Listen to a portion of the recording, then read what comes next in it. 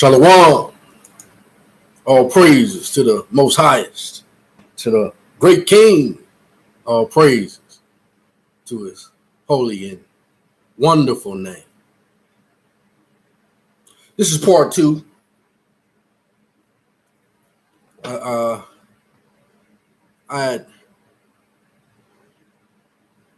was finishing up on some touches on some things, but for the most part, I waited because people were seeing that they was interested in part 1.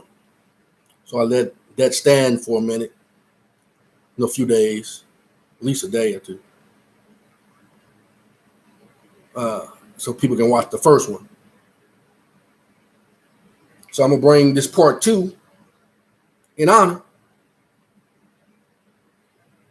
based on information. Once again, from the lady who she said she autographed her signature as their Pope's private attorney. I'm just saying what she did. And this information, most of it came from her. But as a representative from on high, being a high priest of the holy order, according to the word of God, the most highest, I made the corrections that pertain to the lost sheep of the house of Israel, based on the word of the Almighty. So what I'm giving you today, other than the authority that is invested in me, is from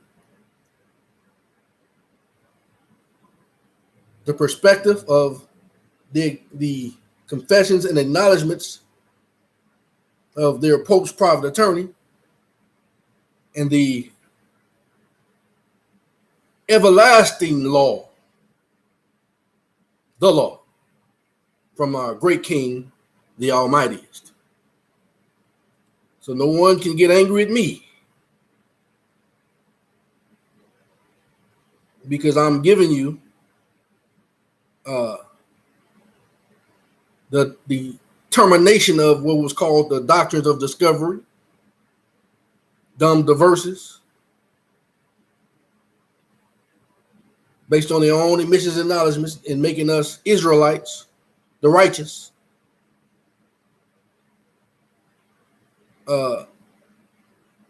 Bring in thy kingdom come, thy will be done on earth as it is in heaven.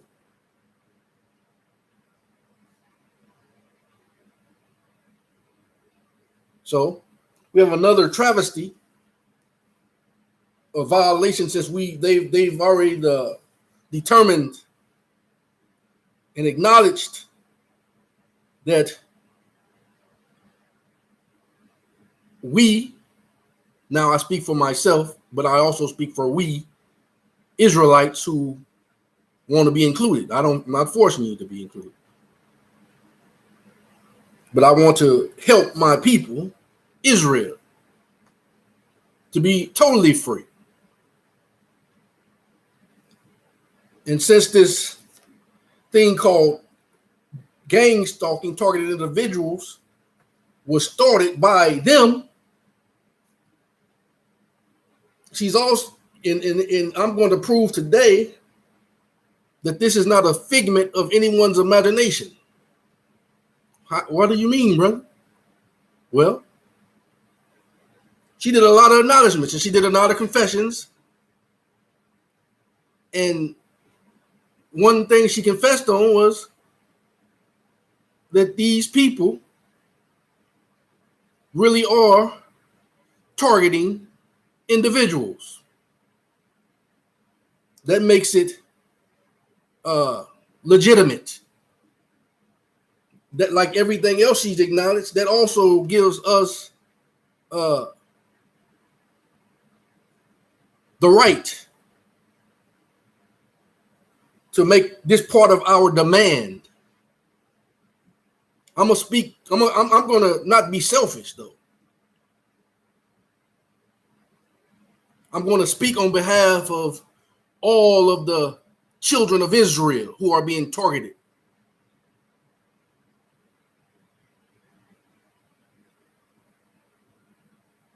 But you can only speak up for yourself. But I'm gonna make a decree today based on the authority that I have been given from the Father. So note this,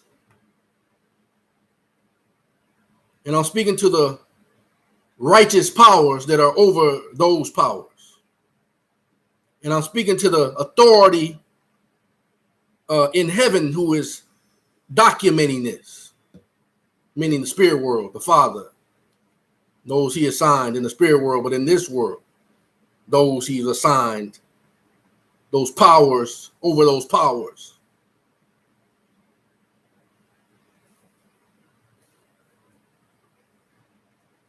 So note this as a post, a writ, a command of what I'm asking for, not only for myself, but for the people as a whole. Now it's up to them to come forth with their claim. But this is what now I make the decree today. If you can pay your soldiers, I'm talking to the evil ones, if you can pay your soldiers, your people that are also part of doing the gang stalking, like your celebrities and different ones who they say, or you can read Rihanna is worth $1 billion. LeBron James is worth $1 billion. Jay-Z is worth $1 billion, and many of these people allegedly are no longer here, but they're just CGI performances, allegedly. But if you can do that for them, who's also being part of the gang stalking, and now I'm speaking for the righteousness in Israel. My demand, according to the Father, the Son, who said, demand of them in righteousness. And this woman is the confessed and acknowledged that this thing is true. I'm going to read it to you. So the fact that she's acknowledged on behalf of their Pope Francis that this is true, this is my demand to the righteous powers who sees everything. They said there's a list that we've been placed on.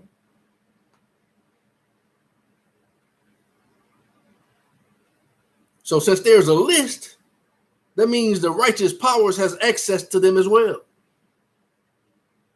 So everyone on that list, the righteous of Israel, this is my demand in righteousness. Everyone on that list that you find, including myself,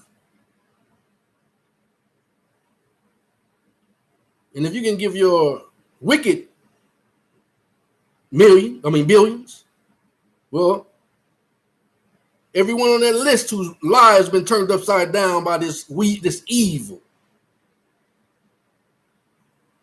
I want at least 10 billion for each man and woman in Israel.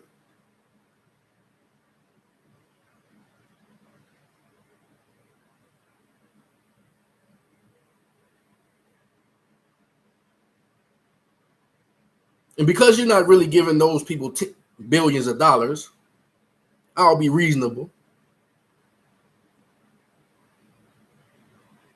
Give each man and woman in Israel who you've targeted and ruined their lives through your lies and deceptions,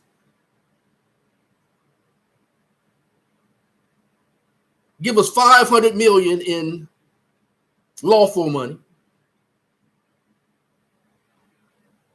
and then add the rest of the billions in credit. that means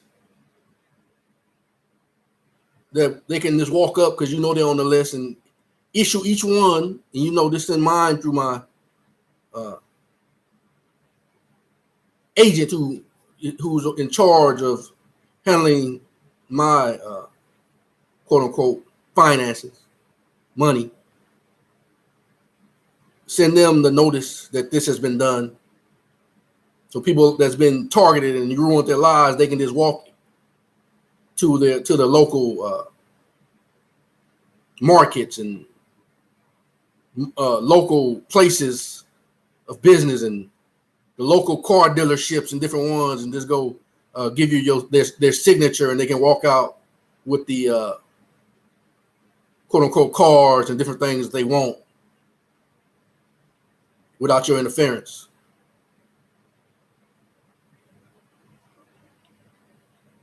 That's the least you can do. You're ruining people's lives. And it's theirs anyway.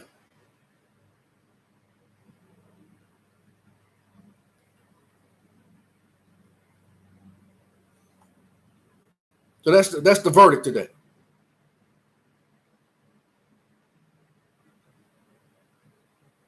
And I wanted to be on the record.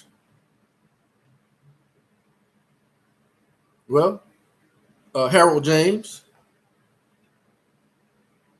Hebrews. I didn't say nothing about Hebrews. I said Israelites, the Father's people. This is not a handout. Nobody's helping us. This is what is owed to us, the very minimum, Harold James. And I'm going to prove it to you throughout this teaching. I rebuke you, Harold James. I don't have anybody to cancel you like other channels, block him. I'm not worried about that because your word means boo-boo to me, Harold James. I'm talking about powers. I ain't talking about peasants.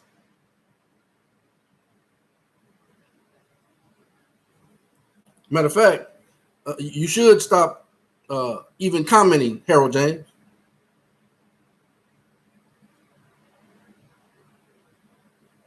Matter of fact, all you doing is, I like people like Harold James.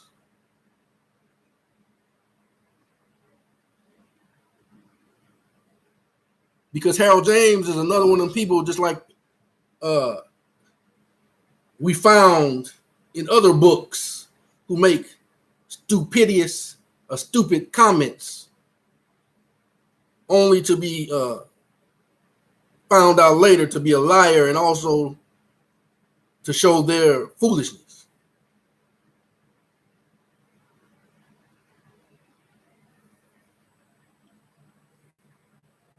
So, I'm not here to let people like Harold James stop the truth, although he's sent here as a messenger of distraction. This is by Anna Von Retz about targeted people and whether warfare or stop being stupid, part 3. This is her words. Our military, like all major militaries of the world, has a long and despicable history of using our soldiers and domestic population. See, now let me give you a preface.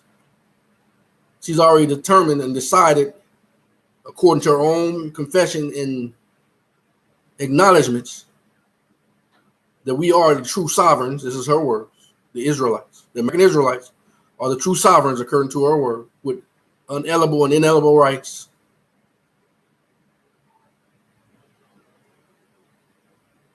Basically, all this information really is about us.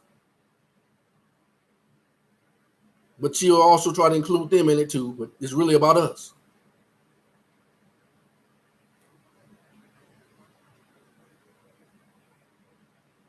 And we're all alive. We're not some dead entity. We're not a corporate person, although the corporate persons that they created, no matter what form they do the spelling of the names and different things like that, they all been returned to us for us to use in their system. but also without subjugating ourselves to becoming a subjugated entity ever again. This is her words.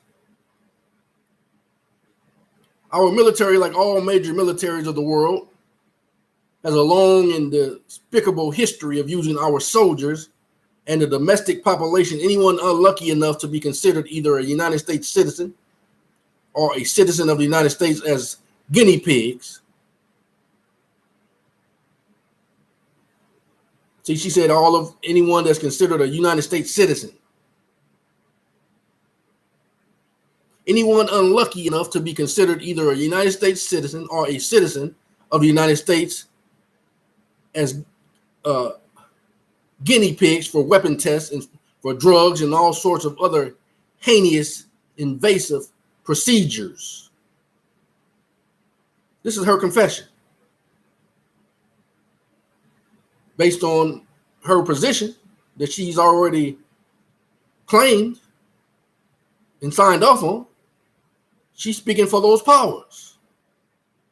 So this can no longer be said that this is a figment of anyone's imagination. She's confirming it and confessing it. The reason this is allowed to go on is that when you sign up and enter the U.S. military, you become a municipal citizen, a slave, literally. That's why a lot of times your loved ones come back from the military with things like Agent Orange. My uncle came back like that. Melvin came back with Agent Orange from being in the U.S. Army. This is what they do to people that serve them. The reason this is allowed is to go on in that when you sign up and enter the U.S. military, you become a municipal citizen, a slave, literally subject to the whims of Congress and the DOD. Now, don't get mad at the messenger. I'm just giving you information. So I don't want no patriarchal person to say, man, I hate that man. No, well, you need to hate her, hate the people she represents. She's the one bringing the information. The Most High just allowed me to have the knowledge to come and save Israel through their confessions.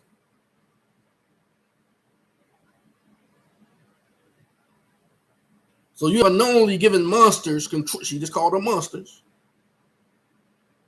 So you have unknowingly given monsters control of your body unto death. Nobody in Israel did that. I ain't never been in the military.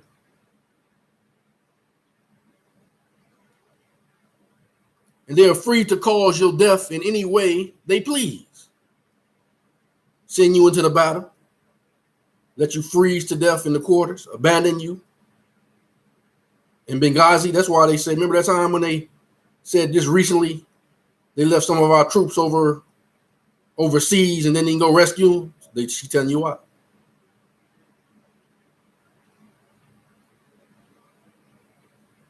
Inject you with horrible drug concoctions.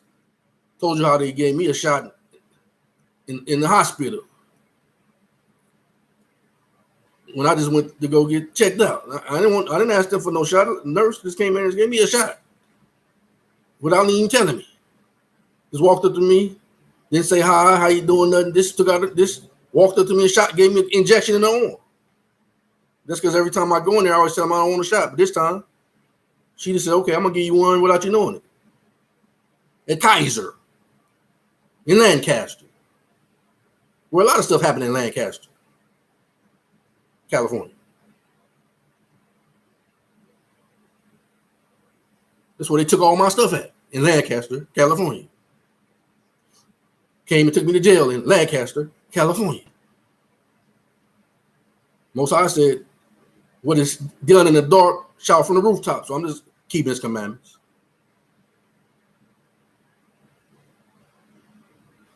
Inject you with horrible drug concoctions, expose you to spent uranium artillery shells, Agent Orange. Oh, I didn't know that was there. Told you about this. They did to my uncle. Whatever. This is her acknowledgments and confessions. If more people know that, they would never sign up and join the United States Armed Forces at all. Matter of fact, the Most High already told us, Israelites, that we're not supposed to do that.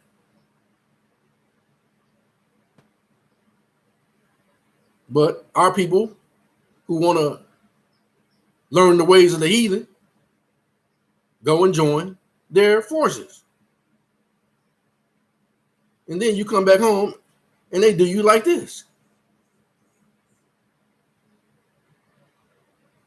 Also, most people who receive their DD-214 and who are officially discharged from such service assume that they are out of the woods and no longer classified as municipal citizens once they leave the Army, Air Force, Navy, etc. Wrong. That's the way it used to be.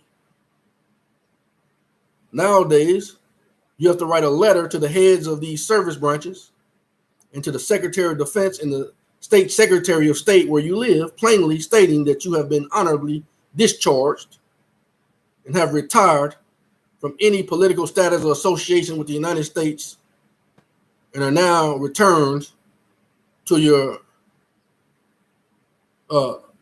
birthright status as an American Israelite.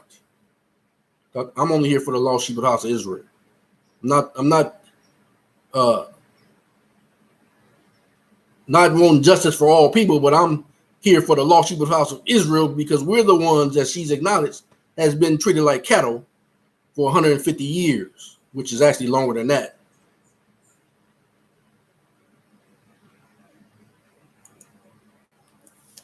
Now, I'm going to show you something. I never worked for the state. I worked for the county. And because all names have been given back to me, I don't have to hide. See this? This is something they gave me. And now I'm really convinced that this was some of the righteous people that worked for the probation department who allowed me to receive this. Although they didn't give me anything, I earned it's mine.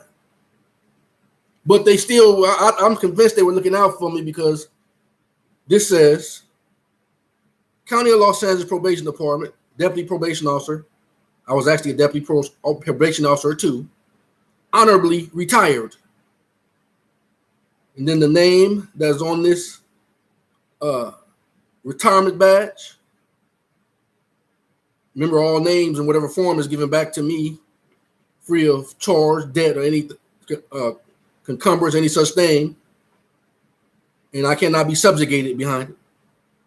It says Anthony M. Pooler, but I'm the senior. But that's what they had me. That's why I worked on it. It says I was hired 1/1. Let me see.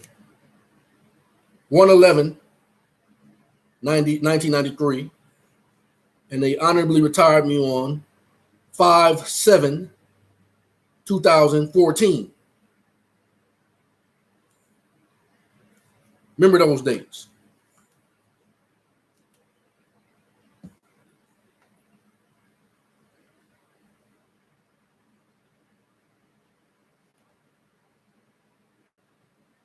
Let me get back to where I was at.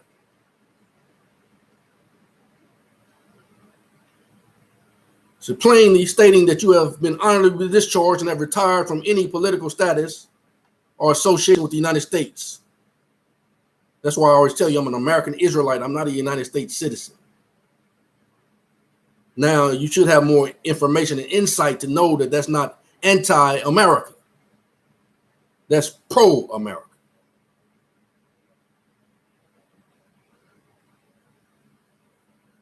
For any political status or association with the United States and are now returned to your birthright status as an Israelite American.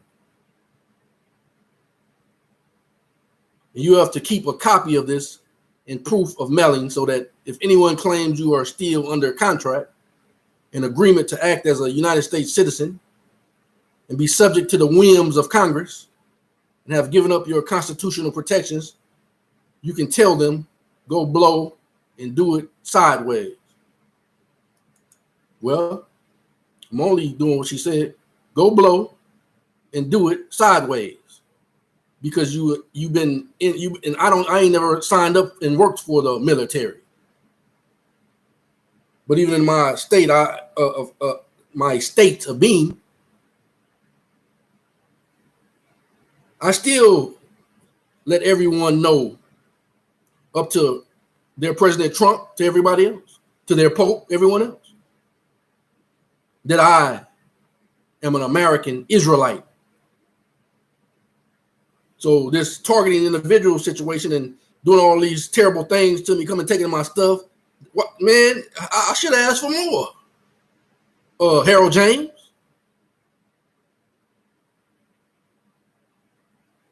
Violating my HIPAA violations and all kind of stuff you've done.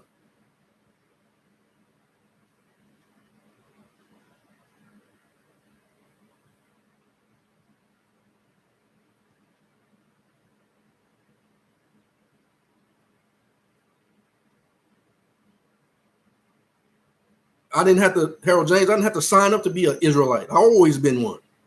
Matter of fact, Harold James, did the Most High Creator ever come to you when you were 7 and say, get up off your knees? That's not me.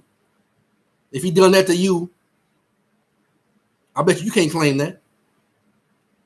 That's because he already had told me I was an Israelite back then, but I was too young to know it. He only talks to Israelites with his own voice. So Harold James, if you was, and I'm not wishing that you would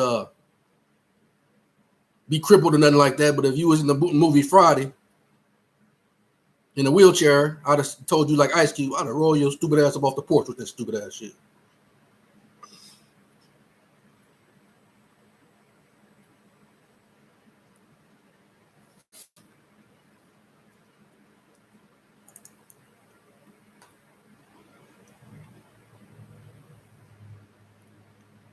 The same claims have been advanced against the domestic population of citizens of the United States, so that anyone on welfare, anyone who claiming political asylum, anyone of African American descent, anyone who is dependent of military and civilian employee of the federal corporation, anyone who is cluelessly claiming and tolerating the presumption of municipal citizenship and accepting the labels associated with it.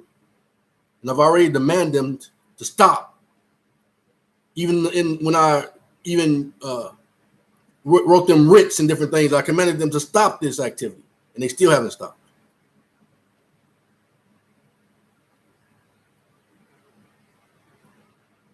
And accepting the labels associated with it can similarly be imposed upon and killed and experimented upon like animals in a test laboratory.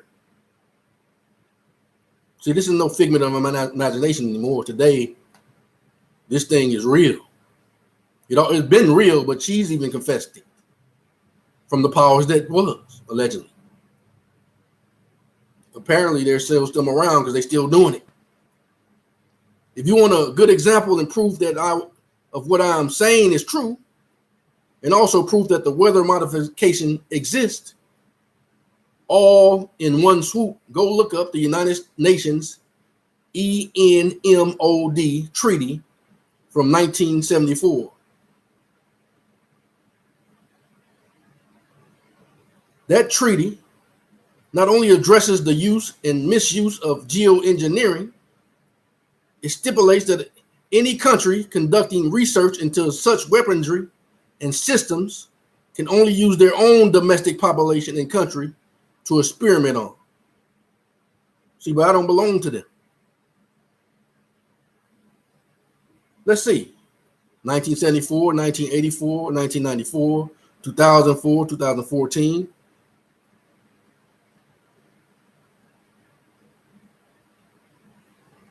Not only am I free, but all my heritage is free. I don't care what people say.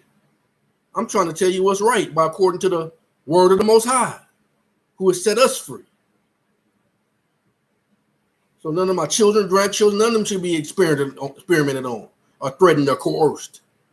They're free to do and go wherever they want. And you can't hold sin against them because you look at your sin. The Most High made a plan to cover sin, and that's not your business.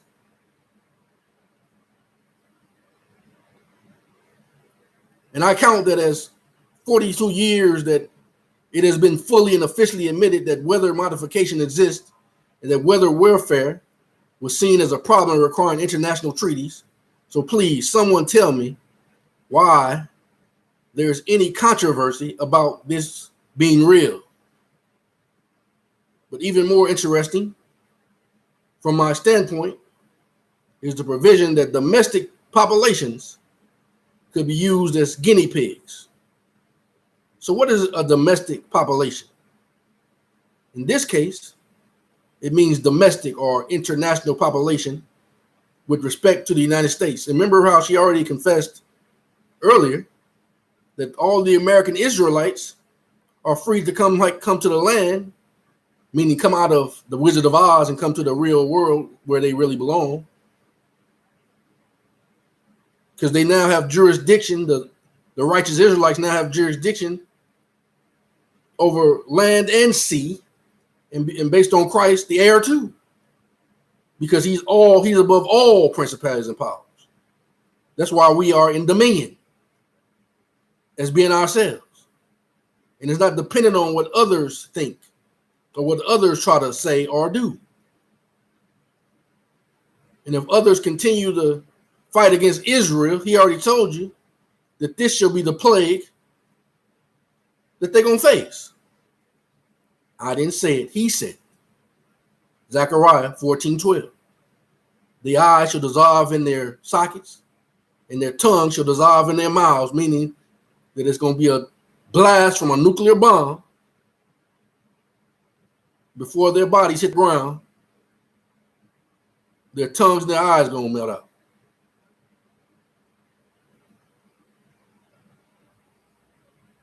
He's going to show you better than he can tell you. So what is a domestic population?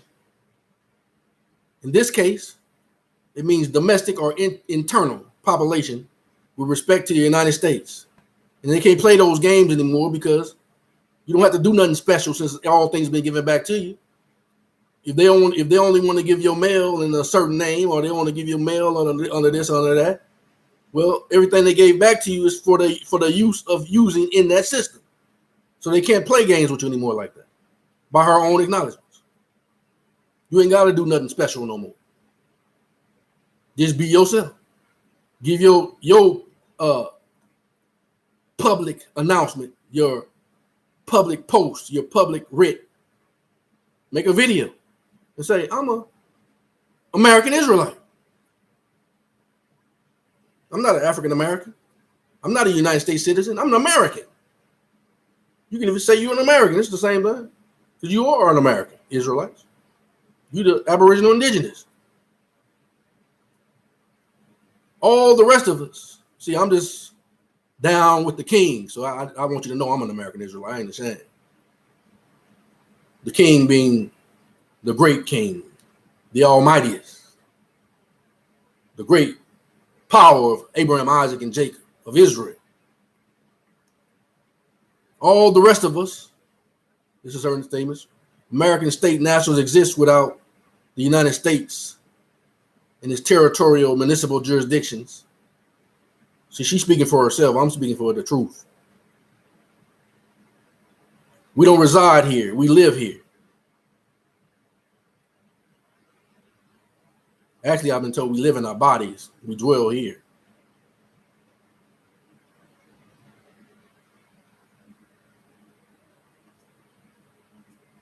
We inhabit here. This is our natural inhabitants. We're the natural inhabitants of this land. Israel. This is our promised land. And the big problem for these con men and liars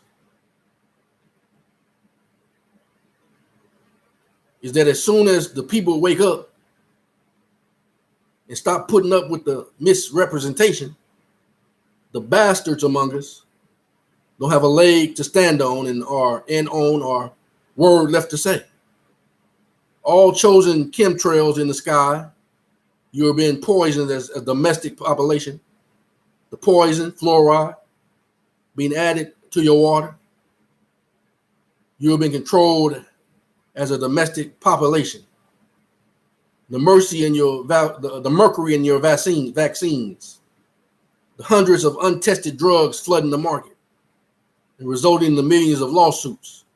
That's all okay because guess what? You're all being considered domestic with respect to the United States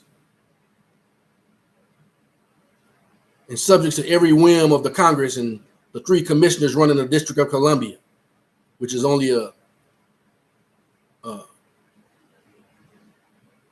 radius of 65 miles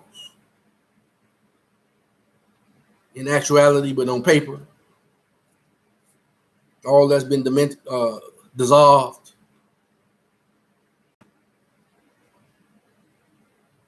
Oh, and all their good buddies, Monsanto, Procter, Pfizer, et cetera, et cetera, et cetera. Recently, I've been receiving all sorts of piteous, terrible stories about people being targeted by electromagnetic radiation devices. These stories come primarily from immigrants to this country who have unknowingly agreed to serve as citizens of the United States, slaves, guinea pigs. So it's not unlikely that, yes, they are being used as targets and experimented upon by the DOD or its subcontractors. She's naming who it is. Why not? They are foreigners, yet they are also considered domestic. The guys, actually, the true Americans, that's who they're doing it to, really. The Israelites. Because you are foreign to them. And they know that you are the heirs of this land. So they're trying to get rid of you. But she's already acknowledged it and confessed it. So it no longer can be considered a figment of anybody's imagination. She's spilling the goods on you. And the powers that be are subject to the powers above them, which is Christ and the angels and the ones that he has here working. You subject to people like me, his anointed, his prophets, his priests. He said, touch not my anointing and do my prophets no harm. That's why he gave me the authority to say what I'm saying today. Because if you don't do what I say, he's going to act. He's already acting against you. You already know it. But he already not threatened you, but he already gave you his promise. Your eyes shall dissolve in your sockets, and your tongue shall dissolve in your mouth before your body hit the ground. I didn't threaten you. Go read Zechariah 14:12.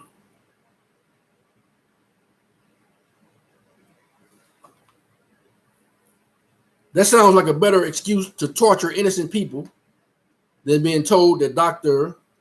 Mengeles' nephew is curious about the effect of long-term exposure to saturated ULF radiation. What to do about it? Move to a different country until we get things sorted out would be my best advice. America is no longer the sanctuary of sanity that it once was, because we have criminals and madmen in control of the governmental services corporations and their subcontractors. The agencies are even worse. That's why you got people, and I'm not talking about my honorable and righteous brothers and sisters who wear uniforms. I ain't talking about them, but you got some wicked ones that's out here doing this wickedness in the name of community control, community policing.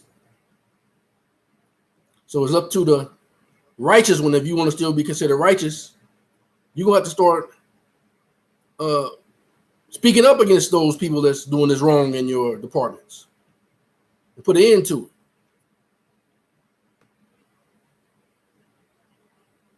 Because you're going to be held by a higher judge.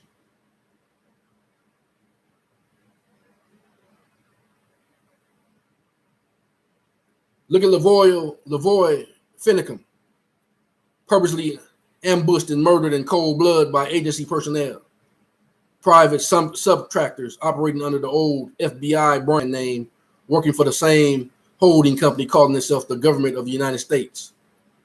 It also employs the BLM, the agency contractors that have been trying to seize and sell land and other movable assets that actually belong to us.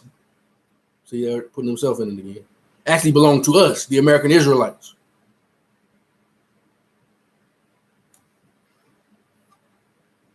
I haven't looked.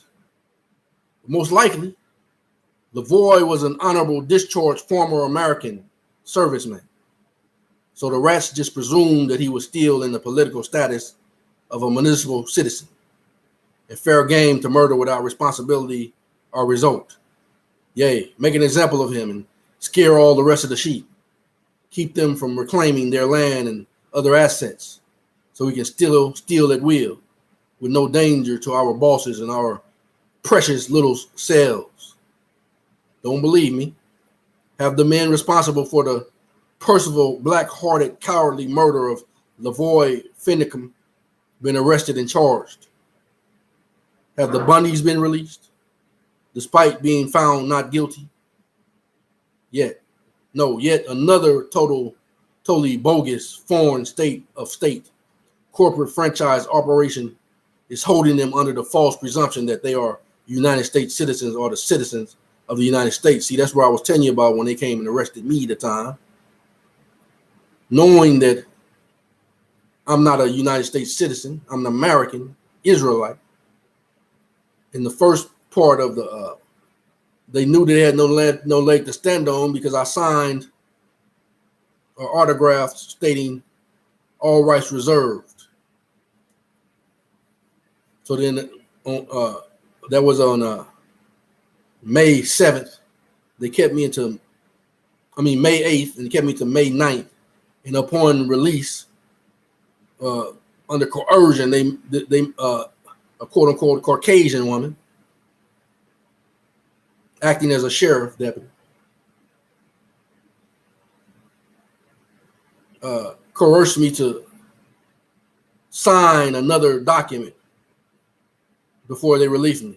Their plan was to try to make it seem like I was arrested again in 2018, but this was 2017 when I was arrested or kidnapped.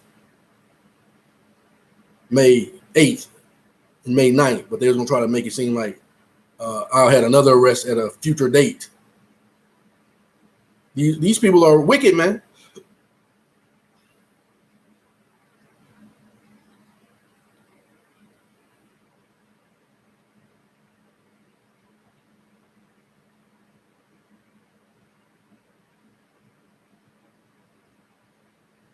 I have not committed no crimes.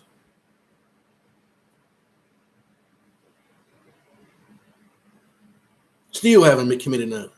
Don't intend on committing no crimes. So if somebody was to come and arrest me for something, it's because they being fraudulent.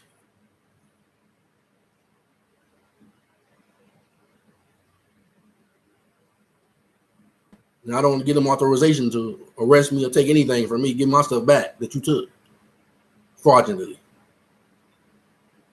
Told you I want brand new stuff, though. I don't trust you. I don't want nothing tampered with by you.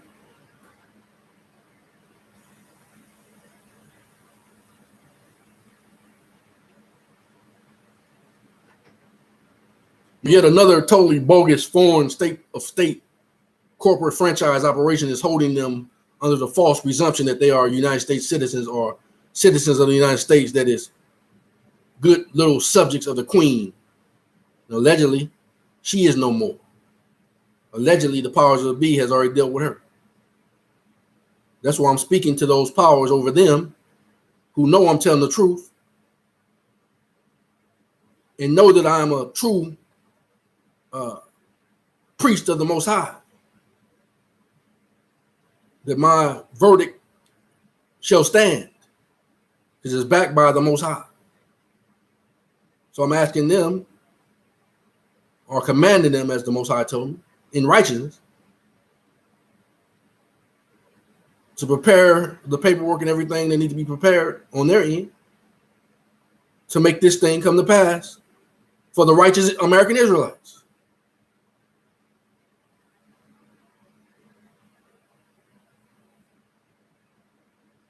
Merely residing here for the purpose of providing government services and as domestics subject to any outrage against their persons and property.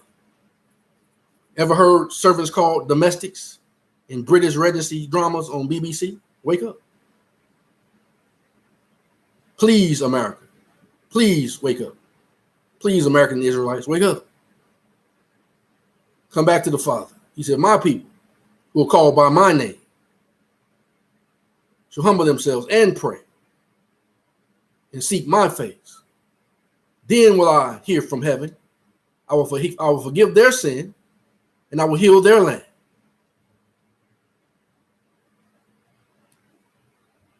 We got the all-powerfulness on our side. What you afraid of?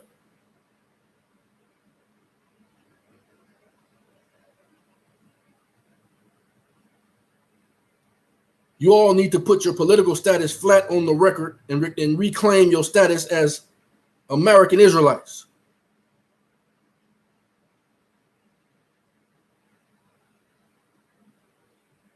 At least American.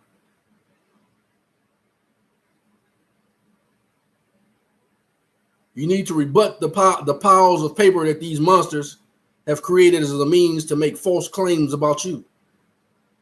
What did the Most High say? No weapon that is formed against you shall prosper. Now it's starting to make sense, ain't it? No weapon that is formed against you shall prosper. And every tongue that shall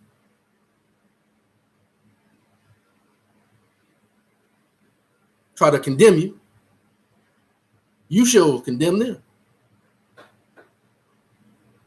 But this is the heritage, land, resources, eternal life, and plus life here. I've come to give you life and life more abundantly. If you was in the movie Baby Boy, well, if you don't like it, that's just the way I talk. I ain't gonna be correcting who I am to be politically correct if you don't like what I say. Now, if you was in the movie Baby Boy, you'd be like, winner. I'm boasting in the Most High, not myself. That's the problem with people, man. I'm not here to serve you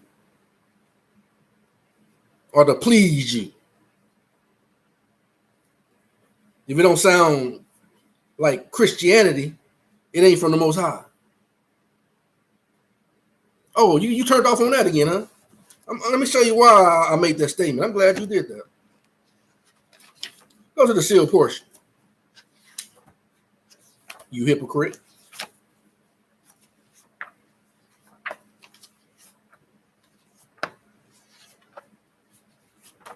Chapter 65, verse 2. And the true saints of God, who are his elect. I'm not talking to the elect. And that's only ones that are going to really receive this, what I said today. The elect of God. Because the rest were blinded. The elect have received it. But the rest were blinded.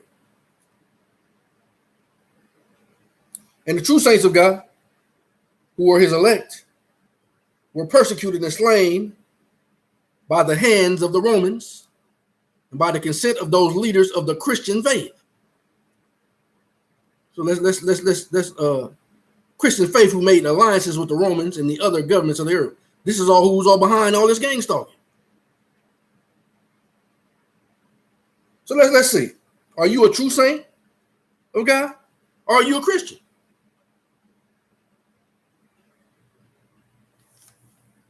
My people destroy for lack of knowledge.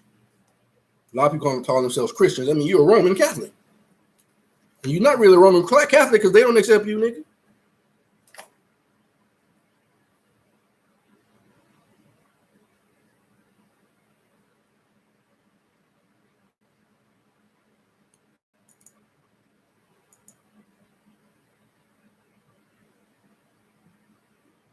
Please, American Israelites, please wake up.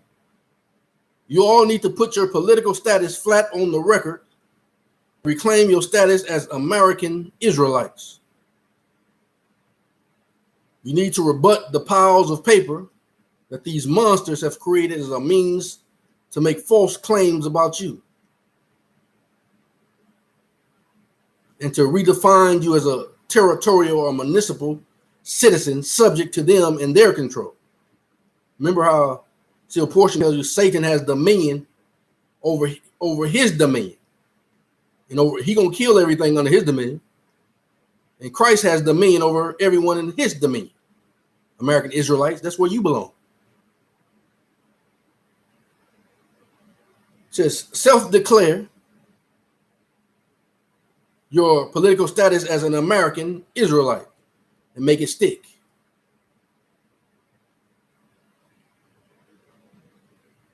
Just be yourself.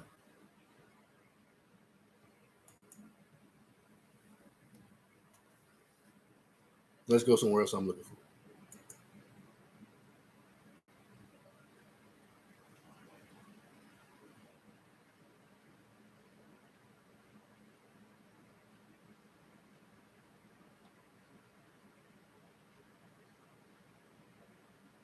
Let me read a scripture to you before I get there.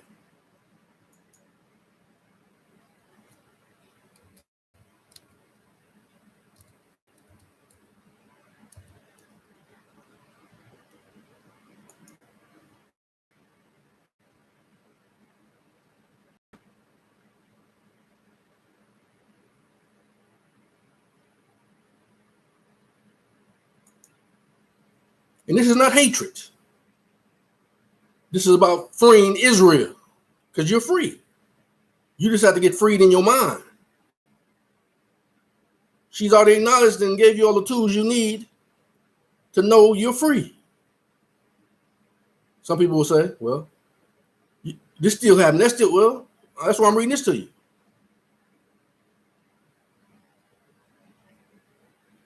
Isaiah 54. Sing, O barren, thou that didst not bear. Break forth into singing and cry aloud, thou that didst not travail with child. For more are the children of the desolate than the children of the married wife. See, they have more of them than it is us. There's only two churches. Enlarge the place of thy tent, and let them stretch forth the curtains of thine habitation. That's what we're doing now. Spare not, lengthen thy cords and strengthen thy stakes.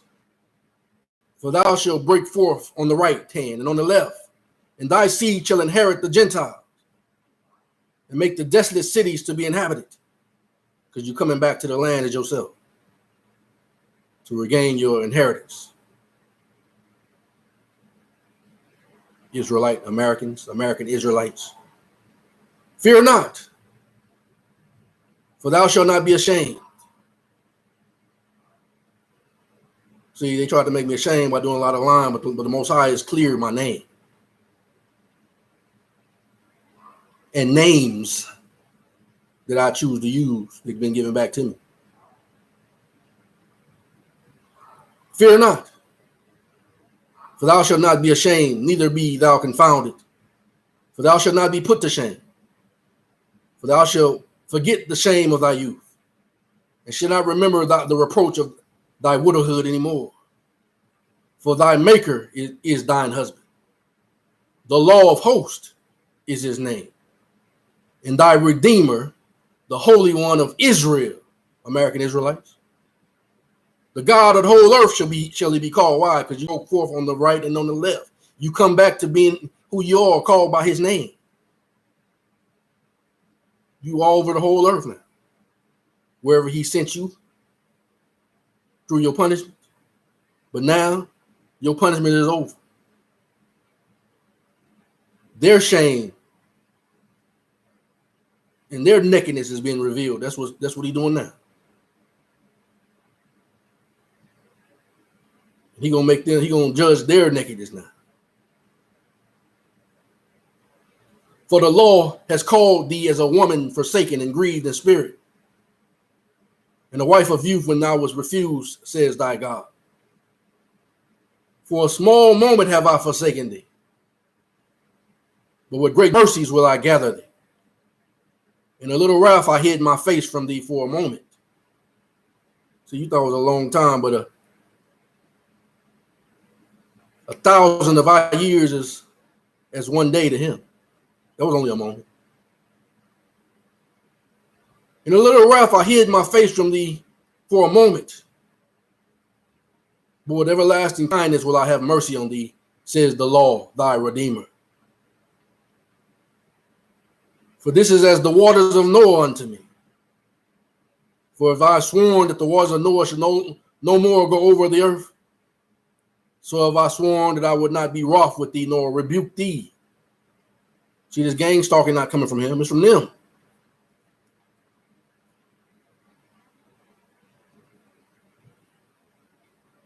For the mountains shall depart and the hills shall be removed, but my kindness shall not depart from thee. Neither shall the covenant of my peace be removed, says the law that has mercy on thee. O thou afflicted, tossed with tempest, and not comforted. Behold, I will lay thy stones with fair colors and lay thy foundations with sapphires. And I will make thy widows a gates, and thy gates of carbuncle, and all thy borders of pleasant stones. And all thy children shall be taught of the law. And great shall be the peace of thy children. In righteousness shalt thou be established. Thou shalt be far from oppression, for thou shalt not fear, and from terror, for it shall not come near thee. That's because you got to get back and let it be known that you standing in the name of the law, called by his name, coming back to your land as yourself, American Israelites. Behold, they shall surely gather together, but not by me. Don't let them tell you that I sent them. They're Satan's soldiers. Behold, they shall surely gather together, but not by me. Whosoever shall gather together against thee shall fall for thy sake. That's his promise. Behold, I've created the smith that bloweth the coals in the fire, that bringeth forth an instrument for his work.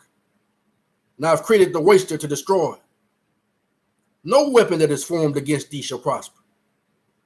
And every tongue that shall rise against thee in judgment, thou shalt condemn. This is the heritage of the servants of the law, and their righteousness is of me, says the law.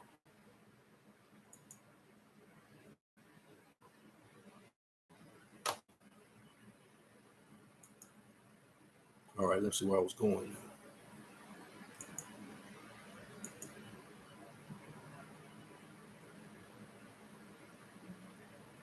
For targeted individuals. This is another testimony from her, another confession, another acknowledgement.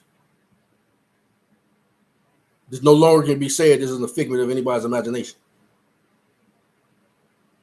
For targeted individuals by Anna von Retz. Your own aura is much stronger than their EM weapons. So you got the Holy Ghost. You got the Holy Spirit, Israel. Once you repent, enter into the straight gate and come back to him, you get into his covenant. Now you'll be a Psalm 91 recipient. Yes, for all of you worrying about microwave attacks and damage from 5G and being harassed by the numbnuts among us, targeting these are the gang stalkers. She just acknowledging that there really are gang stalkers. Yes, for all of you worrying about microwave attacks and damage from 5G and being harassed by the numbnuts among us, be advised. You already routinely sustain more microwave and plasma bombardment than any ambient level particle stream. If you plug yourself in or your car in or your house into the Earth's magnetic field, you can deflect particle streams at will.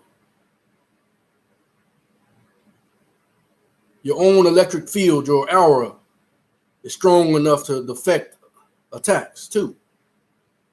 You simply have to become aware of your ability to close off your system and repulse and reflect back unwanted, electromagnetic pollution. We all live in a protective bubble of magnetic energy. And we all have energy bodies that exist as organs within the bubble that coordinate the functioning of that protective energy field called our aura. Witches and warlocks have been aware of the aura since ancient times and have used that knowledge both to attack and defend using electromagnetic forces. You generate your aura like a power plant, and you determine its field strength and reach, and also its conductivity or lack of conductivity. Most people bumble around unaware that they have an aura, energy bodies, or any choice about incoming electromagnetic pulse streams of ionized gas particles, plasma, and so on. But you do, in fact, have built-in sensors and can learn to operate your aura defensively. You can also learn how to strengthen it, direct it, and supplement it. Simply become aware that it exists. It is the first and most important step. Your individual energy field typically extends about 6 feet in all directions around you, up, down, and in all 4 cardinal directions. Some individuals have much larger and stronger auras that may extend 20 feet or more in all directions, and which may or may not pulse. That is, express in expanding waveforms like what you see when you drop a rock into a pond. The aura exists outside the normal visual range in living people, so to the most people, most of the time, it is invisible. But in fact, it has color, which depends on the predominant frequency of energy being pumped into it. She said, my aura changes like a chameleon, depending on what I'm doing and what I'm thinking about and for what purpose I am using my electrical field. Most people who are less aware of their energetic environment leave their aura on an autopilot and lapse into a habitual energetic state, and their aura stays pretty much in one color range as a result. The majority of the people walking around thus protect faint white light, faint blue or blue-green light, faint pink light, and faint yellow light. But you can only see these colored electromagnetic fields by learning to use another invisible organ, your eternal eye. Just as your physical body has eyes, so does your energetic template body. You have 2 sets of visual sensors. And again, most people remain unaware of this throughout their lives. All this and much more has been discovered and proven by various members of the scientific community over the last couple of 100 years. There are famous cases throughout the medical literature documenting blind people who continue to see without physical eyes. In Carolium, photography opened up the world of auras to make them visible to everyone. The same awareness has been available to yogis in India, and Tibetan monks and Druids, and many others down throughout the centuries. It's time you caught up and learned to use the full potentials, no pun intended, of your spacesuit. People who are stronger in spirit have stronger and deeper colored, more dense auras. People who are all ill or in a weakened state have faded and misshapen auras. Auras that look deflated soccer balls instead of nice egg-shaped and spherical bubbles. Generally speaking, healthy people who eat organic food have stronger and better shaped auras at any age. But your aura does not necessarily decline with age as your body does. With a little care, your aura can increase in power and elasticity and strength throughout your lifetime. Over the course of the centuries, most of us have sustained damage to our auras and to our template, energy bodies, the organs that cleanse, protect, and manipulate our energy field. We might even be missing entire energy bodies or parts of them. This is usually true, not always, because this is usually, though not always, because we constantly gave our energy bodies to someone else. This is what gang stalkers did. They gave them to Satan.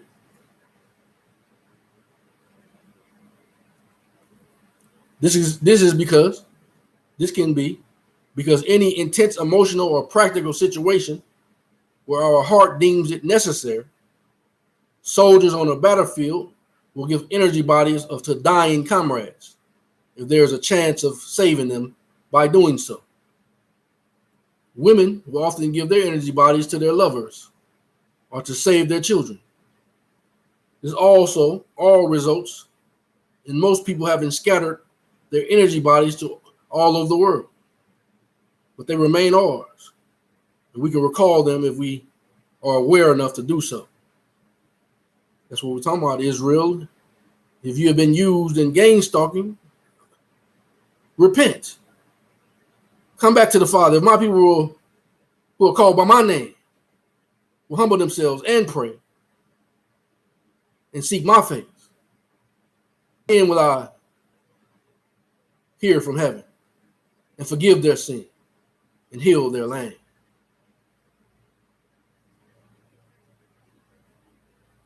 This all results in most people having scattered their energy bodies all over the world, but they remain ours, and we can recall them if we are aware enough to do so. Once an emergency is passed, as in the battlefield example, the one we are trying to help has either died or recovered, there is no reason to leave our energy body in their possession, is there? Same thing with old lovers. Why would you leave one or more of your energy bodies with someone you divorced?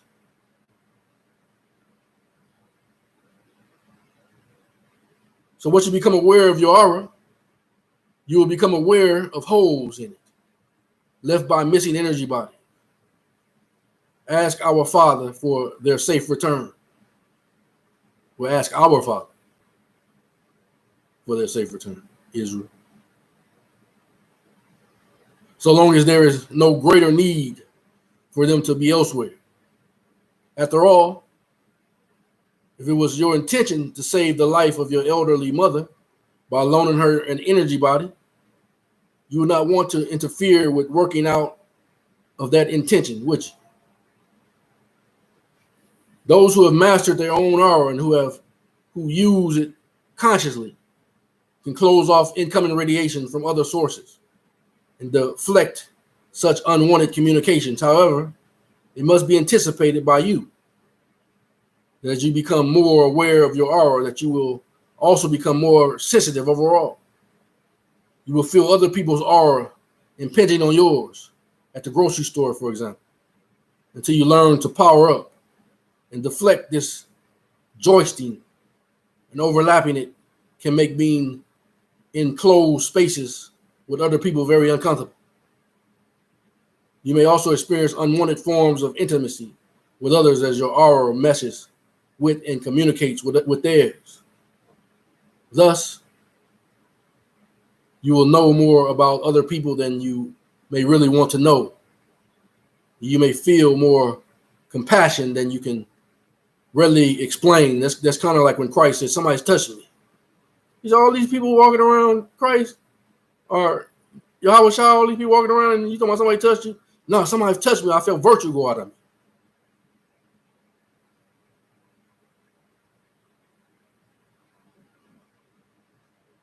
Thus, you will know more about other people than you really want to know, and you may feel more compassion than you really readily explain. You can really readily explain. You may feel deep empathy for no obvious reason. You may also experience odd sensory data collection, such as suddenly finding yourself literally looking at the world through someone else's eyes. This is all data streaming coming through your aura and its energy bodies and sensory organs. And this is all because you are literally living in a protective spacesuit inside a protective inner electromagnetic force field bubble that has its own sensory and organs, your aura. So if you are one of those being pestered and tortured by evil little demonic mean pricking your sensory array and poking your aura, it is high time that you learned how to deflect and even reflect the experience right back to them, right back at them. I've experienced that. Told you about it. You don't have to practice yoga for 20 years to learn how to do this. You simply have to be aware of your aura, the energy you're giving or not giving, and whether it is open or closed, and incoming communication, and whether it is not, or whether or not it is in deflect or reflect mode. I can protect my aura over great distances with minimum identification data. I can place a protective bubble around any object, animal, or living man or woman that I want to protect. I can communicate telepathically. I recognize energetic threats. I can repair most damages to my aura and energetic bodies. And if I'm hurt beyond my own ability to correct, I know where to go to get assistance from experts. Well, we go to our Father in prayer. I can deflect or reflect energy away from me and my aura or any other point on the planet. I can recall my energetic bodies if I ever again loan one for any purpose. The list goes on. And these are all rather routine powers that we all possess, in which we simply have to become aware of and learn to use in the same senses that you learn how to use a radio or a typewriter. For those who are suffering as targeted individuals, obtaining and using this knowledge has become a lot more urgent, because as long as you continue to just ho-hum, dawdle along and leave your energetic body open to these attacks, not only will they continue, but those responsible for them will not be punished for it. Well, yes, they will. Which makes the likelihood that these practices will continue and expand. So that's the difference you can see between us and her. We have faith.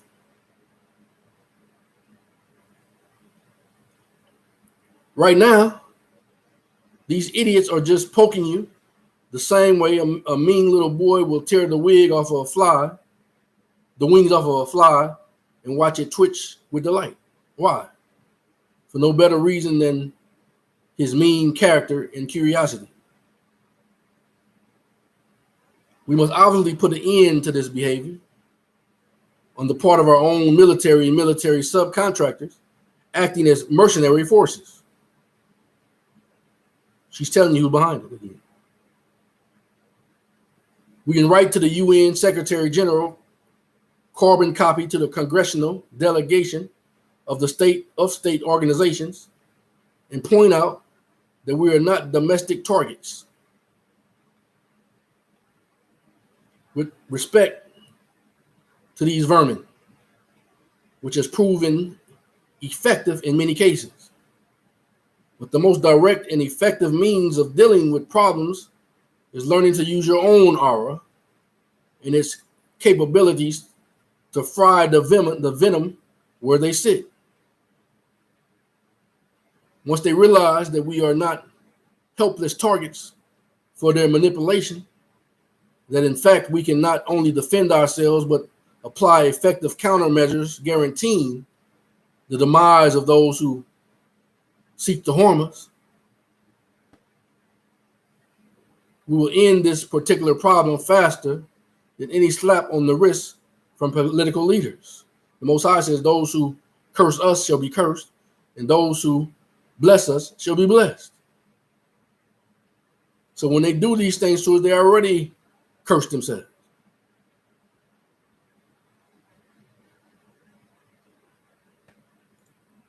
They may lump up and down and whine and cry, but after all, they have kept the existence of their vermin, their various EMS weapons, a secret. Claim that they do not exist, and only admit to them in treaties with each other. So they will find themselves with their very own tin hat problem. We can all stand back, blink our eyes, bat our eyelashes, and say, hopefully, with a straight face, you must imagine things. You must be imagining things. We can all stand back, blink our eyes, and bat our eyelashes, and say, hopefully, with a straight face, you must be imagining things. I didn't blow up your research facility by backfeeding unwanted EMS and plasma streams. However, whoever heard such a thing? Most of the perpetrators will say something like that. You're not that important. That's one of the things they'll tell you. Oh, you're not that important. That they'll spend all this quote unquote money on just you. You ain't that important. You know you're talking to a gang stalker when they say that. Begin by trying to feel your aura. How close can a family member come to you before you sense their presence? How close can a stranger get to you before you can feel their presence? That's your aura in action. Go online and see examples of curriculum photography, which will help you visualize aura, both those that result from the order structure of matter and those that result from living systems. Consult with local Hindu priests and spiritual yogis on these subjects. Well, I wouldn't tell you to do that. That's her talking. Israel, we have our own God. They can greatly assist and help you exercise your mind and energetic template. That's the same when Saul went to the sorceress with familiar spirits. The Most High killed him. We're not supposed to go to other gods and their sources.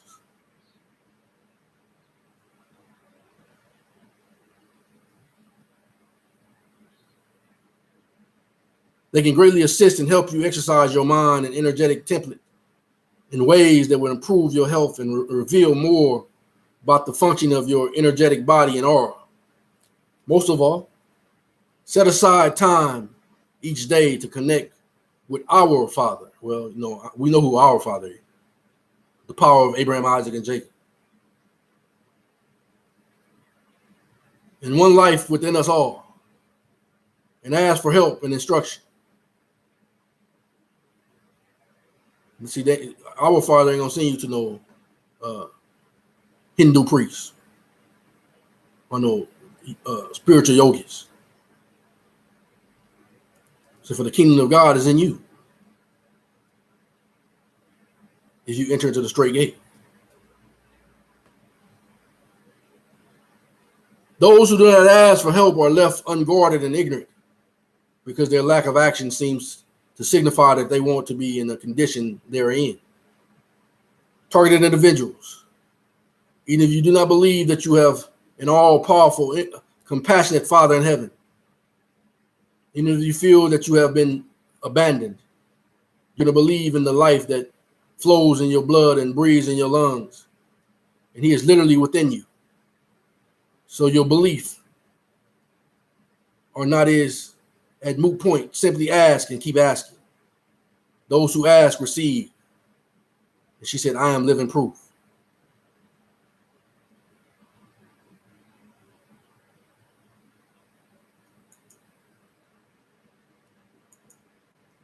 So nobody can ever say again that you're imagining things.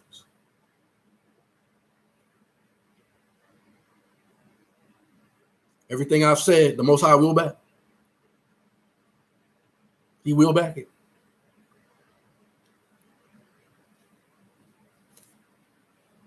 Because he said it, whoever one of his prophets say is the same as if he said it.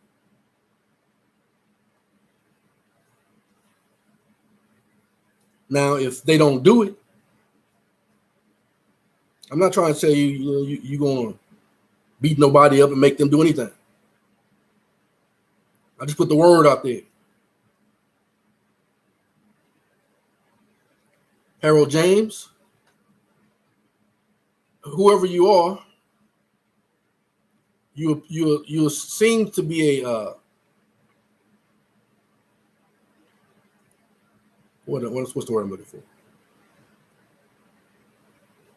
You appear to be someone who don't believe in the Most High, and I don't want this for you, but because of your constant interfering, you will be one of those ones whose eyes will melt in your forehead, in your eyes will melt away, and your tongue will dissolve in your mouth. That's even if he don't get you before. Oh. See, now y'all just hit me with something. And I rebuke you because I felt you. You hit me with it. But the power of the Most High is stronger than you. And he going to get you for that too. I ain't wishing bad luck on you. Your own mouth has confessed against you. And you're behind that Harold James. You're also a gang stalker. And you just hit me with one of those energy weapons. But I'm still here. So you just condemned yourself. You just hit me. You hit me with that. I didn't hit you with nothing. So when the Most High hit you, he's not going to forgive you. So when you go down, remember this moment.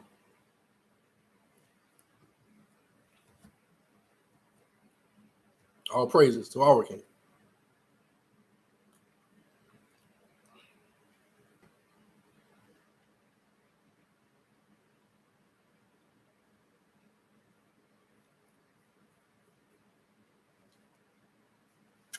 All right.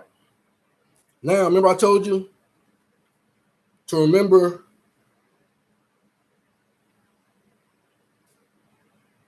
from this honorably retirement badge. When they honorably retired me on May 7th, 2014.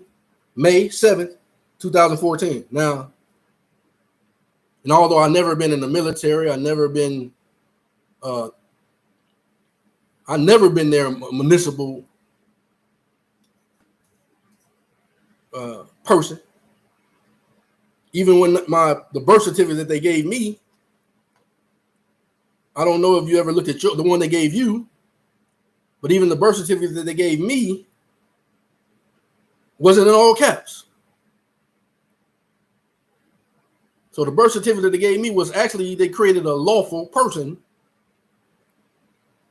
even when the one they created. It was a capital first letter and the rest in small caps. Until it got to the next name. Capital letter, small caps. So now I realized what they were trying to do. When they sent that lady from the church, because I was in a state of confusion, because just like they hit me with that thing right there and I had to catch myself, build my aura back up. They had me in a state of confusion.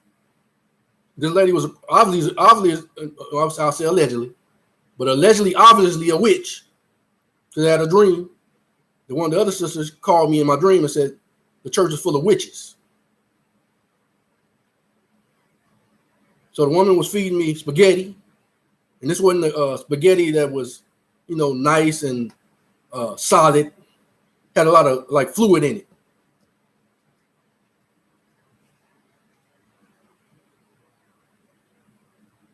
Then they created a marriage certificate in all caps, trying to create me into a corporate thing.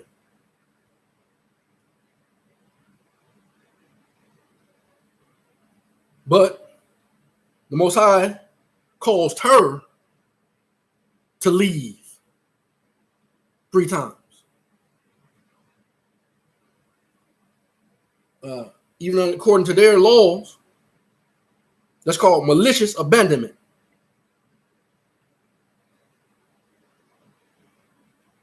That was null and void with bad faith intent. I'll tell you what the Most High did. I'm going to say allegedly, even though I know this to be true myself. When I was asleep, she was trying to do something to cut my breath off. Allegedly. I said allegedly. But although I experienced it. But when I woke up, she was over there going. So the Most High caused it to reverse back on her. That's why she left. Because it scared her. Just like Harold James gonna learn the hard way. And I ain't gonna feel sorry for him either.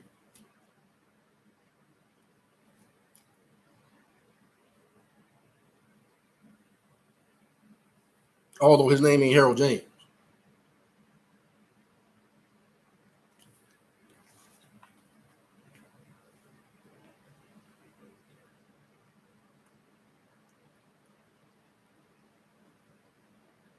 And just for the record, I didn't touch her.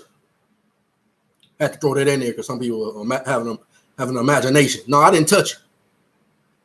Whatever she was doing, the Most High caused it to turn back on her. Nah, Harold James, you didn't hurt my feelings. I just feel sorry for you. Because you're a mocker. So your problem is the Most High has just not chosen to reach out and touch you yet. He gonna make a believer out of you though. You're a mocker.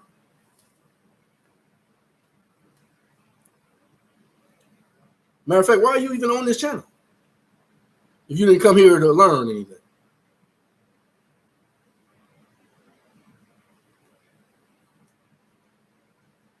Oh yeah, I say remember.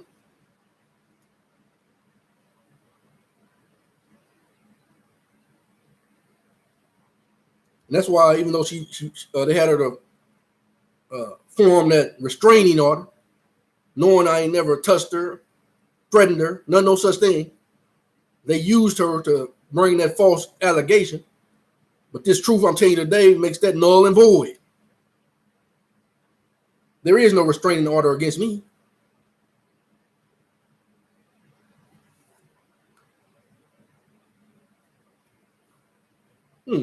I wonder why I don't ever see her. Because I go to different, different stations, and watch, just because I still love the people at the church. They not mine. Well, they might be mine, but I ain't saying. There's a couple of them still on my Facebook and stuff. So I don't hate them. But I don't never see this woman nowhere no more. Usually she be speaking in tongues and stuff at church and stuff. I don't ever see her in the congregations no more. I wonder where she at.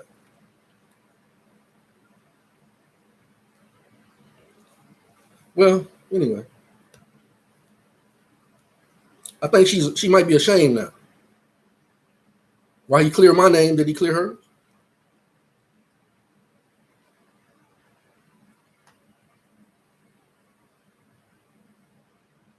All right. Remember I said they honorably retired me on May 7th, 2014. I'm going to read a couple of the civil orders that their Pope's private attorney posted. Plus, of course, I've already corrected them for Israel. That's basically what she's talking about anyway. The Israelites are free. I'm going to read it to you. What I'm going to read to you now, I'm going to read it just as she written it. This does not take away from the corrections I've already made. I just want to read to you the way she wrote it. So this is not a XQS on my part.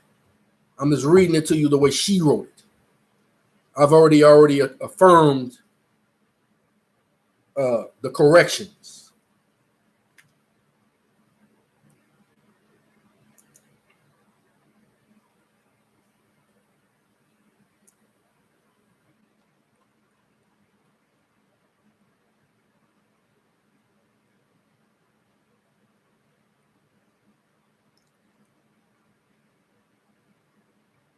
I may just still put American Israelite in there though.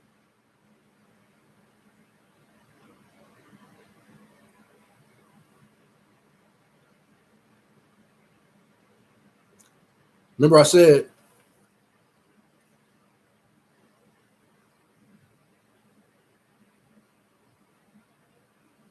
May 7th, 2014 was the day that they granted me a medical retirement. I mean, I'm exempt.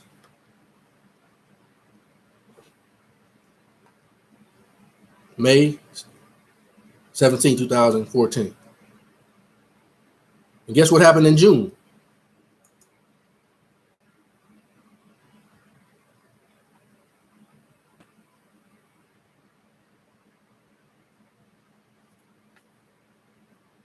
Civil order, June 10th, 2014. I'm going to read it as she wrote it. Once again, for the record, I've already made the corrections for the Israelites. I'm just reading how she wrote it. And I still probably stick in Israelite where it belongs. It says civil orders, June 10th, 2014, issued to all members of the domestic police forces, U.S. Marshal Services, the provost, marshal, members of the American Bar Association, and the American Armed Forces Services. At the federal level, the American government has always been a separate foreign international maritime jurisdiction. Remember earlier, though, the last video, she had already proclaimed and confessed that everything has been returned to us, and now that we have jurisdiction over all jurisdictions now. But this was at the time what she wrote. The Most High already said that we have jurisdiction over all jurisdictions, too. Most important.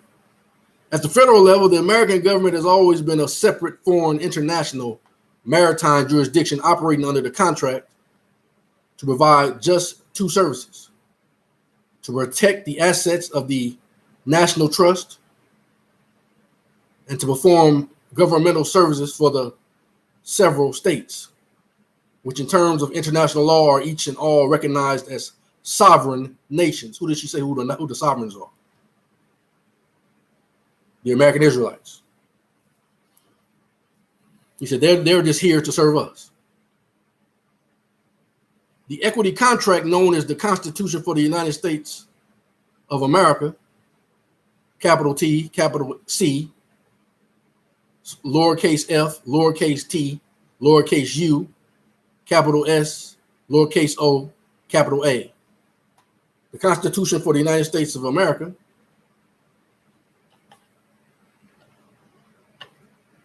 makes it clear the several states contracted to form a single governmental service agency known as the United States.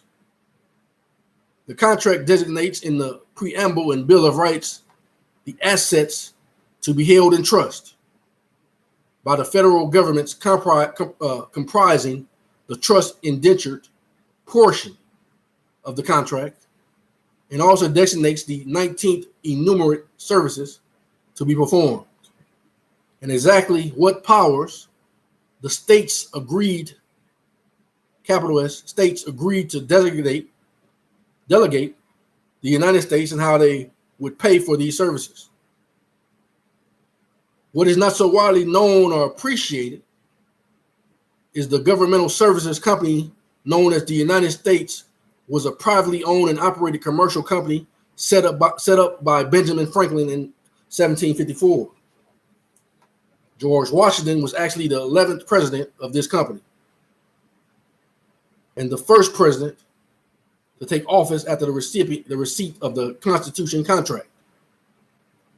According to 1824 Webster Dictionary, at the time the original Constitution was written, the word federal was a synonym for contract. All constitutions are affirmations of debt.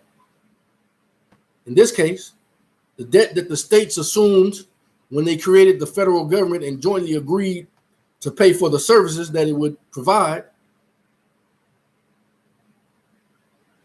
In this case, the debt that the states assumed when they created the federal government and jointly agreed to pay for the services that it would provide. See, all debts is already paid for. It belongs to them. The debt belongs to them. The office of president is and always has been a uniquely commercial office, not a head of state. Because the federal governmental service company is privately operated and owned, only shareholders known as electors have a real say in its elections and in administrations. Only trustees, known as the members of Congress, have the right to determine how the national trust assets are protected. Though they are obligated as trustees to do a reasonable job of it. See, this ain't nothing that you're supposed to be begging for, and they post this automatically, just give you stuff when you need it. Whatever you want. This your land.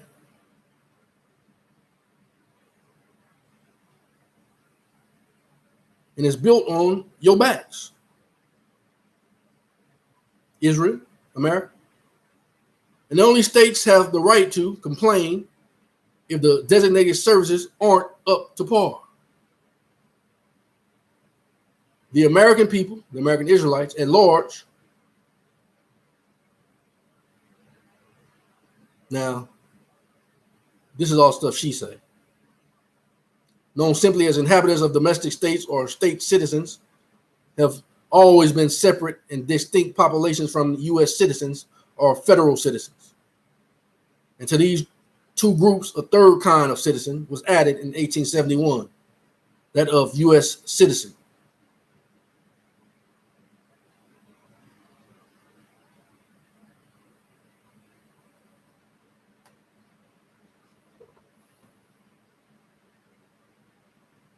And to these two groups, a third kind was added in 1871, that of U.S. citizen.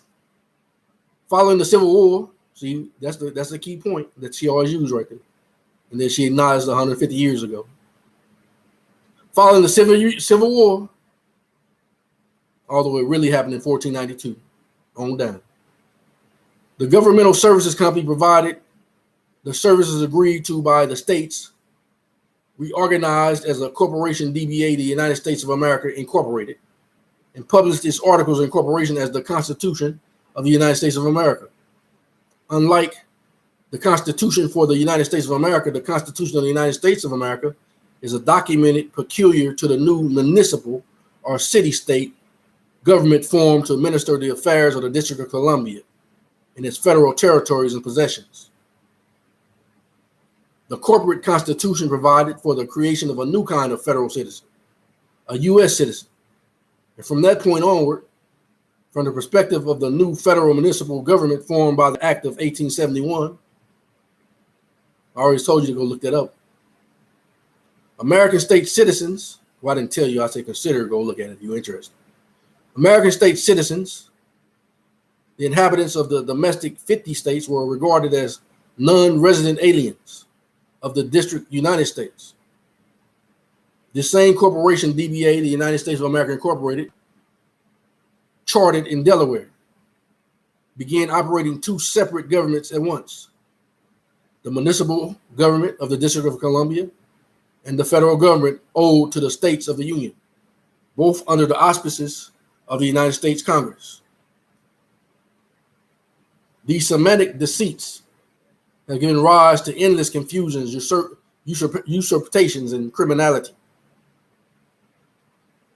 That's why I said we're American Israelites. The bottom line is, no matter how they slice it, they owe us on our land. All this other stuff they created was for them, of how they operate.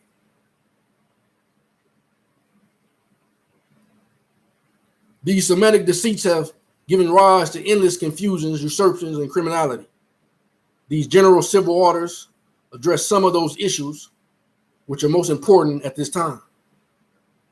The Congress ceased operating as it was required by contract to operate in 1860. After December 1865, it never again operated as an unincorporated body politic representing the state of the Union. The federal government has functioned ever since exclusively as an incorporated commercial entity with an elected board of directors calling itself the U.S. Congress. See, this is just a corporation, like any other corporation.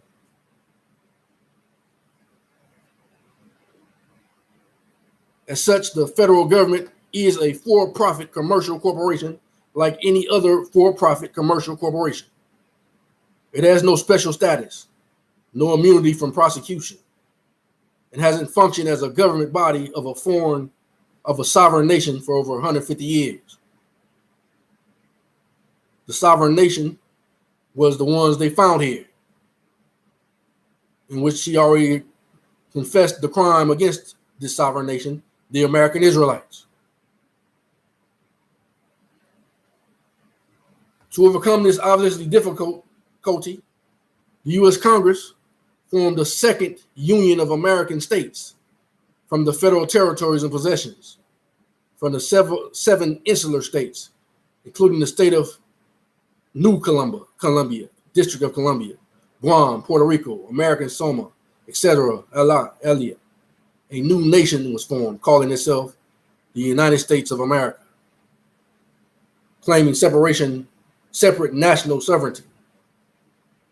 This is a corporation claiming this. Thus, we have the United States of America, comprised of the 50 organic states created by the State Compact and the District United States, both being administered under the direction of the corporate board of directors known as the U.S. Congress, which has continued to act solely as the sovereign government of the corporate United States.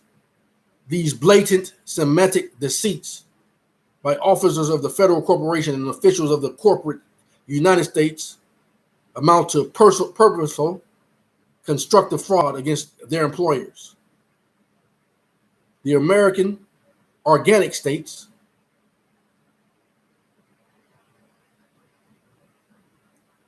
to try to overcome this obstacle, members of the U.S. Congress contrived a complex regulatory scheme by which they established their own state government, capital S-T-A-T-E, governments, and have tried to claim that they have been at war with the American people, the American Israelites, while relying upon the organic states for their own sustenance. These American Israelites are the organic people. We're the de jure people of the land who they used us while relying upon the organic states for their own sustenance, and have falsely claimed that they have established exclusive legislative jurisdiction over the original states of the Union by these acts of self-interest fraud carried out against their employers, and benefactors. That's us. We are their employers and benefactors. Fraud has no state of limitation.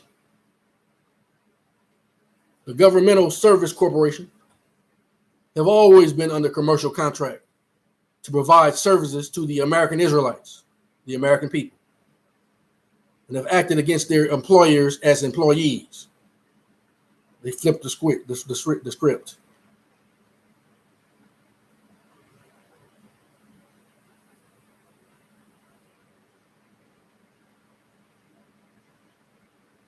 It is essential that members of the Bar Association, member of the state governments, as capital S-T-A-E-T, governments, which have been surreptitiously redefined to their detriment. Members of the domestic police forces and members of the various armed forces gain a clear understanding of the fact that for purposes of administration and government services on American state soil, the federal government is a corporation with no more civil authority on the land than J.C. Penney or Harley Davidson Inc.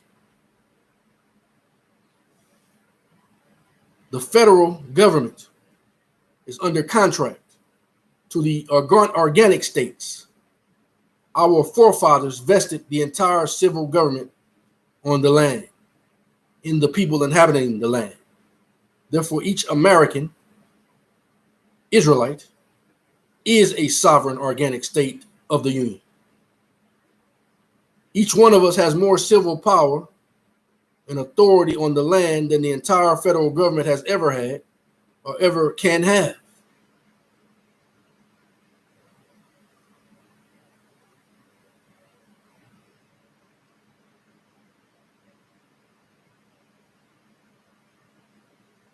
For that reason, and as a result of the deliberations which have already taken place among other nations of the world, the federal government, DBA, the United States Inc., a French commercial corporation, is hereby called to task for non-performance on its contractual obligations. The semantic deceits involved in claiming that the American Israelites and all other fraudulent claims advanced against the American Israelite people are to be fully recognized for what they are: fraudulent claims having no merit and owns no allegiance nor enforcement. Other corporate entities, notably the Federal Reserve and International Monetary Fund, which allegedly all these things are done away with, which are responsible for creating and promoting this fraud, are to be recognized and dealt with appropriately as international dealers in usury and fraud. She says American Negroes, who are really with the American Israelites, have in the past been considered U.S. citizens because that is the only citizenship they were ever granted after the Civil War. A grave travesty of justice that resulted in them having only civil rights, which were only privileges granted by the U.S. Congress, a corporation. The Board of Corporations did that. Instead of the natural and unalienable rights, they are really heir to. They were also claimed as cattle or chattel, backing the depths of the United States prohibition abolishing slavery and peonage. That's because we are the true creditors, priority creditors. A prompt correction is available. Well, I ain't gonna read all that stuff because you don't need all that. She just already said that we are now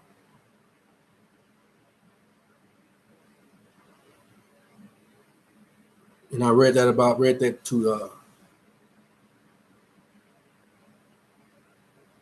so we are the true American Israelites, owed all the natural and edible rights. You can't include yourself in it because they stole the land. The Most High cannot approve of you including yourself as part owners of a land that you stole from his people.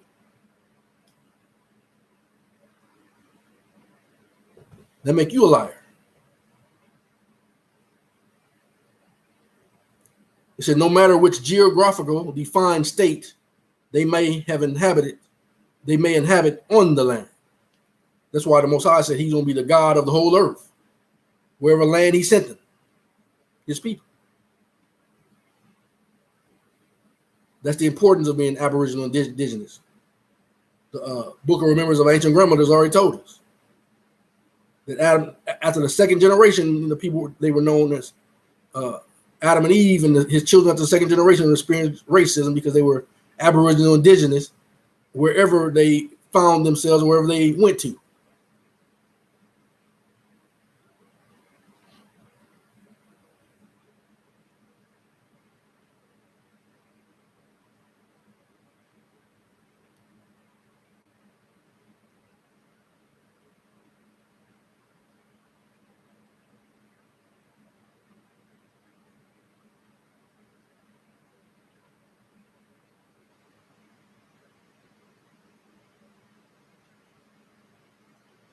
Because these states and federal entities have all functioned under conditions of non-disclosure and semantic deceit, serving to promulgate fraud upon the organic states, the American Israelites, the Aboriginal indigenous people, they're all to be considered criminal syndicates to the extent that they have been aware of their status and have failed to correct their operations and representations. All contracts held by these organizations are assumed to be held by these organizations are null and void for fraud. Everything that they do against the American Israelites on this land, who she said were all the sovereigns, who are not in favor of the sovereign, but are actually for their own fraudulent purposes, are null and void. These contracts include, but are not limited to, contracts for sale, for labor, for trade, citizenship contracts, power of attorney, licenses, mortgages, registrations, and applications agreements of all kinds. All signatures of the American Israelites acting under the influence of semantic deceit and non-disclosure are rescinded. All those individuals engaged in employment as federal and state and municipal employees and elected officials are hereby given notice that they are employees of private for profit corporations that are merely under contract to provide designated public services and have no special status, have no immunity, and have no authority as sovereign nations or states. Any actions that they take infringing on the rights and prerogatives of the American Israelites are criminal acts without exceptions and are to be treated as criminal acts.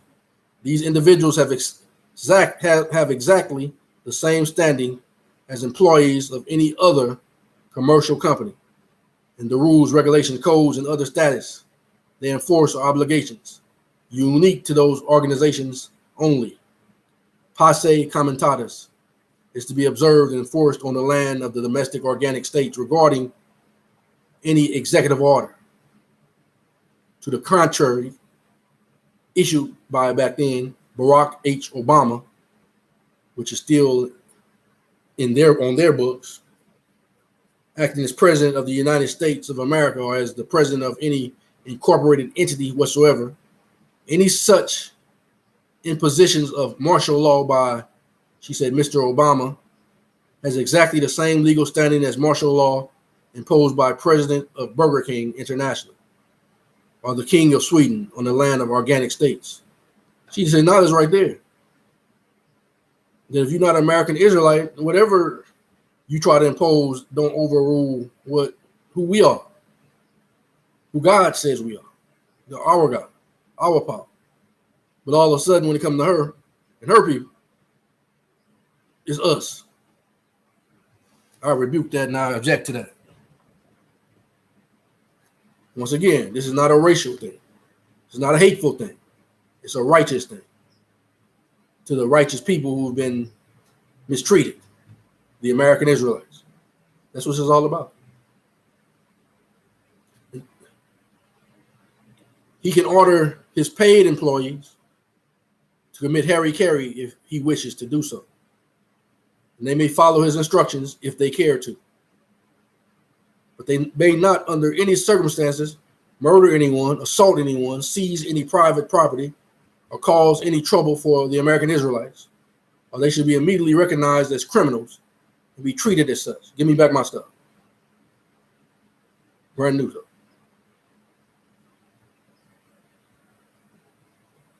Likewise, the government of the United States of America may do what it wills with those who are legitimately born under its hegemony.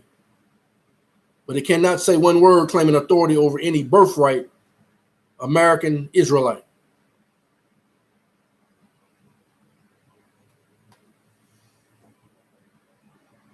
Please note that Barack H. Obama is Commander-in-Chief of the U.S. Armed Forces, which legitimately includes Puerto Rican Navy and whatever security forces are endemic to Guam, American Samoa, and other insular states.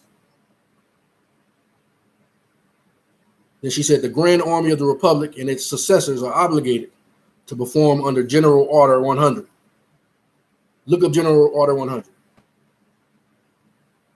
The American Armed Forces are also, as the Armed Forces of the United States of America, are paid for by and obligated to serve the 50 organic states, which were presented and for which we require self-service. In the abase of properly formed and operational governments of the Republic, all rights revert to the organic states, the American Israelites, including the civil authority to issue these general orders. President Barack H. Obama is operating as an official of the United States of America and as a corporate officer in the employ of the United States, a French commercial corporation chartered by the International Monetary Fund, an agency of the United Nations. He is not, nor has ever been elected any public office of the United States of America. Matter of fact, she's saying nobody been elected to the real or to the jor. That was our job. That's the importance of the Most High giving us back the government. He said, unto us a son is born. Unto us a child, he said, unto us a child is born, a son is given. Likewise, the members of the U.S. Congress have never taken an oath of any public office of the United States of America, are merely operating as private corporate officers of the same commercial corporation, DBA, the corporate United States. All offices deriving and paid or receiving credit entirely or in part as a result of the original equity contract known as the Constitution for the United States of America are offices of the Armed Forces of the United States of America by definition. And those who serve in these offices are employees of the inhabitants of the domestic states. They are our employees, the Israelites employees, defined by statehood compacts. As such, you are now receiving direct orders under the civil order authority of these organic states. All the foregoing circumstances is indeed the mischief predicted by Chief Justice Harlan in his dissenting opinion given in Downs versus Bidwell. Chief mischief resulting from allowing Congress to operate two governments at once. One, a constitutional republic, and the other, an arbitrary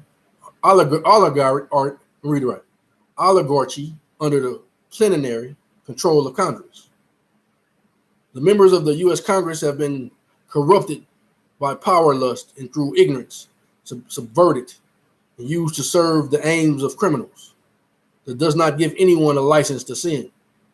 It simply requires the recognition of the sins of the members of the Congress and appropriate enlightened actions depriving them of any power to exercise an excuse to continue these usurpations of deceits.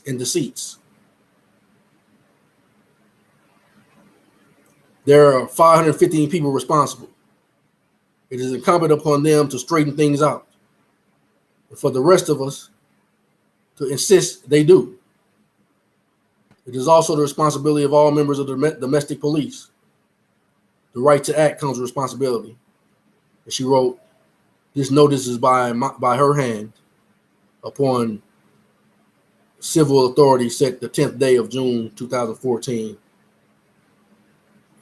Anna Marie Wilhelma Hannah Sophia Ressenberg von Ressenstein von Leto Warbeck, private attorney in service to His Holiness, Pope Francis, in care of Box 520994, Big Lake, Alaska, undersea.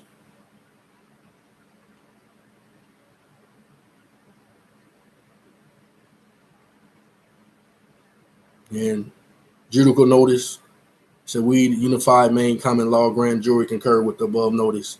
June 10, 2014, signed under seal, David E. Robinson, Grand Juror Foreman, Pro Tem. Okay. Well, that's just some more acknowledgments and confessions. She said the Israelites have power over the land, sea, and air. His 144,000 high priests, the ones that he meant when he said, subject yourselves under those who have authority over you. That's what he's talking about. He's talking about his government. He's not going to make his people subject to criminals.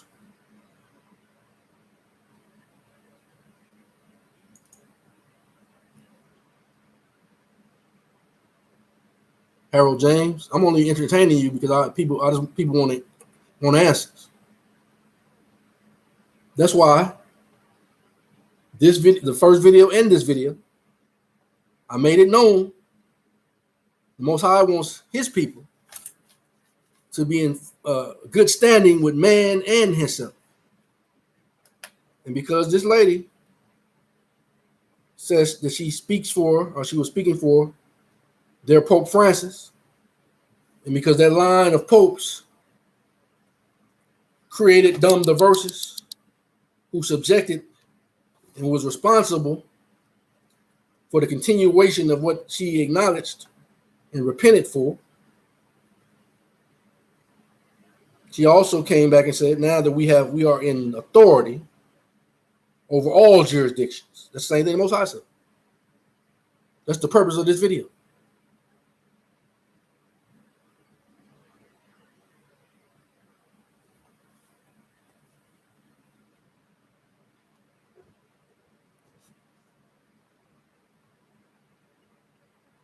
All right, let me go to the next one.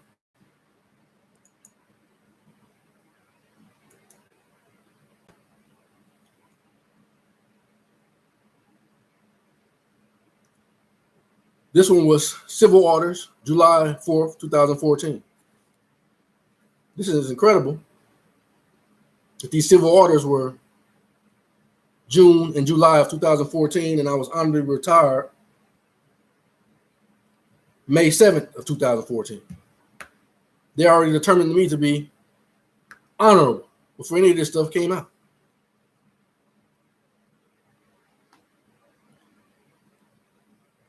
Civil Orders, July 4th, 2014.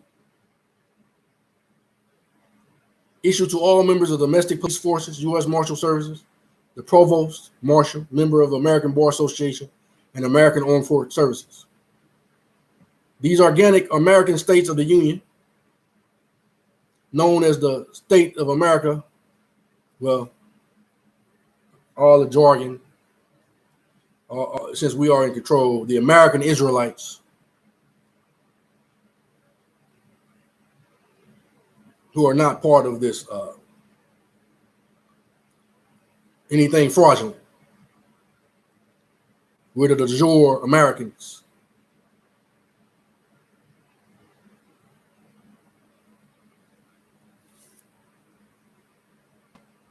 So these are organic American states of the Union, known as the United States of America, major exercising plenary civil power upon the land, hereby appoint General Carter F. Ham to lead and command the Grand Army of the Republic Guard and successors under the guidance of the Joint Chief of Staff and with their full support. Well, the American Israelites demand that righteous men act on our behalf. I'm not saying that these people not. But we're talking about the powers that are above the wicked ones, the wicked powers.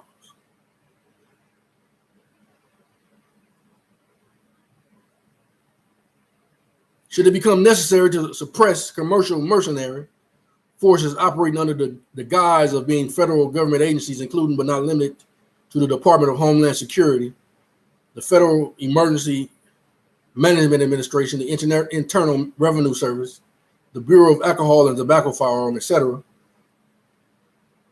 shall assume immediate, it says General Ham shall assume immediate command. Now, like I said, I don't know who General Ham is. I'm not really into all of that.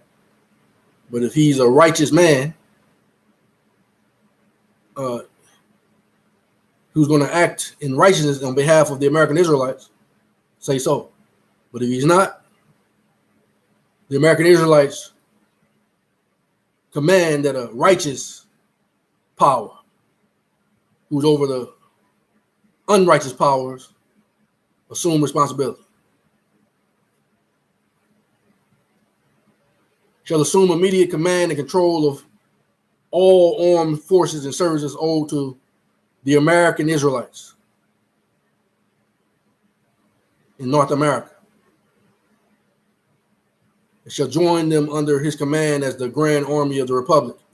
All forces of air, land, and sea are to be employed. Any cost or loss suffered as a result of deployment of the Grand Army of the Republic shall be charged as stipulated prior. All efforts shall be made by the Grand Army of the Republic to spare life and property while undertaking any action whatsoever within the states of the Union without exception. And she said the Guard is uniquely enabled by these orders to separate on the land of the 50 organic states for the purpose of securing lives and property of the American Israelites. The Guard is not a foreign army. It's composed primarily of American state citizens, but in our case, we're the American Israelites. Our power has been given to our hands, so we need the right people under our God of Abraham, Isaac, and Jacob, who's watching, to carry out the order to work in and on our behalf for the transition of power.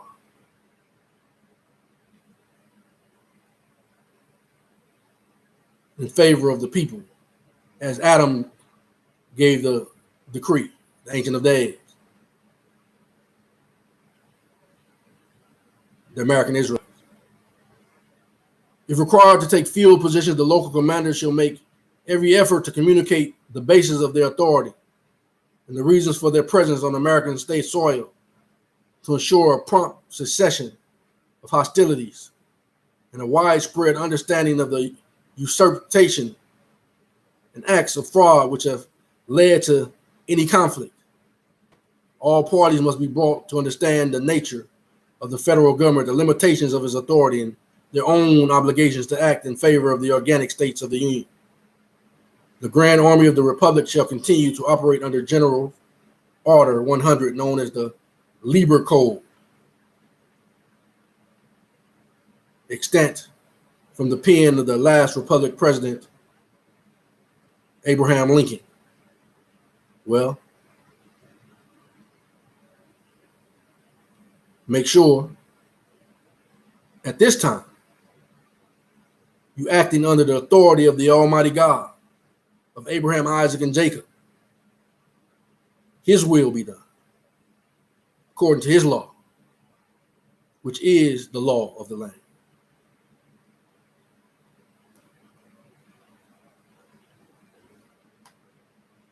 No orders, executive or otherwise, issued by Barack H. Obama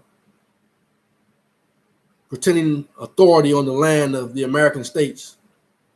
So that means now that depends, that's all whoever is in office. Because they all are under that same title, whoever's there operating.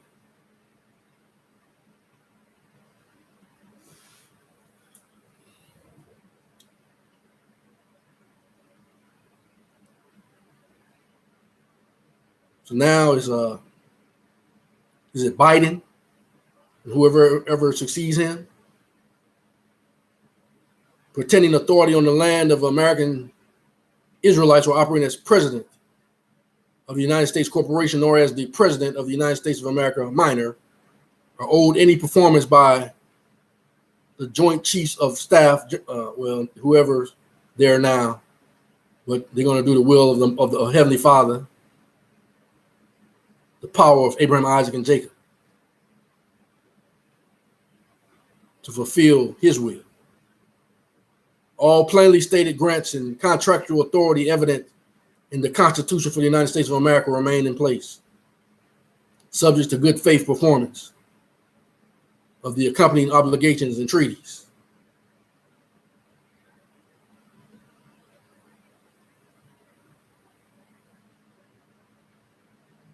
Now it's Biden, but she had Obama, but whoever's there, they're still in the same office. Of a governmental service corporation under contract to provide stipulated services to the organic states and is on their payroll. He otherwise acts as a foreign dignitary representing the United States of America minor. In neither of these capacities is he allowed any granted authority to impose upon the American Israelites, endanger American Israelites' property, or command mercenary forces on American Israelite soil. However, viewed as federal civilian services agencies. However, viewed as federal civilian service agencies. We require those in charge to commence measures those in charge who are on the side of the people, the American Israelites, the powers, to disarm federal civilian agency personnel.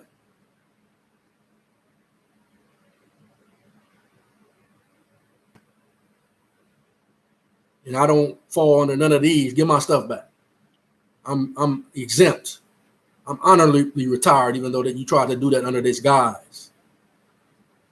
And I ain't never been a federal employee. Give my stuff back. We require that Joint Chiefs of Staff and General Ham, who's ever righteous, appointed by the Most High in power at this time, to carry out the will of the Father, the power of Abraham, Isaac, and Jacob.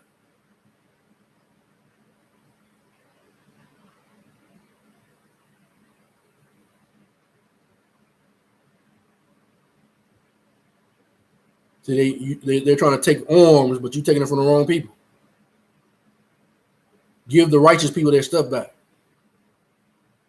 and disarm the wicked of your people.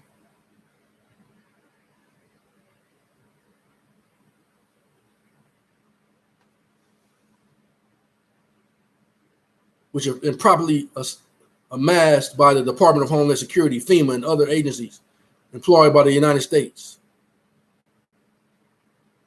The only federal agency allowed free egress on the land of the American Israelites is the U.S. Marshals Service, the de jure Marshals. And then only when their personnel are engaged in their duty to protect the U.S. mail and sworn to act as constitutional officers. All other federal agency personnel are limited to unarmed service on American Israelite soil, land. American. We direct the appropriate staff, chief of staff, who is righteous, acting on behalf of the American Israelite people, to communicate these first two general service orders directly to the president, at this time Biden, and whoever else is in charge, really in charge. The members of the U.S. Congress, who is really, we just found out, the board of the corporation. The administrators of all federal agencies, the members of the Supreme Court, and those acting as governors, to compel their rapid understanding and cooperation. Any expense or damage incurred by these organic states or any American Israelites as a result of actions undertaken by any federal agency personnel acting as armed mercenaries on American Israelite soil will be understood as the result of violent crimes committed against the peaceful inhabitants of the land, and will incur immediate judgment liquidating the assets of the International Monetary Fund, IMF, and the Federal Reserve in payment of the stipulated reparations. Just told you. By command of my commander, the Most High, told me to command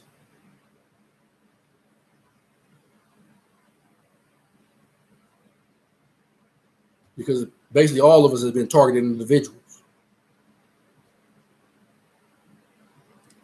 10 million or 10 billion each.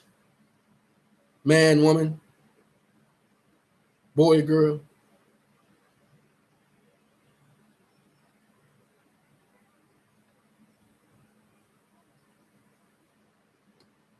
$500 million lawful money.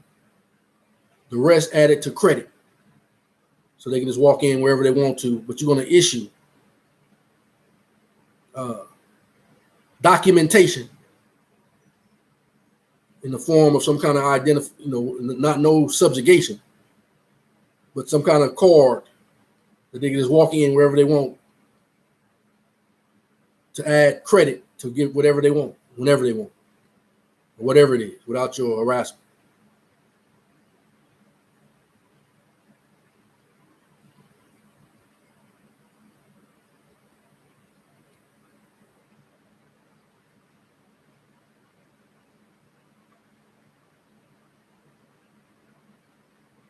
And will occur immediately judgment liquidating the assets of the International Monetary Fund, IMF, and the Federal Reserve in payment of the stipulated reparations. Such crimes shall also be considered contract default, increasing the public debt subject to bounty. Any and all corporate officers of the United States or any successors organizations inheriting federal service contracts who support, condone, or promote such crimes against the American Israelites.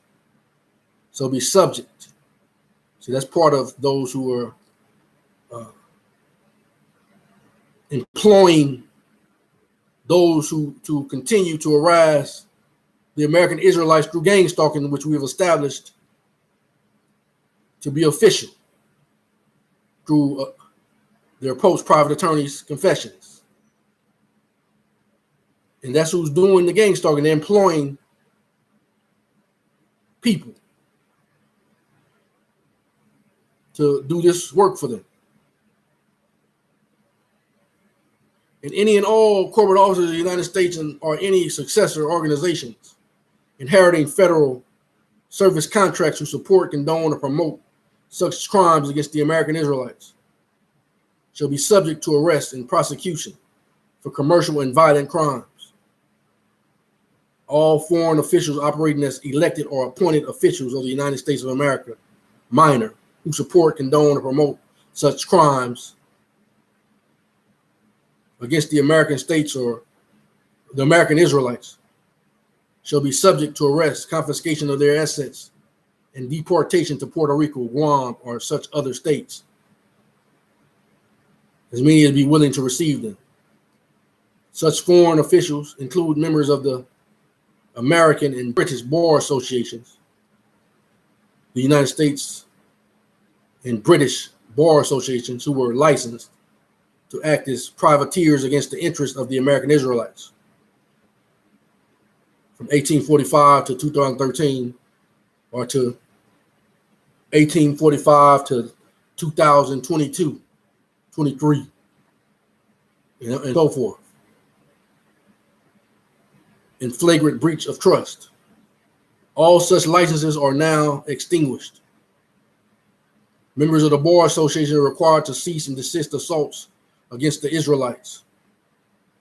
They shall be subject to arrest, confiscation, and deportation. Now, because of this, once I'm done with this video, I'm going to make another video about how the Most High said he's going to judge those who call themselves judges and attorneys in the sealed portion. So that'll be the next video after this one. Once I'm done with this. Once again, if you are a Caucasian or any other race of people, and it is your intent to act in favor of the American Israelites, and you really are doing that, let the water run down your back. I ain't talking to you. But I'm not talking by my own authority here. I'm talking about the authority of the Most High. That's why I'm going to bring that video. Another video about how the Most High said he's going to judge judges and attorneys. Don't be arrogant, because this is not me talking.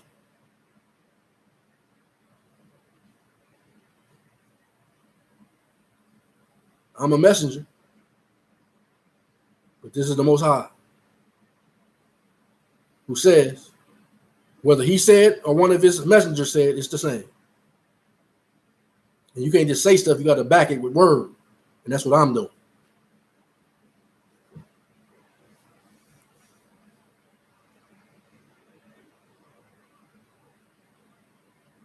Such foreign officials include members of the, they're trying to give America a bad name in there, include members of the United States and British Bar Association, who are licensed to act as privateers against the interests of the American Israelites from 1845 to present and future, in flagrant breach of trust. All such licenses are now extinguished. Members of the Bar Association are required to cease and desist assaults against the American Israelites and shall be subject to arrest, confiscation, and deportation otherwise. Insomuch as corporate officers operating in the United States of America Incorporated and the United States have contrived under conditions of fraud and Semitic deceit to revenue the estates of the American Israelites the living American Israelites to the foreign jurisdiction of the United States of America Minor, they are found guilty of capital crimes.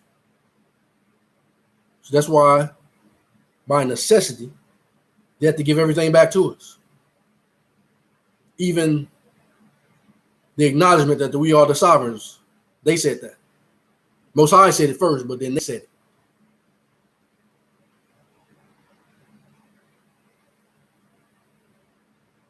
What did they say about I was reading, they had a post of one of my favorite football players.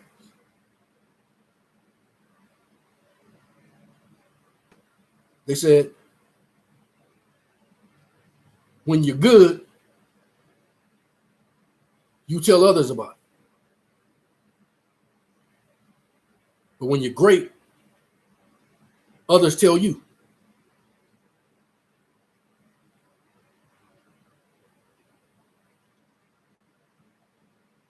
So we don't have to go around saying we sovereign. They've acknowledged it.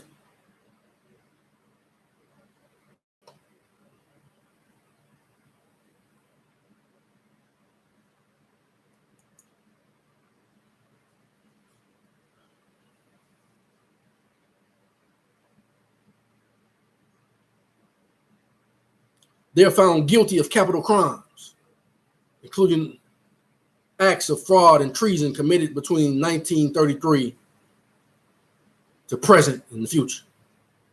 Those continue, if they continue in it. And are condemned posthumously, in so much as elected officials operating the United States of America Minor, the corporation and those associated, have similarly committed war crimes against the American Israelites and their peaceful inhabitants during the same time period. They stand condemned posthumously. No enforcement upon any American Israelite is owed as a result of any act of any Congress operating as the sovereign government of the United States of America Minor, nor as the board of directors or board of trustees of any incorporated entity whatsoever.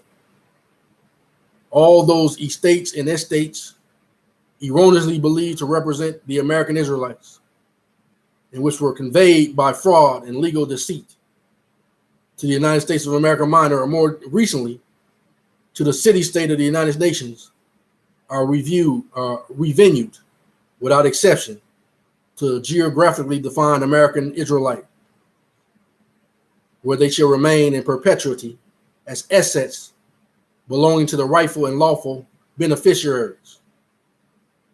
All legal fiction entities, however structured, and named after the American states and these American Israelites, are returned to them in their control, free and clear of any debt, promise, encumbrance, or obligation alleged against them as a result of false claims. Well, for the record, there goes their false claim against me. Talking about they got a restraining order against me. That's out the window.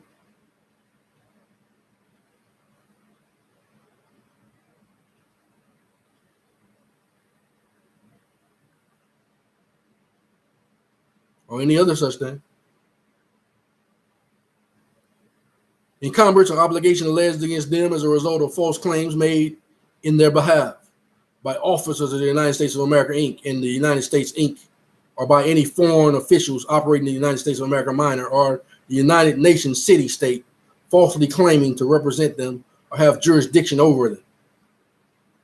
We note that the current circumstances is in part the result criminal acts engaged in 150 years ago, which resulted in the commercial enslavement of African Americans who are really American Israelites, who were summarily claimed as chattels, backing the U.S. government debt in wake of the Civil War.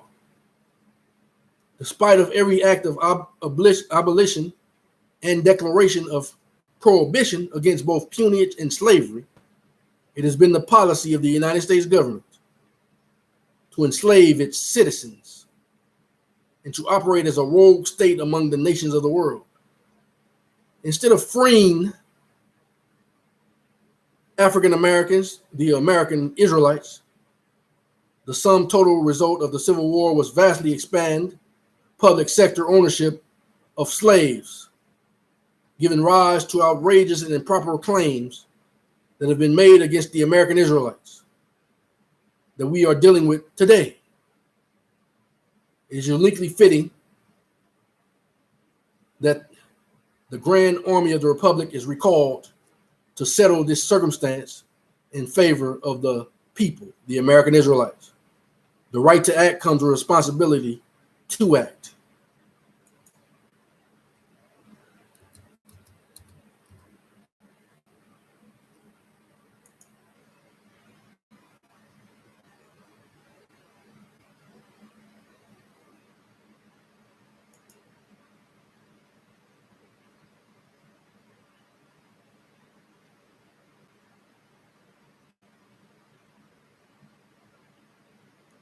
Daniel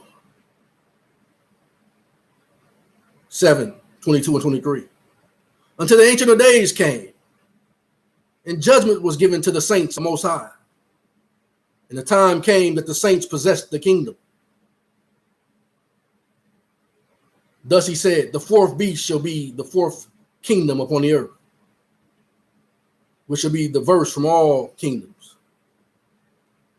It shall devour the whole earth and shall break down and break in pieces.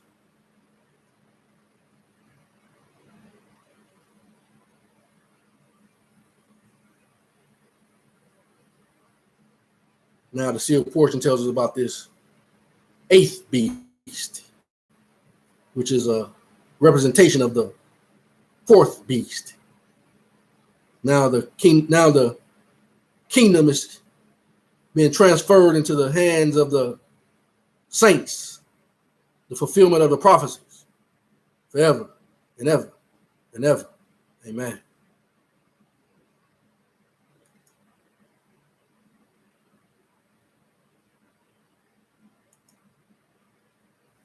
All right, let's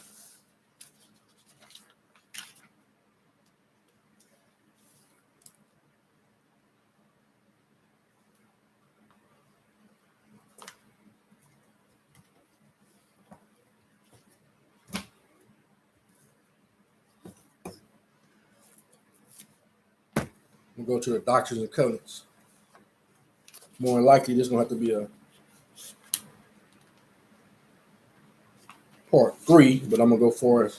I'm going to try to stay on here at least for 4, almost 5 hours. So we at 2 hours and 33 minutes right now.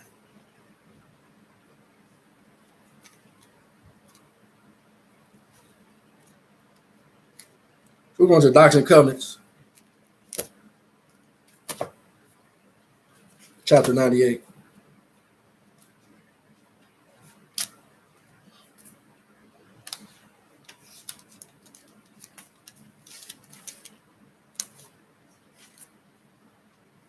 Verse 14 through 18. Therefore, be not afraid of your enemies, for I have decreed in my heart, says the deliverer, that I will prove you in all things, whether you will abide in my covenant, even unto death, that you may be found worthy. For if you will not abide in my covenant, you are not worthy of me. Therefore renounce war and proclaim peace. That's what this is all about. I'm proclaiming peace. To make sure that we're found in favor, good favor of both man and our God, by adhering to their words that agree with his words.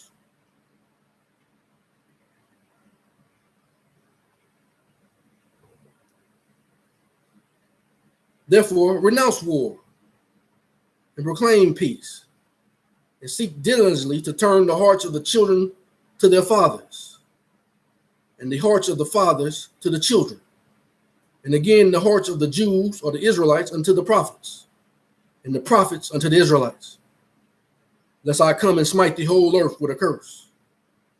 And all flesh shall be consumed before me. Why is that? Because all those who have fought against Jerusalem, his people, their eyes shall consume in their sockets, and their tongue shall consume in their mouth. Because his people will reign one way or the other, whether you're willing or not. If you're not going to be doing too much fighting against Jerusalem with your eyes melted out your sockets and your tongues melted out your mouth. Thus says the law.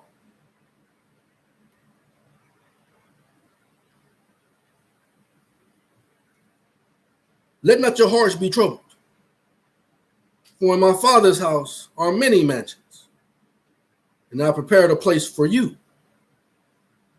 And where my Father and I am, there ye shall be also.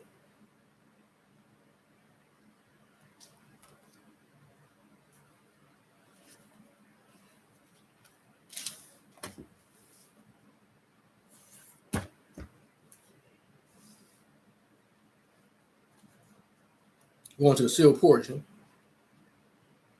chapter 27.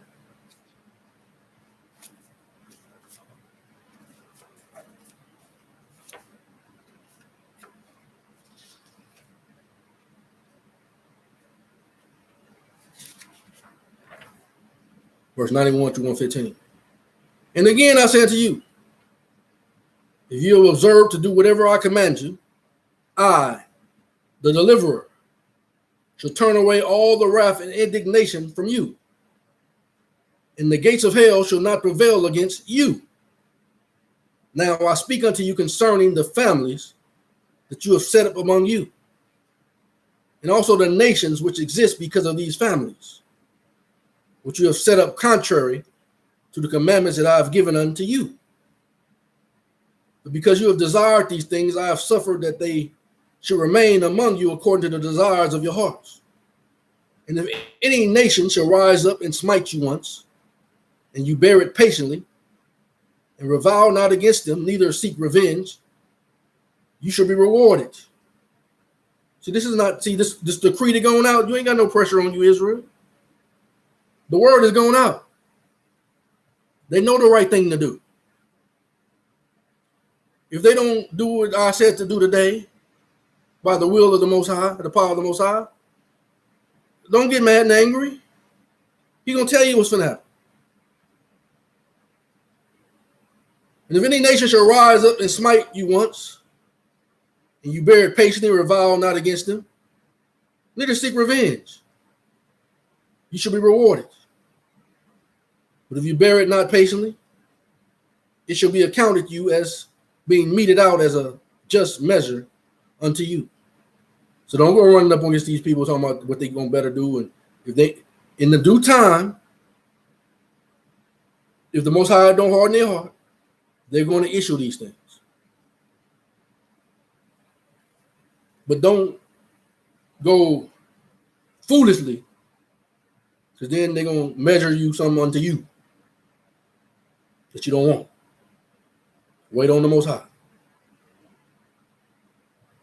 But if you bear it not patiently, it should be accounted unto you as being meted out as just measure unto you.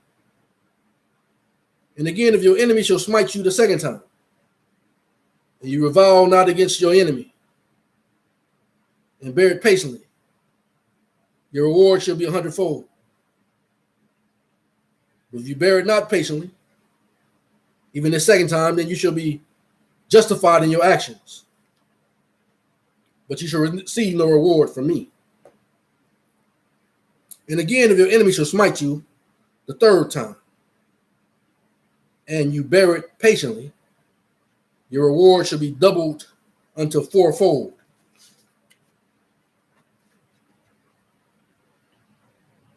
These three testimonies shall stand against your enemy, if he repent not. It shall not be blotted out. And I shall remember them always, and bring my vengeance upon them for your sake. And now, verily I say unto you. See, because he already done told him. All those who fight against Israel, they eyes gonna melt out their eye socket, their mouth gonna, tongue gonna melt out they, that's gonna happen. Now, if they want any mercy that this don't happen, then they're gonna do what he told us to demand of them.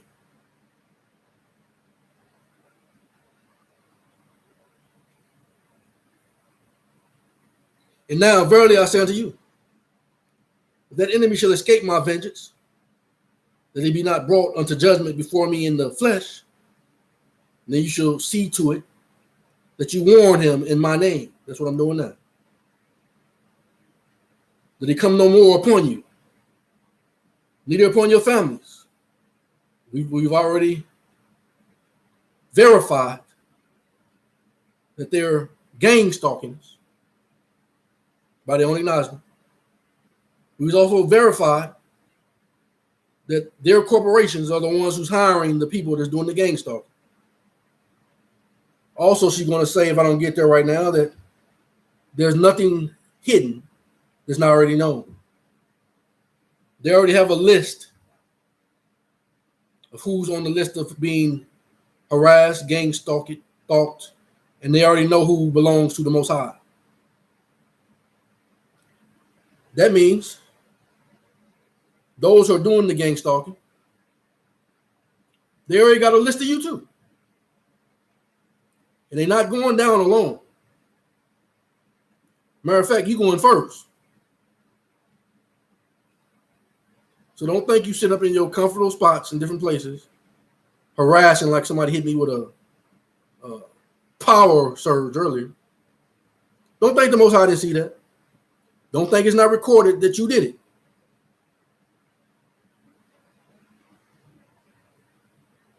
You're gonna pay for that. I'm not gonna touch not one person. I don't have to. That's why I'm reading the word. It says the truth shall be my shield and buckler.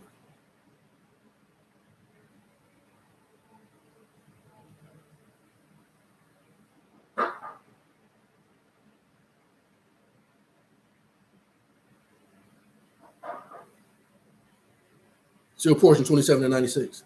And now verily I say unto you, if that enemy shall escape my vengeance, that he be not brought unto judgment before me in the flesh, then you shall see to it that you warn him in my name, that he come no more upon you, neither upon your families or your nation, Israel, unto the third and fourth generation. And then if he shall come upon you, I have delivered your enemy unto your hands, and you can do unto them that which you should desire to protect yourselves from him or destroy him before you.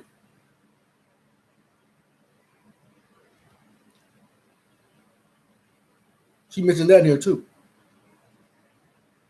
about those who come. That's your. Well, I'm not gonna mention that.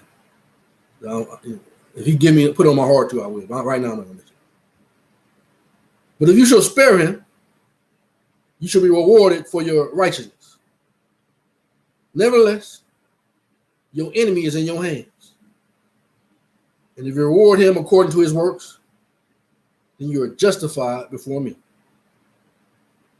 Yeah, if he has sought your lives, like they just tried to kill me online, that's what they're trying to do. They're trying to stop my heart and make me fall out before y'all. Most High said, nay. You a liar. Because even if you wasn't trying to hit me with hard enough joke to kill me, what if you would have? That's not in your hands to try to say, well, I just hit him with a little bit. No, you're trying to kill people.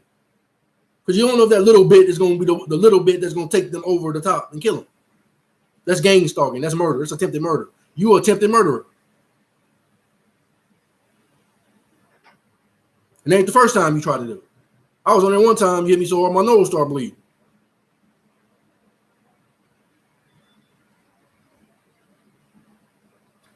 Most High seen it.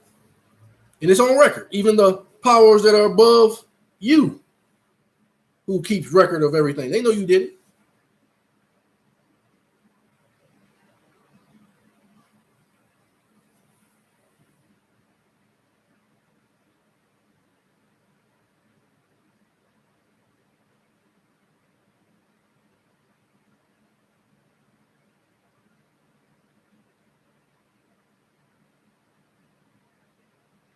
Still portion 27.99. Yeah, if he has sought your lives, and your lives and your freedom are in danger by him, well, they already acknowledged. All this has already been acknowledged. It actually happened in 1492, so it's over here, but y'all at least acknowledged it from the Civil War 150 years ago. They've acknowledged you guilty of this. Yeah, if he has sought your lives and your freedom are endangered by him, then he is in your hands and you are justified. I'm justified in the things I'm saying.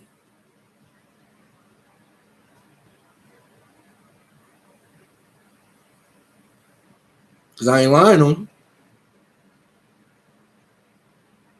Behold, this is the law that I've caused to be given to all of my prophets. And I've commanded them to teach these things unto the children of men in all nations of the earth.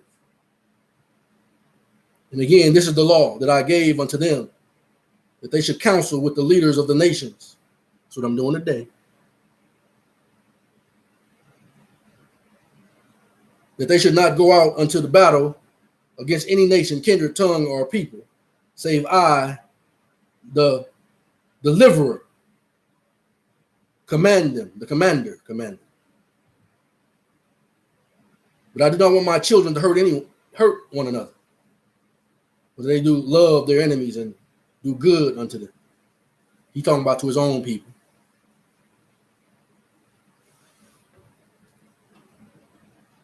Because he already told me that he's given us the right to try to defend ourselves against you who are trying to kill us. Nevertheless, because of the power of Satan, it is necessary at times that the righteous defend themselves against that which is evil. And if any nation, tongue, or people should proclaim war against them, they should first lift a standard of peace. I don't lift up, and I'm not trying to get too my own horn, but with this gang starting, I think even the gang starters have to admit I've lifted up a standard of peace. Much stuff you've done to me, and I've ignored it.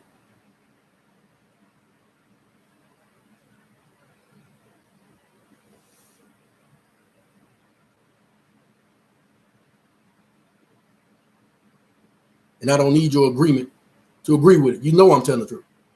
The Most High on heaven knows I'm telling the truth.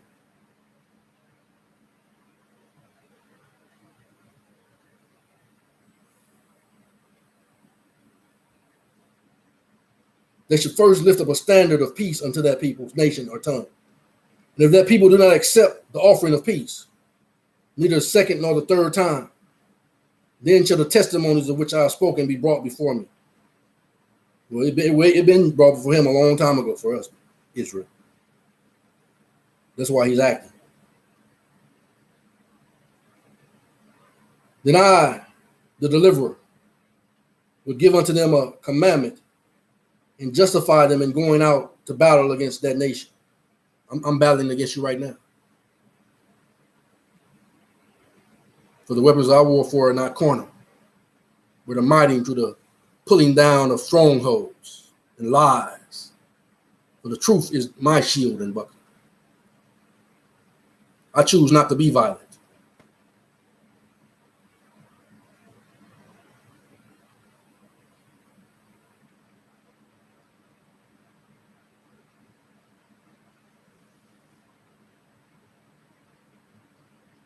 Then I, the deliverer, would give unto them a commandment and justify them in going out to battle against that nation, tongue, or people in defense of their freedom.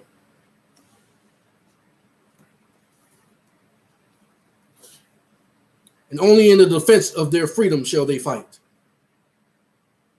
For if there is a people or a nation or a tongue that does not desire the freedom or the laws or the constitution of freedom, that's what we're doing today, then they shall not be forced to accept these freedoms or these laws or this constitution.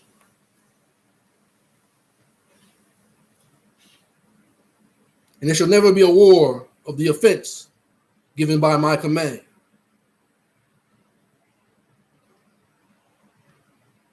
And if you have abided by my commandments concerning these things, then I, the deliverer, shall fight your battles, and the battles of your children, and the battles of your children, until they have avenged themselves on your enemies, on their enemies, to the third and fourth generation. Behold, this is an example unto all people, says the deliverer your God, for justification before me. For I shall never command you contrary to the law of the gospel that I have given unto you. Nevertheless, I shall not allow you to be destroyed if you are abiding in the law of the gospel, which is the covenant that I have given unto your fathers. And again, verily I say unto you, if after your enemy has come upon you the first time, and he repented and cometh unto you praying for your forgiveness, you shall forgive him, and shall hold it no more as a testimony against your enemy.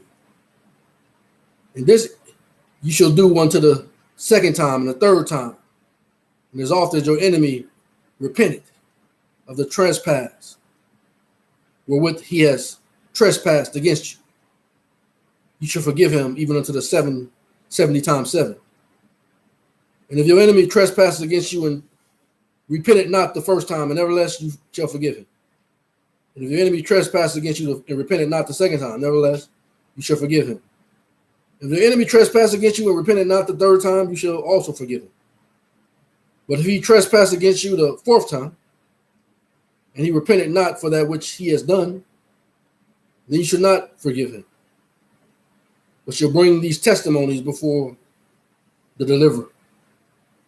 And they shall not be blotted out before me until he repented and rewarded to you fourfold and all things wherewith he has trespassed against you. Get my stuff back. Give me back all my firearms that you know you're taking, but brand new. All my ammunition. Matter of fact, every house that you said that's been foreclosed, that has been in one of the names that you have given back to me, give them all back to me. If there's an Israelite currently there who's keeping the law, statutes, and commandments, I'll let them keep it.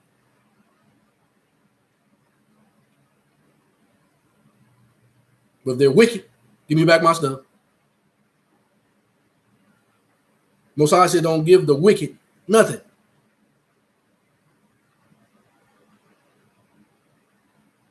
If they're not Israelite, give me back my stuff.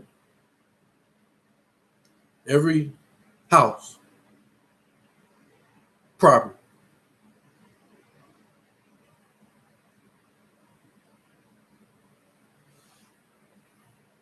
give me a brand new, I decided, Jeep Cherokee.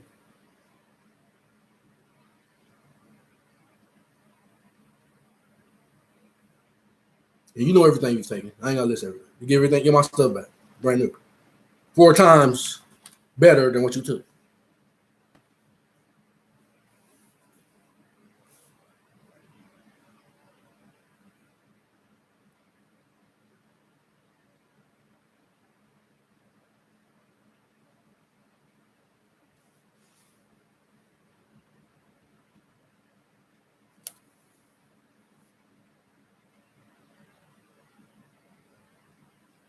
Seal portion 27 and 109.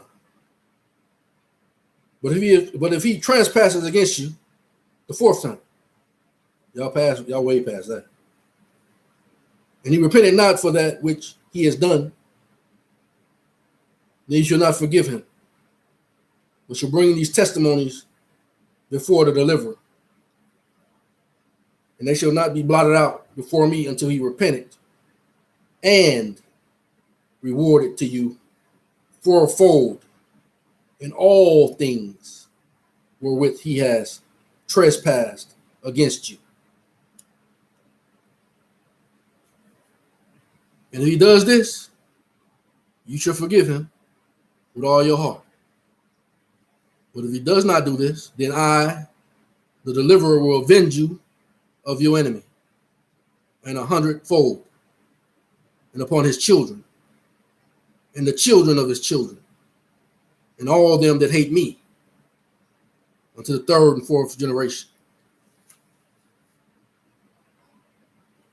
But if the children of your enemy repent, or the children of his children, that means they also got to give you back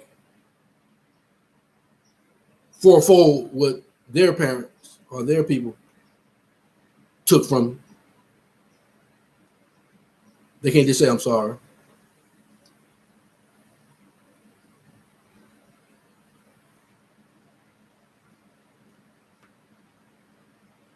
But if the children of your enemy repent, or the children of his children, and turn to the deliverer, their God, with all their heart, with all their might, mind, strength, and restore fourfold for all their trespasses with which they have trespassed, then your indignation shall be turned away from them,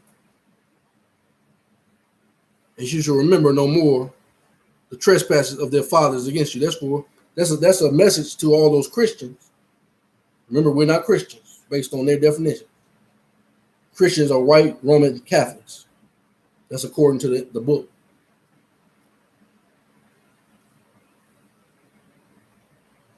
So all these Christians who think that they can say, I'm sorry, I repent, and they're going to get raptured.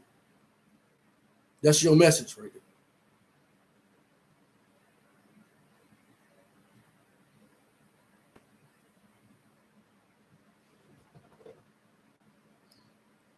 But if the children of your enemy repent, or the children of his children, and turn to the deliverer, their God, with all their heart and with all their might and mind and strength, and restore fourfold for all their trespasses with which they have trespassed, then your indignation shall be turned away from them, and you shall remember no more the trespasses of their fathers against you. And vengeance shall no more come up upon them, says the deliverer, your God. And their trespasses shall never be brought any more as a testimony before the deliverer against them. And now I, Moroni, have included these commandments of the deliverer, which he has suffered to be given unto us because of the wickedness of the trespasses that are prevalent among the children of men. And it is the nations with the most evil leader that take an offense against another nation. And nation are people. That's what nation means, people. Races, as they determine them to be. And they never change. And the purpose of their offense is for gain. For they desire this gain that they might not work by the sweat of their own brow. And they love the honor and praise of those whom they subject to their laws, which laws are set up to protect their riches and their honor and their glory among men.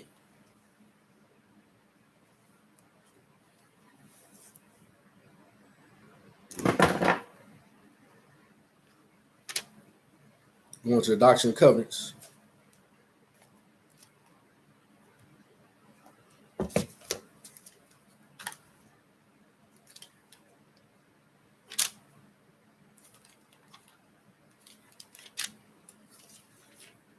One and 36.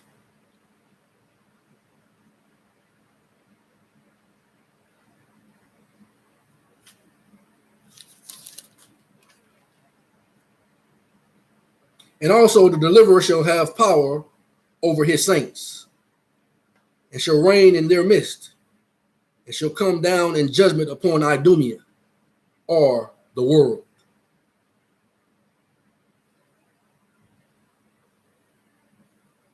What does it say? The precept for Idumea, end of the world. You ain't gonna like this, but I'm going there anyway.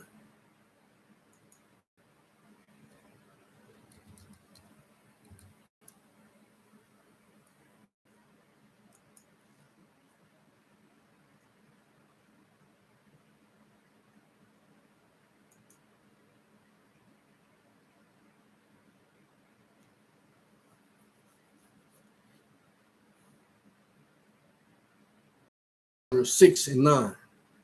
For Esau is the end of the world, and Jacob is the beginning of that followeth. 2019 was the end of Esau's world.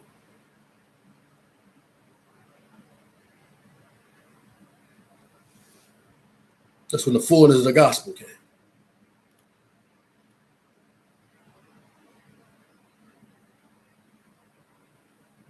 Doctrine and Covenants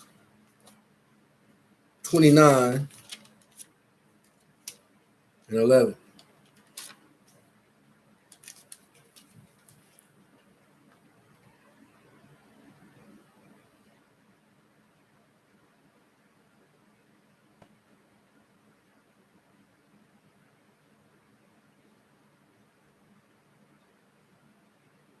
I mean, this is not about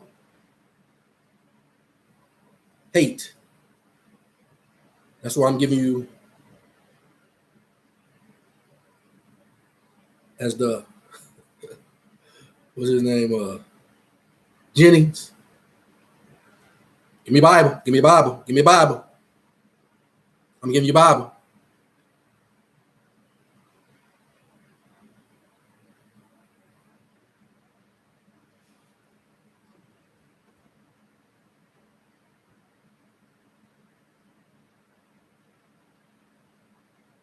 Doctrine and Covenants 29 and 11. For I will reveal myself from heaven with power and great glory, with all the host thereof, and dwell in righteousness with men on earth 1,000 years, and the wicked shall not stand. Doctrine and Covenants 101, 23.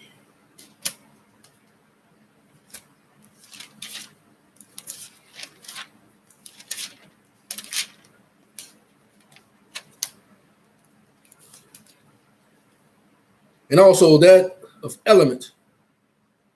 It says 23, but I might as well read that too, because you're talking about the eyes melting and stuff. So. And also that element shall melt with fervent heat, and all things shall become new, that my knowledge and glory may dwell upon all the earth. Let me go to the scripture I was looking for.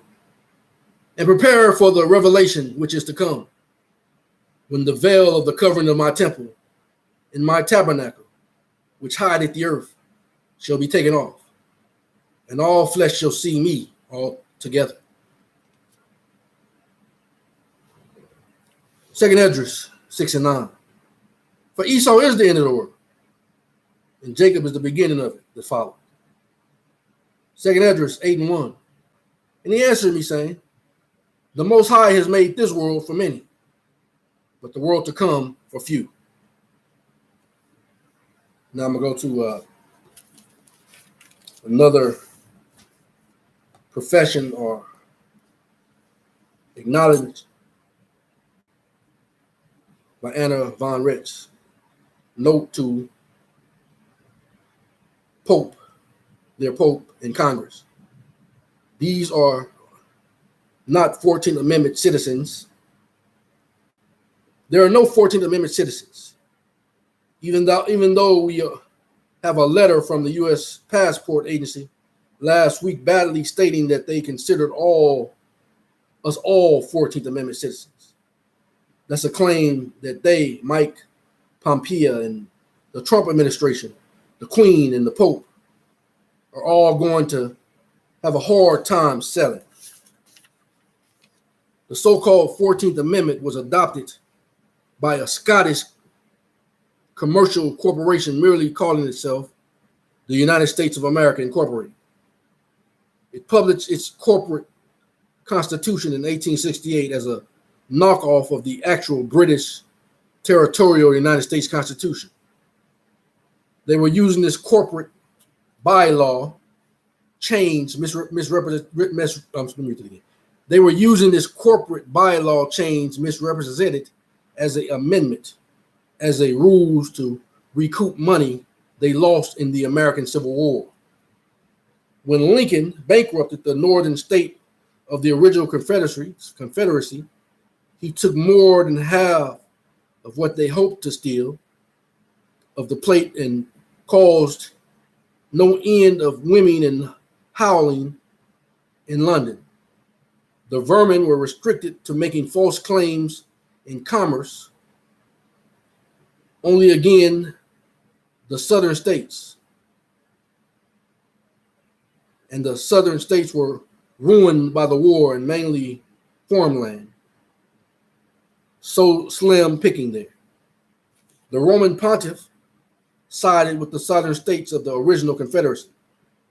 So these crooks arbitrarily conferred citizenship of the United States on the poor black former plantation slaves and used that as an excuse to seize upon them as property. To infect, they re-enslaved them as public slaves to carry the public debt. This is the profoundly ugly truth of it. Black people were never set free. Psalms 91:4.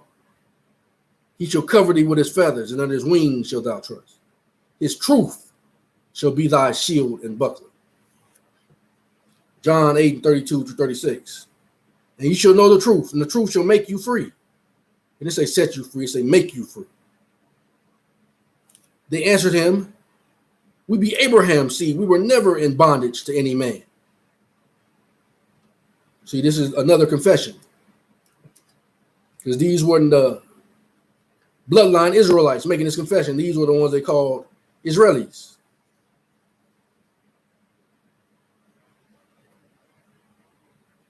They answered him, we are Abraham's seed, and we were never in bondage to any man. How sayest thou, you shall be made free? Jesus answered them, verily, verily, I say unto you, whosoever committed sin is the servant of sin. And the servant abideth not in the house forever, but the Son abideth forever. If the Son therefore shall make you free, you shall be free indeed. 1 John 3:2. Beloved, now are we the sons of God. He said the sons abide forever. Beloved, now are we the sons of God, and it does not yet appear what we shall be. But we know that when he shall appear, we shall be like him, for we shall see him as he is. Note to their Pope and the Congress. Continue. The whole system of slavery was simply rebranded and went from private slavery ownership to public slave ownership. These 14th Amendment citizens haven't been carrying the debt ever since. And the outrageous lies and claims have only expanded to the point that these vicious con men are now claiming that she threw herself into it. But the whole time she's telling you about the quote unquote black people. Americans are all 14th Amendment citizens, claiming that we Americans are all 14th Amendment citizens. But 14th Amendment citizens don't exist. Now she's showing you why, by necessity. She has to tell us these things.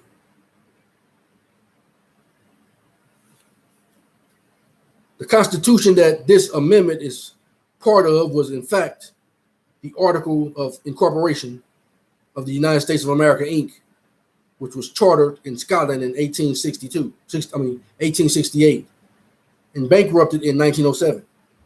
It was never ratified by the states and has nothing to do with the states nor the people of this country.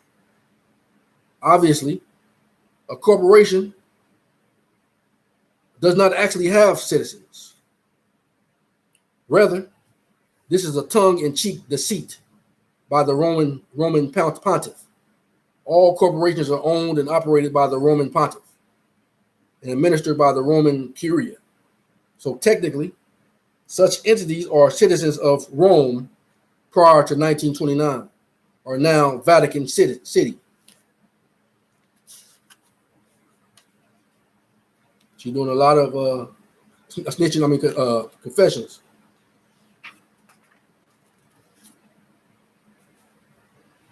This gives us the odd perspective that a corporation owing its existence to the Roman curia, the Scottish blackguard in here secretively substituting itself for our actual government and pillaging to make up its losses in the American Civil War, attacking other corporations, also ultimately owned and operated by Roman curia.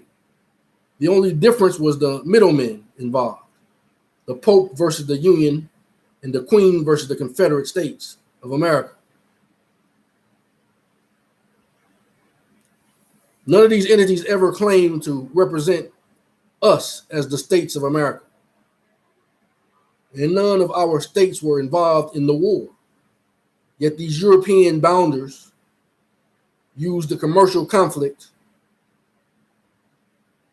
or have you heard that before, as an excuse to come ashore and pillage and plunder our people, well, the American Israelites, and make these outrageous false claims against the American Israelites, us.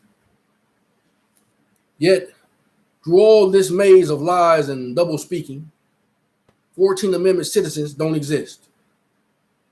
What they are talking about is a political status, a captivity, which we may choose to undertake or not. The original municipal citizen political statutes was created by the Constitution of the United States and provided for Holy Roman Empire employees to be here providing essential government services, nothing more or nothing less.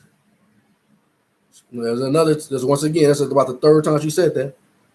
Their only job here was to provide services for us. They already have credit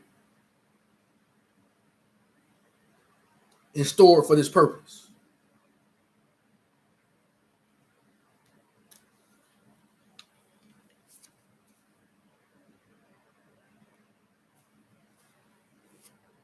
The adjunct political status citizen of the United States was created for Negroes.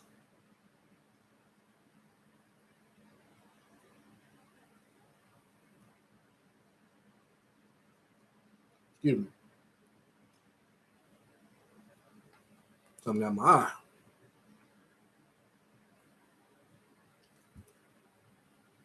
The adjacent political status citizen of the United States was created for Negroes in the wake of the Civil War as a mean of seizing upon and enslaving them to pay the debts of the Confederacy. Thus, there came to be two kinds of citizens in the United States: the original federal civil service employees and their dependents, and the new crop of slaves known as citizens of the United States, termed 14th Amendment citizens of the United States. Americans in general were never the object of the 14th Amendment. American Israelites in general were never the object of 14th Amendment, as the public discussion that took place at the time make very, very clear. The intent of the Congress in passing the measure is also clear. In their minds, they didn't mean to enslave anyone in their minds. They were trying to avoid more bloodshed and controversy. The free Negro population needed to have some kind of political status. So the Congress conferred U.S. citizenship on them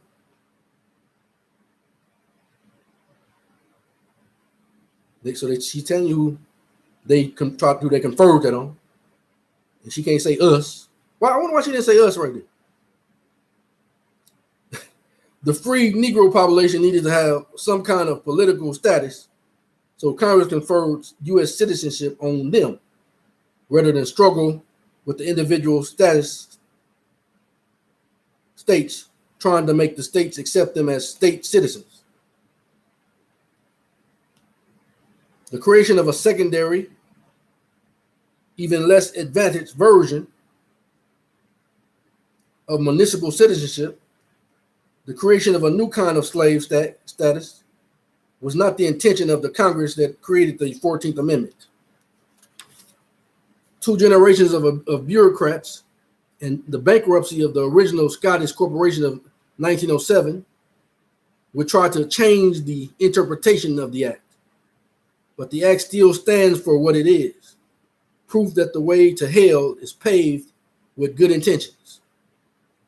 And the fact that no present-day presumption against us can be maintained on the basis of the 14th Amendment citizenship. If you aren't black and aren't either working for the municipal government or receiving unearned welfare checks from the municipal government, you couldn't possibly be in the political status of a 14th Amendment citizen in the first place, by definition. I want to know this true. I'm not making no accusations or assumptions. This is something I heard. Do your own research and see if more Europeans truly indeed have received welfare checks than quote unquote Negroes. I heard that before. Do your own research. That would mean that they're the ones that are 14th Amendment citizens.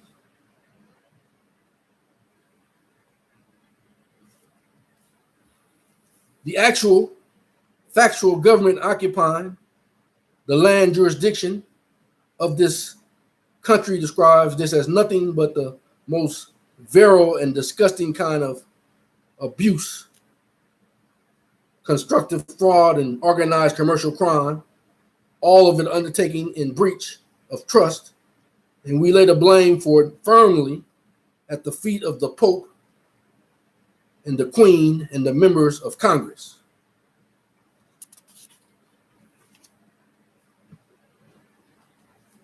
Now we come to the FDR.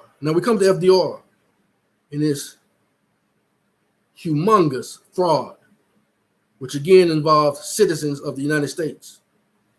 Municipal citizen. The municipal citizen political status is created and allowed by the Constitution, is administered via the Constitution of the United States. Notice, no of America. It said no of America, just United States. Every United States president since Washington has been sworn in as president of the municipal United States, the corporation. And FDR was no different. The present crop of con artists have based their false claims on his inaugural address, in which he offered, in the commercial sense of the word, to conscript all the municipal United States citizens and the citizens of the United States and all their property for a holy cause. This only makes sense when you realize that these people are all employed by the Pope. Our government maintains separation of church and state. So who was FDR addressing?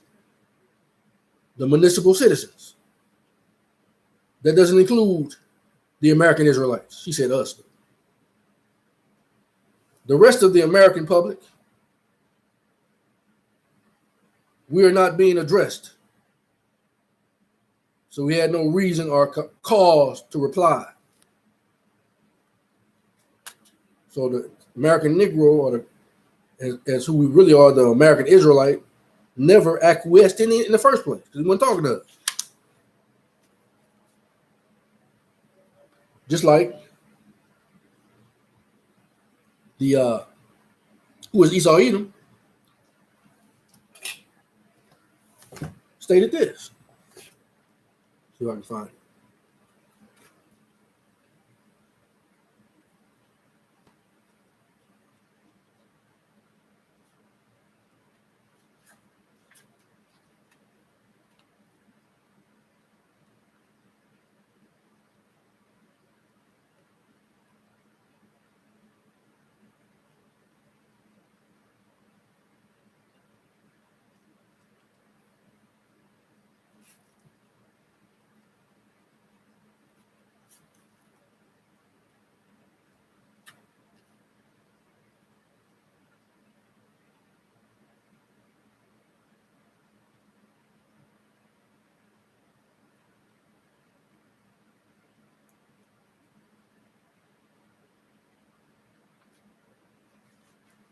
When a nation becomes a member of the United Nations, it surrenders its sovereignty and independent status.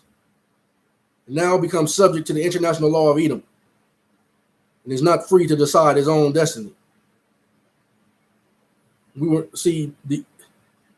That's why I said you got to be who you are. The American Israelite is not a part of the United Nations.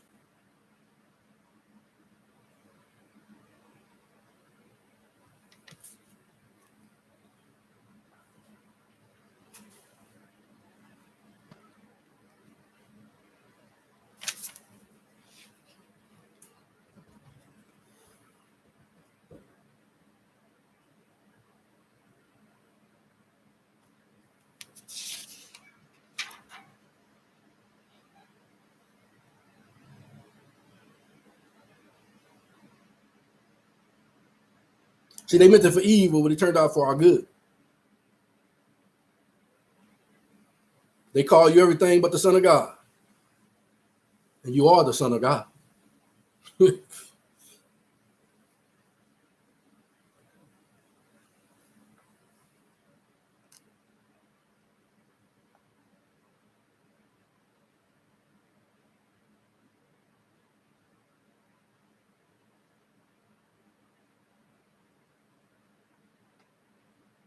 This only makes sense when you realize that these people who are employed by the Pope, our government maintains separation of church and state. So who was FDR addressing? The municipal citizens. That doesn't include us Israelites. The rest of the American public, we were not being addressed, so we had no reason or cause to reply.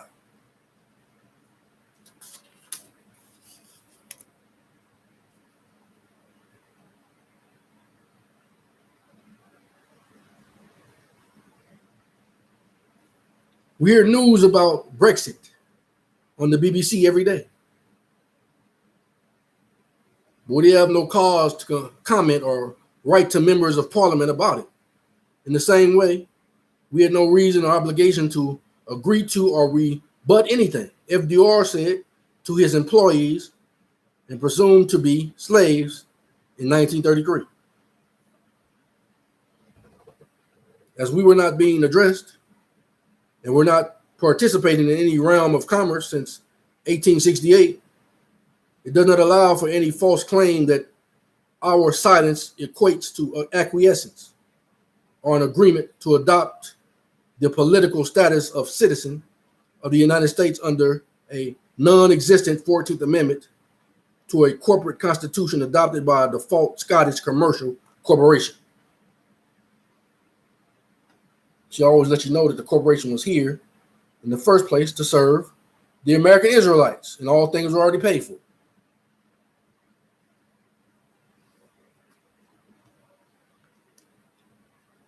And the same can be said of all misaddressed mail that Americans, Israelites receive, which is addressed to municipal corporations that have been named after them by the same fraud artists. That's why she said, by necessity, all things was given back to us to use in their corporation without any subjugation, debt, succumbance, any such thing.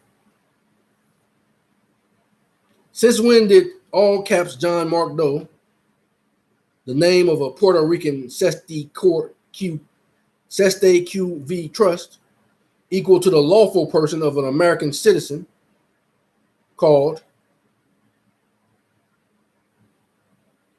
John Mark Doe. She didn't say not U.S. citizen, she said American. So when I was born, I came here and was given a lawful person name.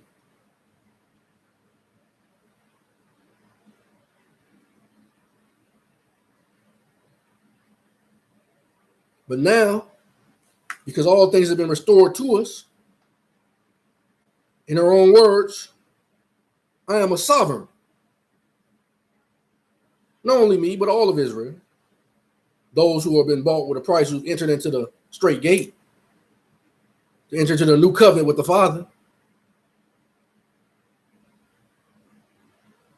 That's why it says the elect have achieved it, and the rest were blinded.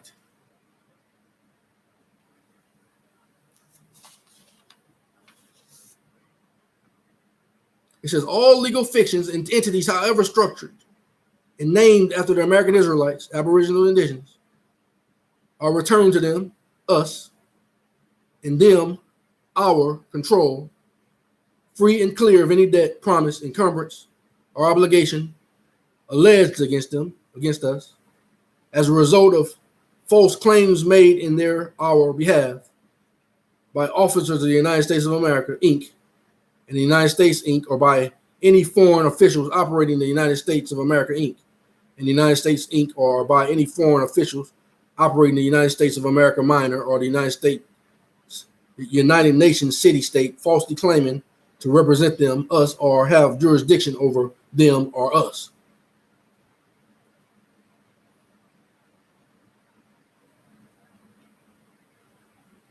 We note that the current circumstances is in part the result of criminal acts in 150 years ago, which resulted in the commercial enslavement of African Americans who were summarily, now we know we are American Israelites, who were summarily claimed as chattels, backing U.S. government debt in the wake of the Civil War. Despite of every act of the abolition and declaration of prohibition against both peonage and slavery, it has been the policy of the U.S. government corporation to enslave its citizens and to operate as a rogue state among the nations of the world. Instead of freeing African Americans, American Israelites, the sum total result of the Civil War was to vastly expand public sector ownership of slaves, giving rise to the outrageous and improper claim that have been made against the American Israelites that we are dealing with today. It is uniquely fitting that the righteous,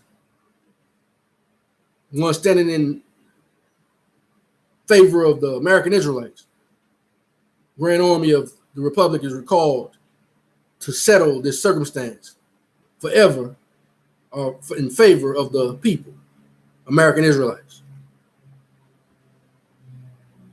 In the presence of the God of, I put this here, in the presence of the God, because she just said in presence of God. But, I don't want playing games. In the presence of the God of Abraham, Isaac, and Jacob, their Pope Francis, and the world. Let it be known to all living and dead, and to all those responsible for administration of the affairs of the living and the dead, that all commercial contracts ever actually or presumptively existing between the living man known to the public as the lawful person, and the living woman known as the lawful person,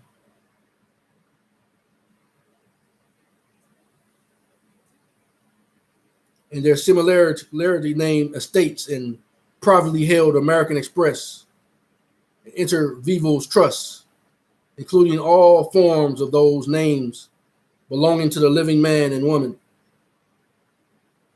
in the following incorporated entities: the United States of America Minor and the city-state of Westminster, United Nations, the United States, Federal Reserve, International Monetary Fund, IMF, and all their respective franchises, agencies, and departments, including the state of Alaska and state of Alaska, are all uniformly invalidated for semantic deceit and non-disclosure.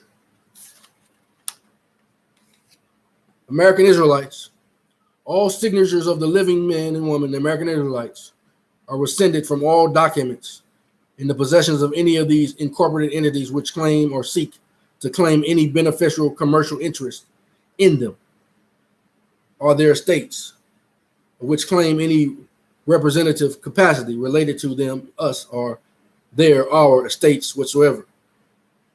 All interests, good faith service, and actual and accrual on investment owed to the living American Israelites people, the so-called African Americans, as the beneficiaries and entitlement holders of their own estates, is due and owed to them, us, and our heirs, without exception or prejudice, by the officers and administration of the United States of America Minor, the city-state of Westminster, and the United Nations. American Negroes, who are the American Israelites, have in the past been condemned,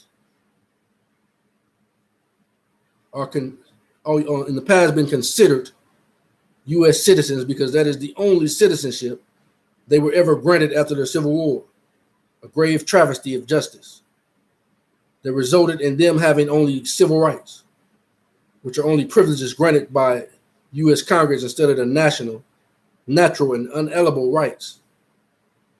So that was a board of Europeans sitting on the board of their own corporation who gave the persons that they created citizens, playing games. But now that you know that who you really are, they have to return all those things back to you that they created without any debt, without any subjugating you, without making you slaves, and everything is yours for free now to use in their corporation without harassment, as long as that corporation lasts. Then also, whatever that corporation owes you, because the real people never went bankrupt.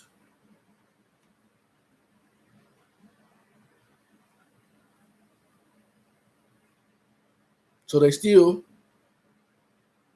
have credit and lawful money that belongs to all of us, Israelites, American Israelites, to make sure that we never go hungry or anything like that. That's why the Most High said, my people shall eat, and they shall not be hungry. My people destroy for lack of knowledge. You got knowledge now.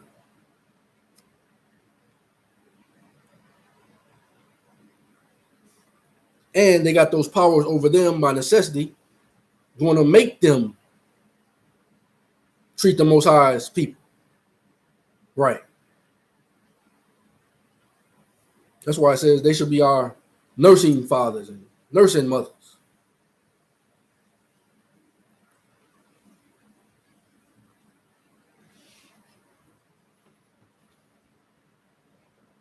So the Most High already had all this figured out. Why are you worrying?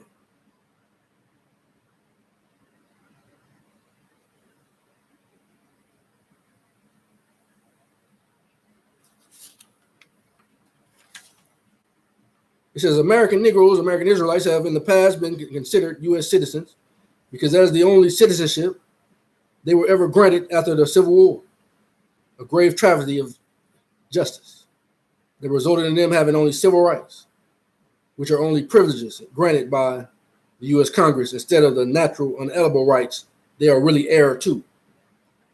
They were also claimed as chattel backing the debt of the United States corporation, prohibition, abolishing slavery and peonage.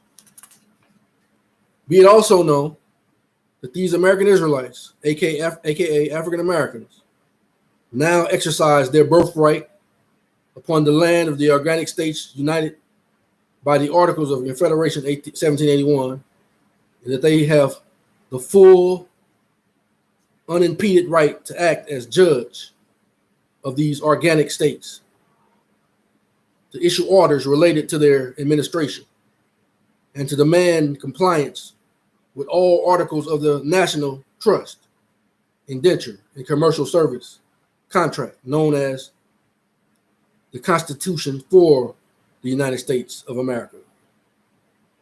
The one with the capital T, capital C, small f, small t, small u, capital S, small o, capital A. The Constitution for the United States of America. And all related international treaty provisions owed to us Israelites, American Israelites, by the United States of America Minor and the United Nations and the city-state of the Westminster and any successors, executors, administrators, corporate officers, elected or appointed officials, trustees, agents, agencies, franchise operators, and employees thereof, therefore, now and in perpetuity. What has been done for you?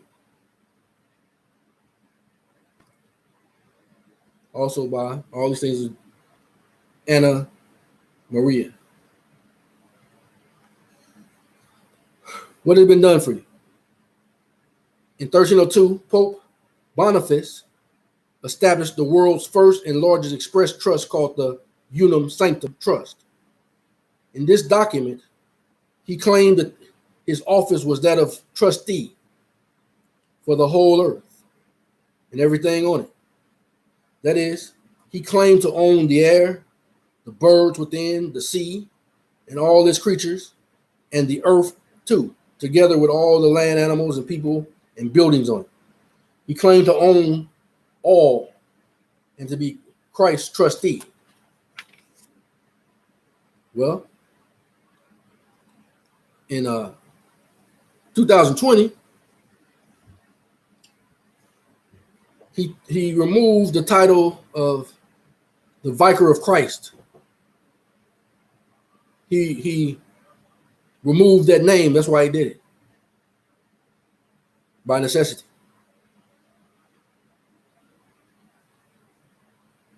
Because everything was given back to us. The air jurisdiction, besides containing birds, contains spirits, demons, angels, electric currents, sound wave, and more in nature. That province, the church reserved for itself. Sins occur in the jurisdiction of the air. Now let me show you what the Most High says in response to that. That's why he took his name off of it. Watch what the Most High said.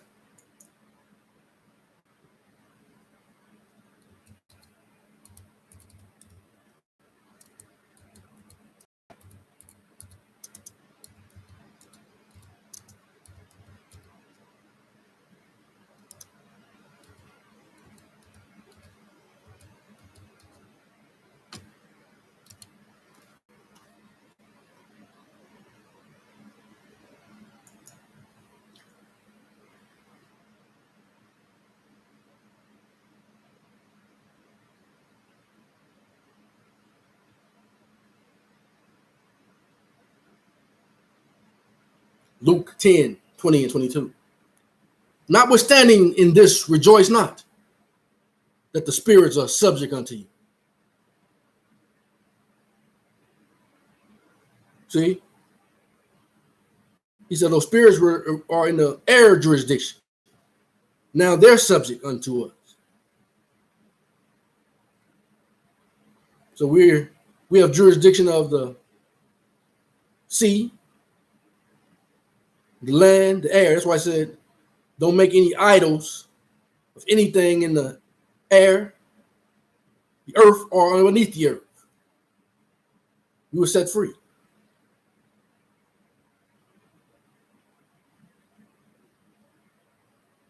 Notwithstanding in this, rejoice not that the spirits are subject unto you, but rather rejoice because your names are written in heaven. In that hour, Jesus rejoiced in spirit and said, I thank thee, O Father, deliverer of heaven and earth, that thou hast hid these things from the wise and prudent, and hast revealed them unto babes. Even so, Father, for so it seemed good in thy sight. All things are delivered to me of my Father, and no man knoweth who the Son is but the Father, and who the Father is but the Son, and he to whom the Son will reveal him.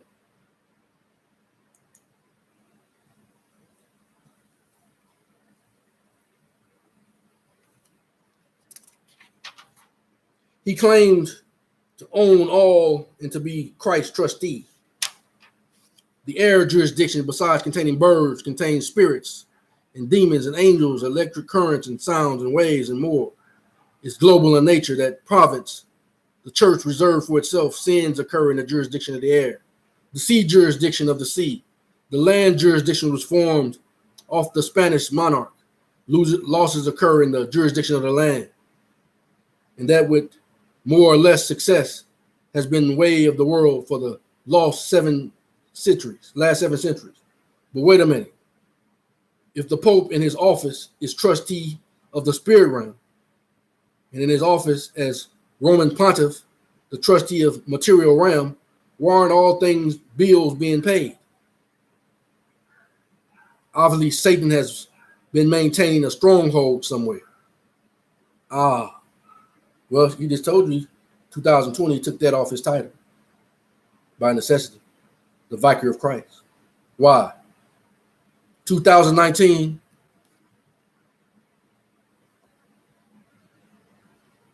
the prophets were back.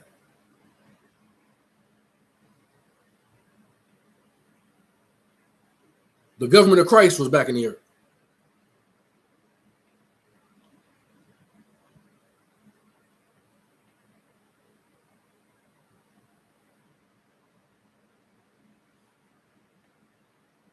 Even though Jesus and Satan played for keeps, it wasn't the risen Christ that paid for all the sins and debts of the world. It was a very real, very material man. That's why he also says he came in the flesh. My brethren, my kinsmen, according to the flesh, who are Israelites.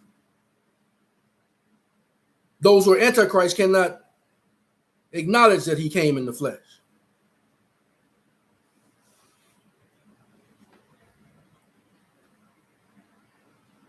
It was a very real, very material man, a carpenter from Galilee.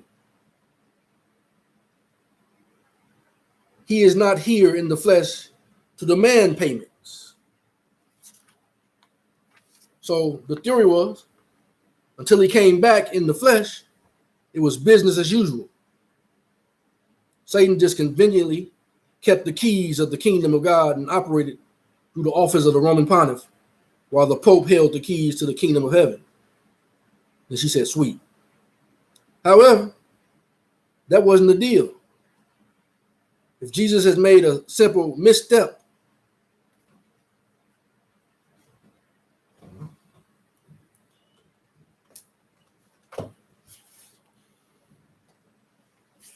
he's not in here to flesh, but we are.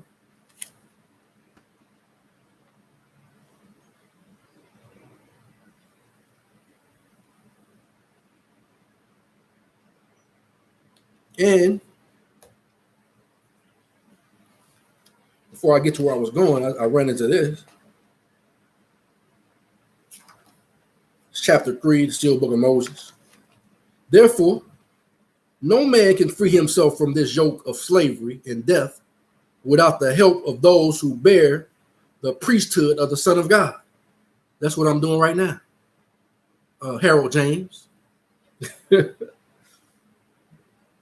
Israel, do you feel your help? Jesus is my help, my help. Therefore, no man can free himself from this yoke of slavery and death without the help of those who bear the priesthood of the Son of God.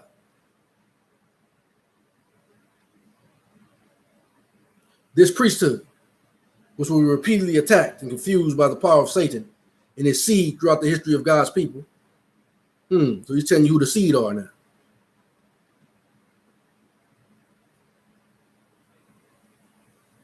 On the other hand, the designated seed, not to come from the corruptible seed of Adam. So it didn't come from Esau. There's only 2 churches. 2 nations was born in her womb, their mother womb.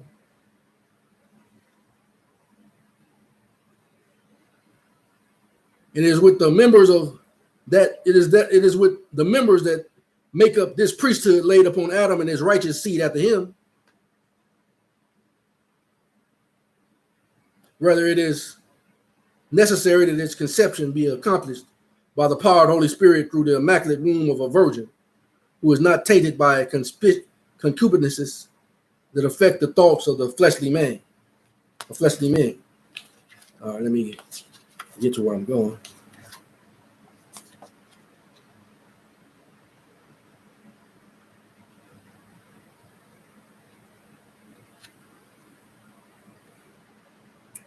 Let me stop at another spot. This is chapter 57 to 59. Now, this is the great mystery which I, Moses, must keep hidden from the world until the deliverer finds it prudent to reveal it to the sons of men. For if it is the key to operating the priesthood of the Son of God, and for the purpose of no one to usurp his name. See, that's what their Pope did. He usurped his name. But now that his priesthood is back, he took it off. And for the purpose of no one to usurp his name, it was that the priesthood in the days of Abraham was called the priesthood of Melchizedek.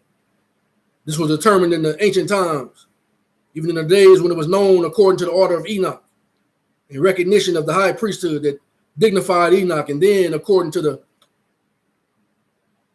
order of Melchizedek in honor of the great high priest of who was Melchizedek when he reigned over Salem, obtaining double peace under his rule, both in the position he held as king and in the office as high priest. It was therefore out of reverence for the name of God that this holy priesthood, according to the order of the only begotten Son, which is found in the likeness of the Father, who par excellence received the same name as his. Yea, it is in him that one fulfills the words directed to me, Moses, by the great Yahweh, when one said, behold, I send an angel before me to keep thee in the way and to bring thee into the place which I prepared. Beware of him and obey his voice. Provoke him not, for he will not pardon your transgressions. For my name is in him. Remember, he told you to warn you in his name, and his name is in us, who are called for this purpose. And since no other angel has inherited a name like his, is therefore as excellent as I am.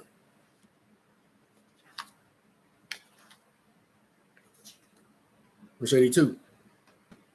Therefore, the priesthood presidency of the Son of God belongs rightfully to the literal descendants of the chosen seed, to whom the covenant promises have been made. So the covenant promises have been and will be made. In the same order that has always existed, will exist until the end of the world. Therefore, Adam, the president of the high priesthood in his day, spread the gospel with Seth and came to confer priesthood upon Enos, son of Seth, when he was 130 years old.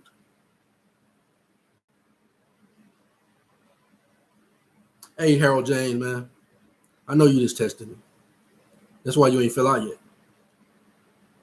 Because you're probably one of the good guys. You probably just tested me.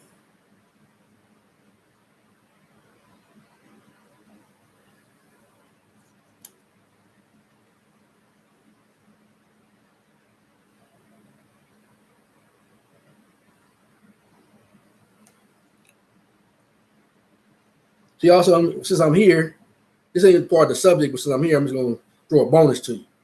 See, all these other names, the wicked applied this to Yahweh. Chapter 4, verse 3. In turn, some descendants of the son of Cain, in their own way, also began to verbally invoke the name of God of Adam. That's why you got so many names for God.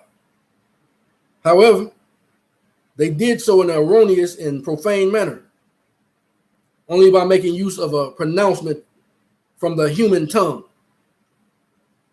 And with this, they began to make for themselves idols of stones and wood in order to worship him.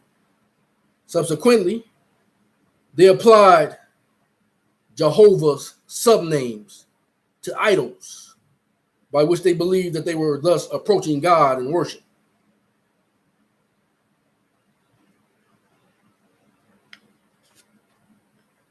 Jehovah Jireh, Jehovah this, Jehovah that.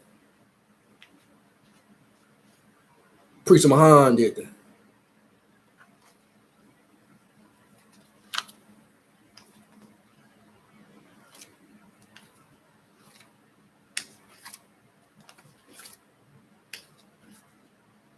Verse 62.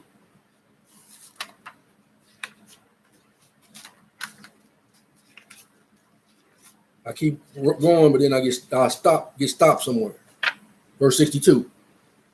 Seal Book of Moses, chapter 4, verse 62. Therefore, those who are born high priests among men on the earth are seers, chosen and ordained by God in the spirit world, and are sent when the gospel and its doctrines change. It is necessary to restore the commandments of God and his doctrine change.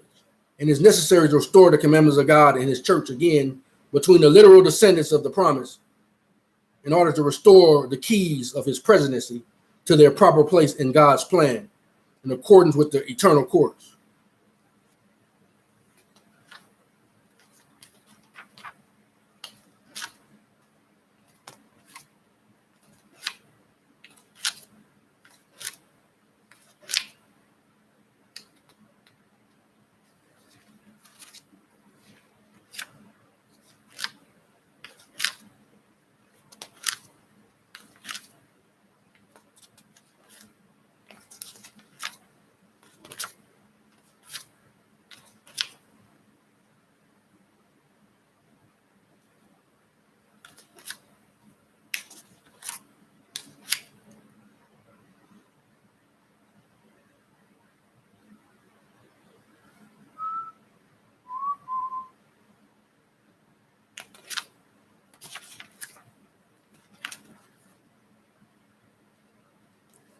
All right. Now,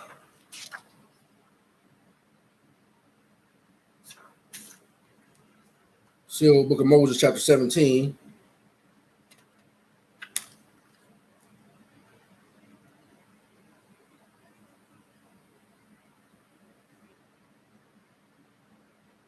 I'll start at verse 10.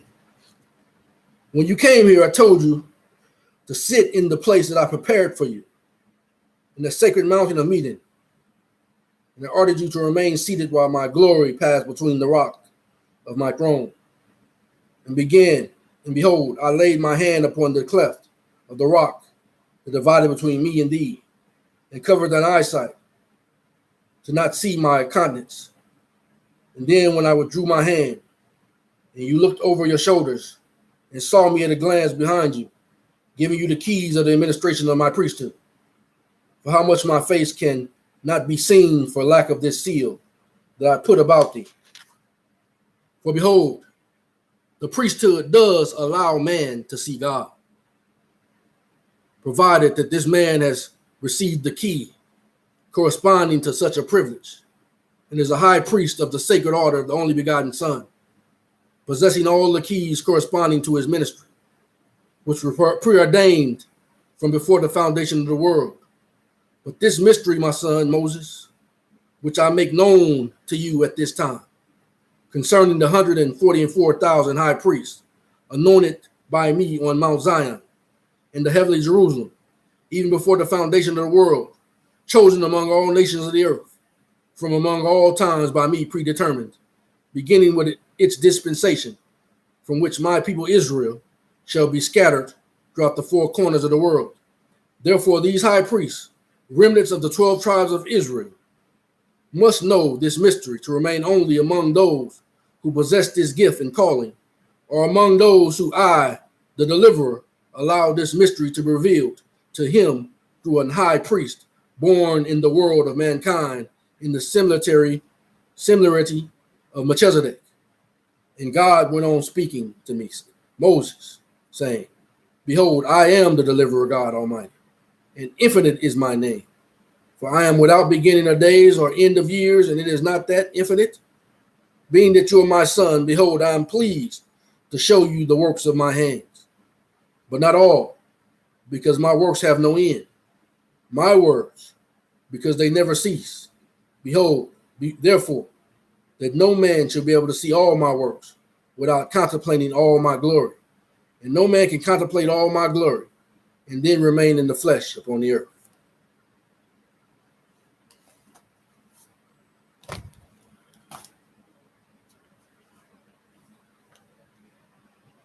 Go back to her writing.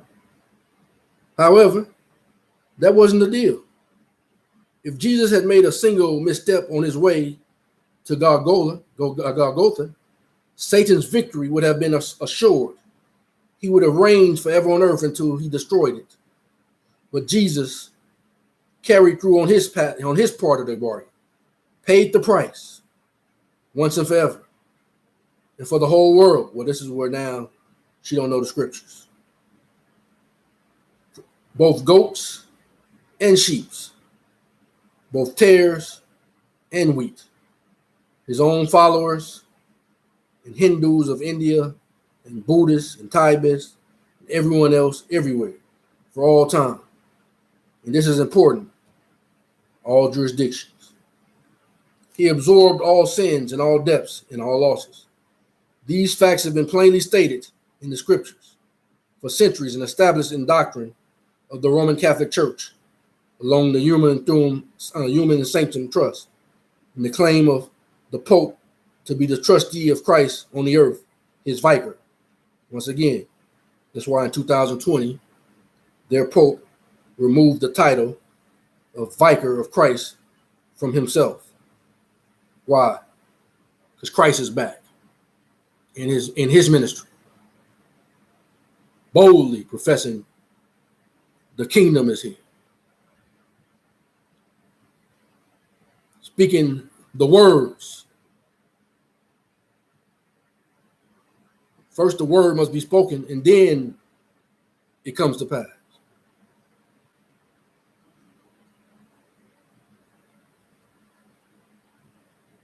So let there be, and it is. It's fine. So it's time for someone, a beneficiary acting as Jesus' fiduciary deputy in the flesh, to pull the plug. She said, please see the attached payment bond. I presented it to Cardinal Momberth, the head of the Vatican Chancery Court, as of January 6, 2017. And I said, let's see what Christ actually said.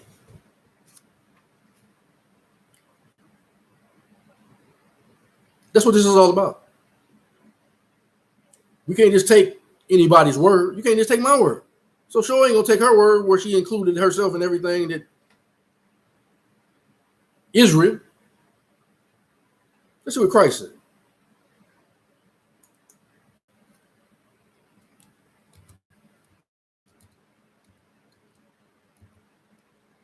Isaiah 44, 1 through 5.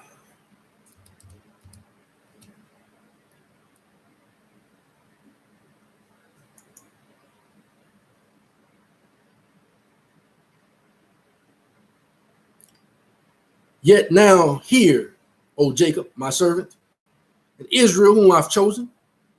Thus says the Lord that made thee and formed thee from the womb, which will help thee. Fear not, O Jacob, my servant, and thou, Jerusalem, whom I have chosen. So they'll let you know right there when they said those who have fought against Jerusalem. For I will pour water upon him that is thirsty, and floods upon the dry ground. I will pour my spirit upon thy seed. The same thing that the Third Testament said. He only reincarnates among those, that Mexican nation, who he found to be humble.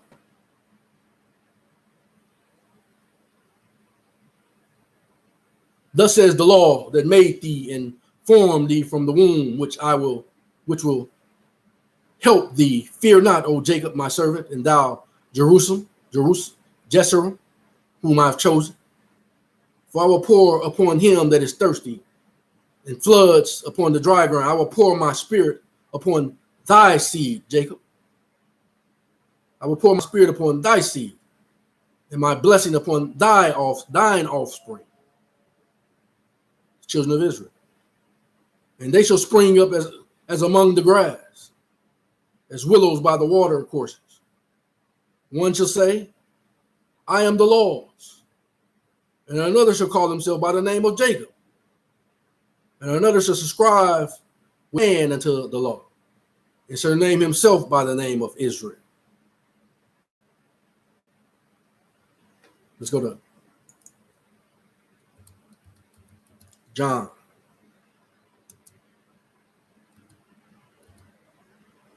(17) 6 through 19.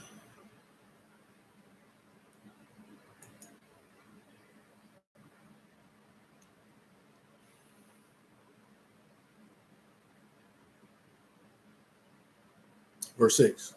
I have manifested thy name unto the men which thou gavest me out of the world.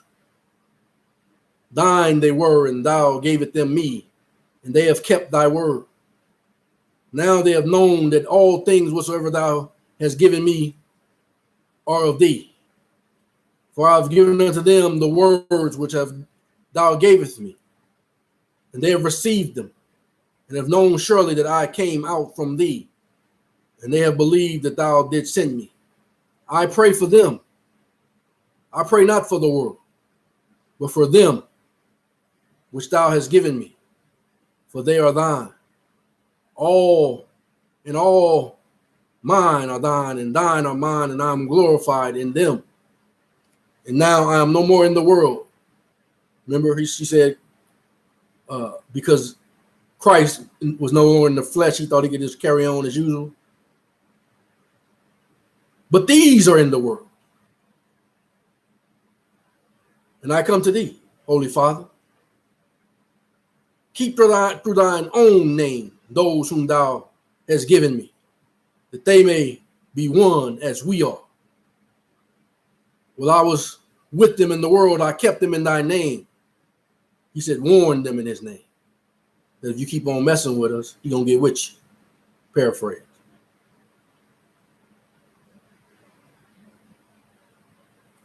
While I was with them in the world, I kept them in thy name. Those that thou gavest me, I have kept. And none of them is lost, but the son of perdition. That's them people that's of the bloodline of Cain. The Freemasons and all those. That the scriptures might be fulfilled. And now come I to thee. And these things I speak in the world, that they might have my joy fulfilled in themselves. I have given them thy word, and the world has hated them, because they are not of the world, even as I am not of the world. I pray not that thou shalt take them out of the world, but thou shalt keep them from the evil. He already told you he's going to keep them from the evil if you do what he say. And he's going to make them give you back fourfold what they took from you. They are not of the world, even as I am not of the world. Sanctify them through thy truth. Thy word is truth. As thou hast sent me into the world, even so I have sent them into the world. And for their sakes I sanctify myself, that they also may be sanctified through the truth.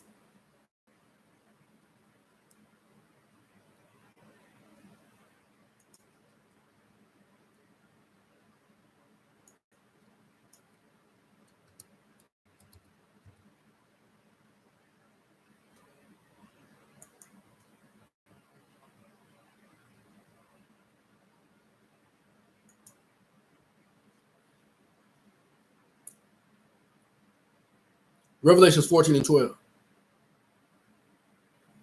Here's the patience of the saints. Here are they that keep the commandments of God in the faith of Jesus.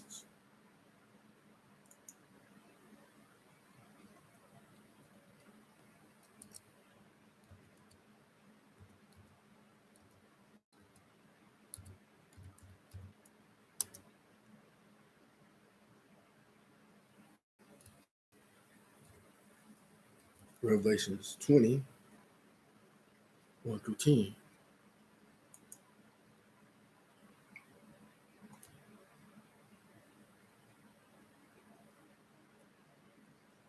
Thank you, Most High.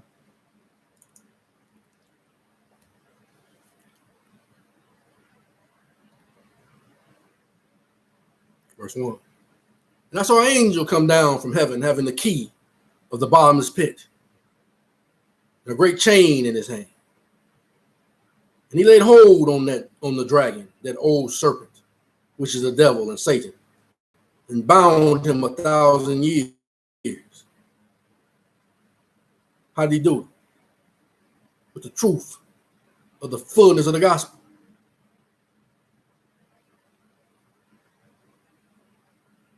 And he made them testify to the truth by necessity.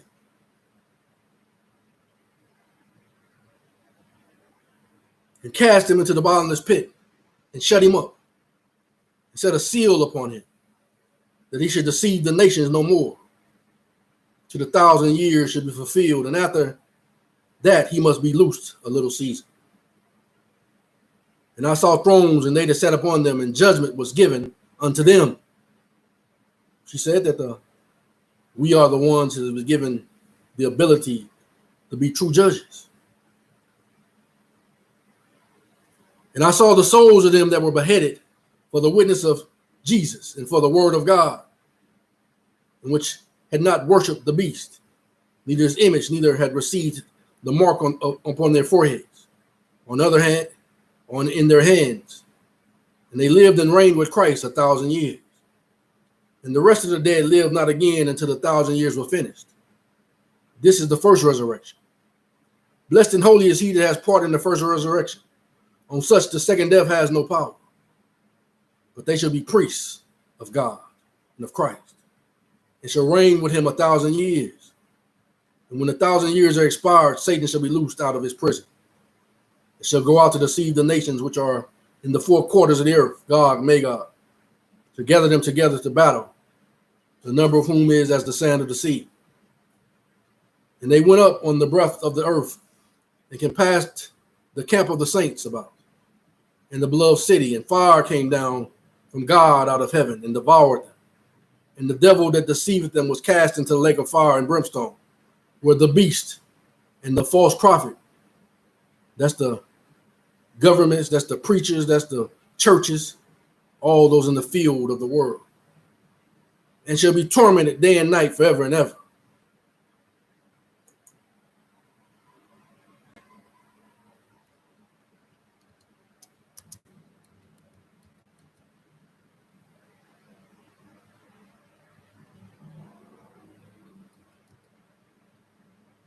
That's in Thessalonians 2 and 8.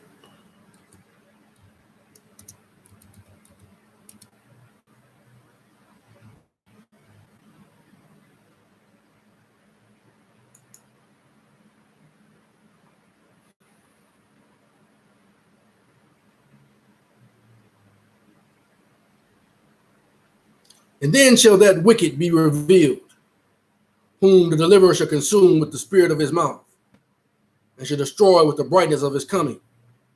We're destroying that wickedness right now with the spirit of his mouth. And we're coming with that bright light right now, that knowledge. The knowledge that you really want. Knowledge.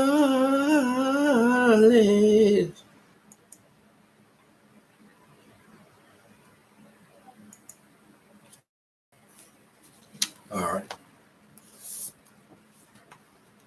Going back to the sealed portion. chapter 91.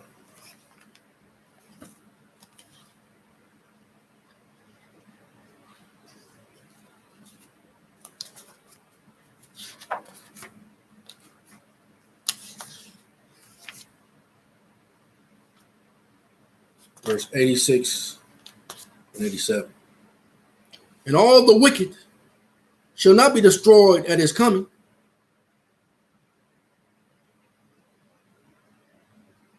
For they are the bad fruit which shall be allowed to stay upon the earth and shall be removed as the good shall grow. Behold, the wicked of the earth shall be taught the gospel of Christ according to their ability to understand it and abide by its precepts. But as righteousness begins to sweep the earth, the wicked will no longer remain thereon, have been taught the gospel and been overcome by its power.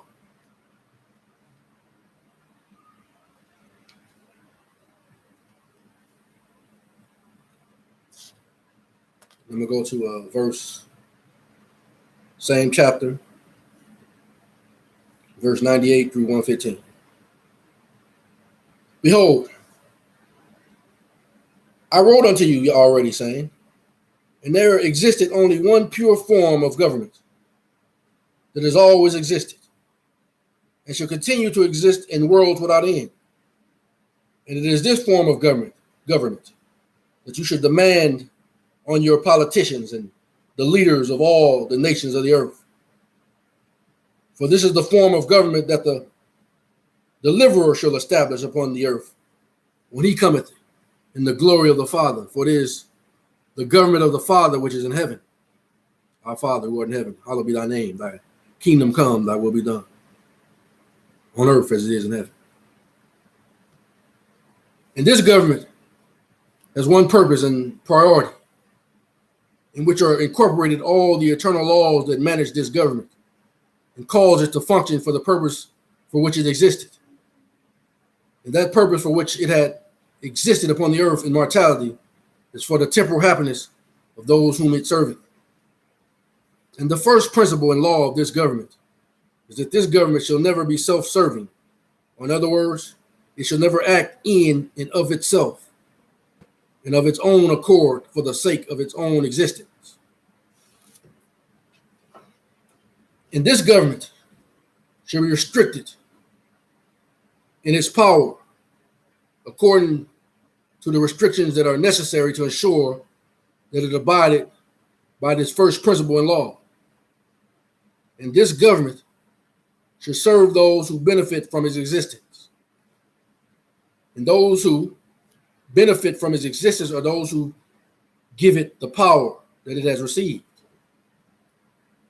Power to the people. And the power that it has received has been given to this government to serve those who have given it its power.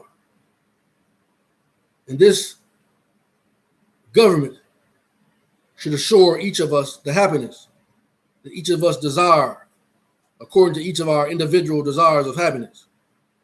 And the second principle and law of this internal government is that it will guarantee the freedom or the free agency of all those whom it serveth. And this free agency that it guaranteed, that's why it says this world will be made for few. And this free agency that is guaranteed restricted those that it serveth from infringing upon the free agency of another, and from having another infringe on the free agency that each of those it serveth possesseth. And this government will do nothing that infringes upon the free agency of those whom it serveth, except in defending the free agency of another from being infringed upon. And the third principle and law of this eternal government is that it shall provide the means whereby those whom it serveth may have equal opportunity to experience the happiness that they desire. And because it was not the choice of those whom it serveth to exist, this government must provide those things that are necessary to fulfill the measure and purpose of their creation, which purpose is their individual happiness. And this government should not compel any to use those things which it has provided for its people, so they might find happiness that they desire. And this government should not compel any to use those things which it has provided for its people, so that they might find the happiness that they desire for it. For if this government were to compel the people in any of these things, then it would break the second law that governed it by taking away their free agency. And these are the three main principles and laws of a righteous and just government. And these principles and laws of government should exist to serve those who have established this government. And they should exist to assure the freedom of those whom this government serves. And they should exist to provide equality for all those whom this government serveth.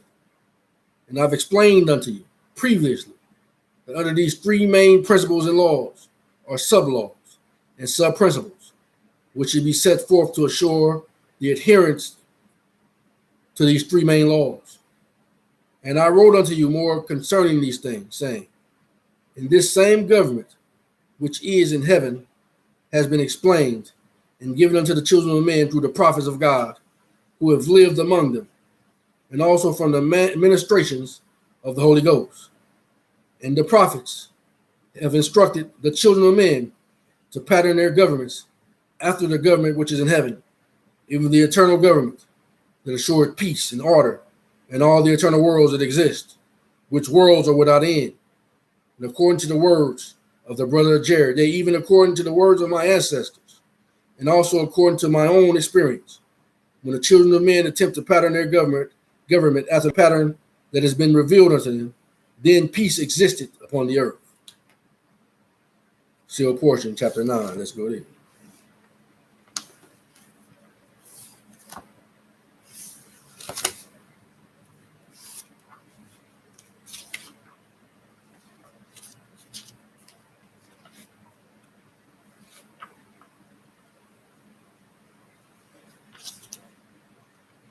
Chapter 9.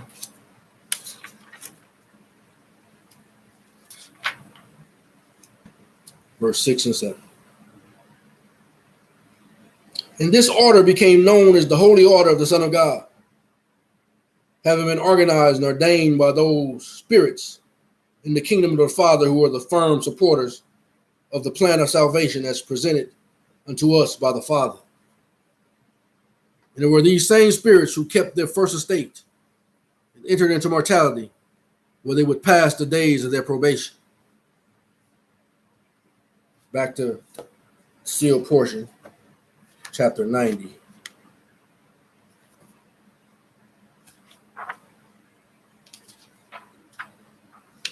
Verse 41.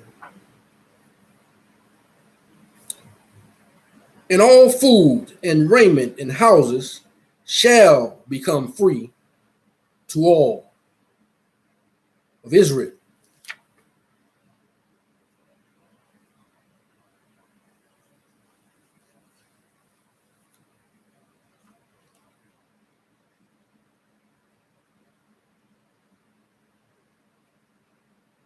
Verse 50. Therefore, my brothers and sisters, call upon the rich and the governments that have power over you and demand of them in righteousness, that they provide for you the necessities that you require to sustain your lives.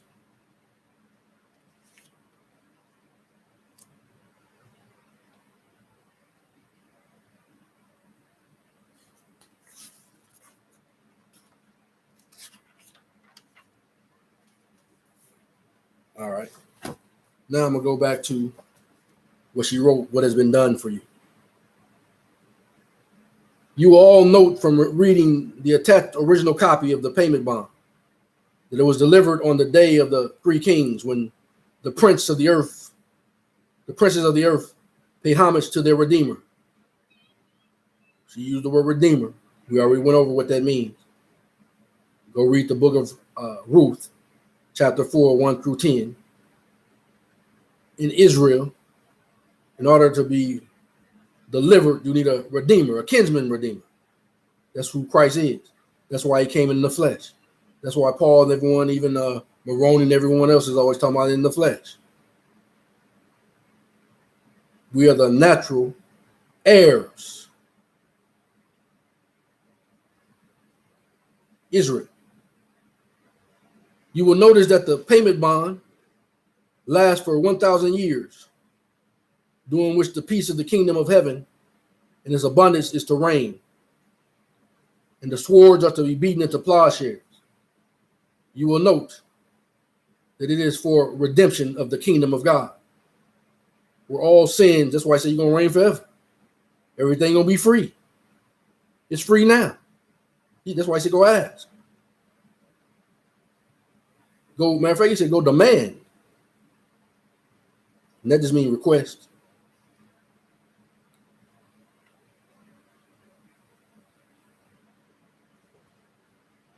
But he said, but don't, if they don't do it, don't get mad at them. There's going to be just more eyes getting melted out and tongues dissolved. That's all.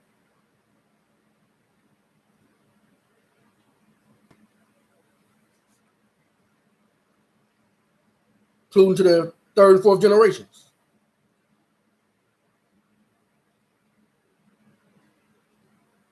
You will note that it is for redemption of the kingdom of God, where all sins and debts and losses are stored up. You will note that it is for all names or names of any kind. That's what he said, all names. She already let you know, because all things been restored to you, including names. That's what she's telling you. It's already here. You will note that it puts an end to the doctrine of scarcity. That it proclaims that the law of heaven is in force on earth to keep the peace, to love each other, and to do no harm.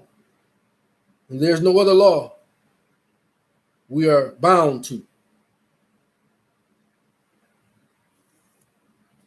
This has been for each and every one of you. Well, this is her talking. Regardless of your belief or disbelief, your faith or lack of faith thereof. You have been what did I write? You have been dearly bought and are now redeemed,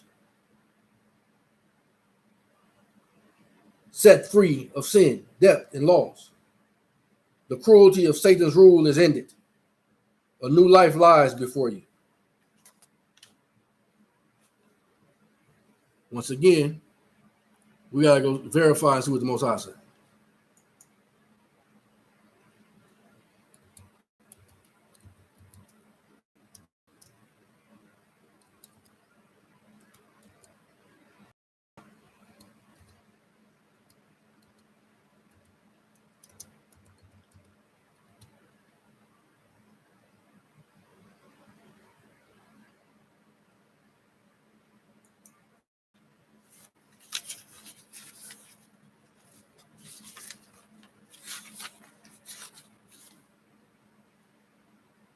John 11:24-26.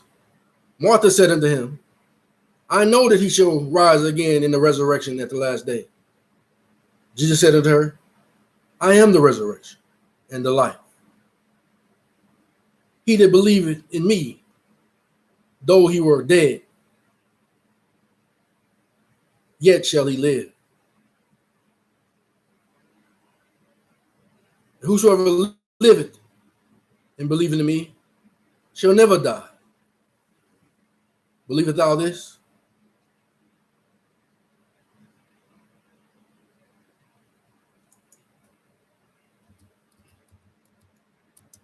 John 1:11-1:14.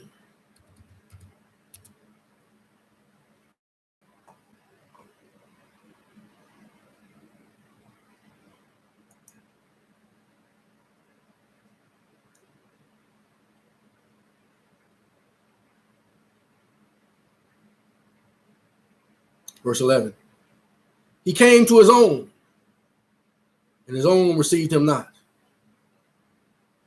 But as many as received him of his own, to them gave he power to become the sons of God, even to them that believe on his name, which were born not of blood, nor of the will of flesh, nor of the will of man, but of God.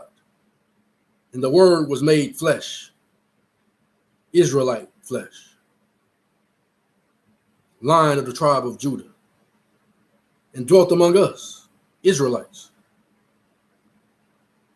And we beheld his glory, the glory as of the only begotten of the Father, full of grace and truth.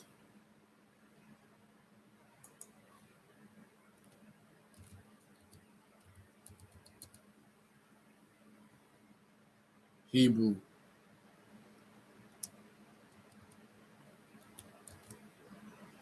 11. What was that? Hebrew 11, 6 through 8.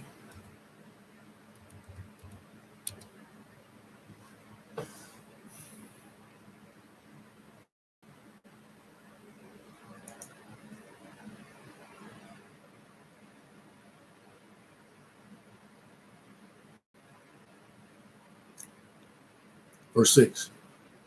She said he died without faith and whatever. But without faith, it is impossible to please him. For he that cometh to God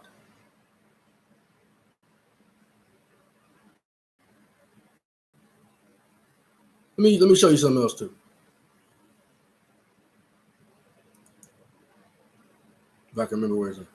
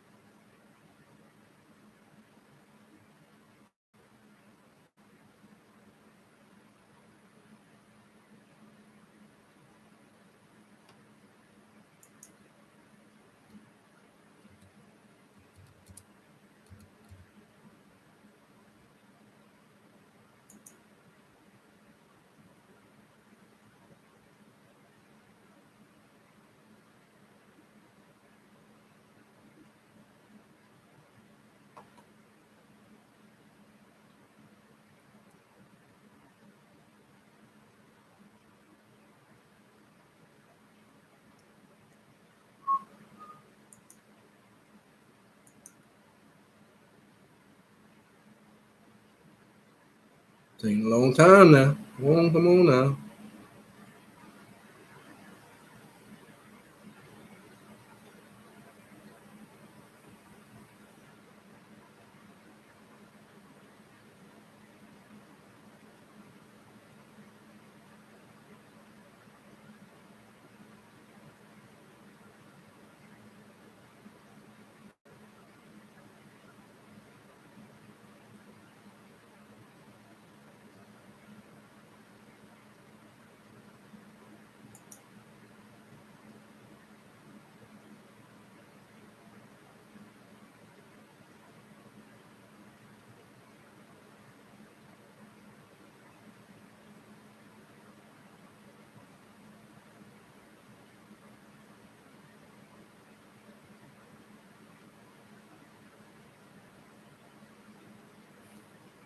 Well, I'm at etymology.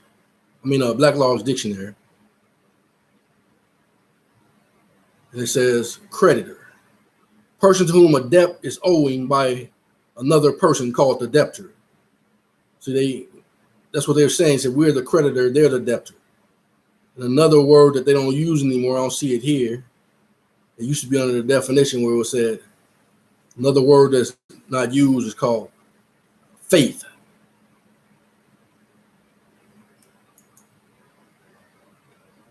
But the part of faith that they still use is called good faith.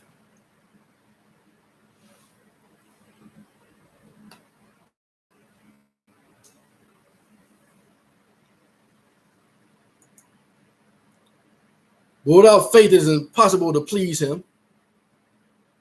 But he that cometh to God must believe that he is, and he is a rewarder of them that diligently seek him.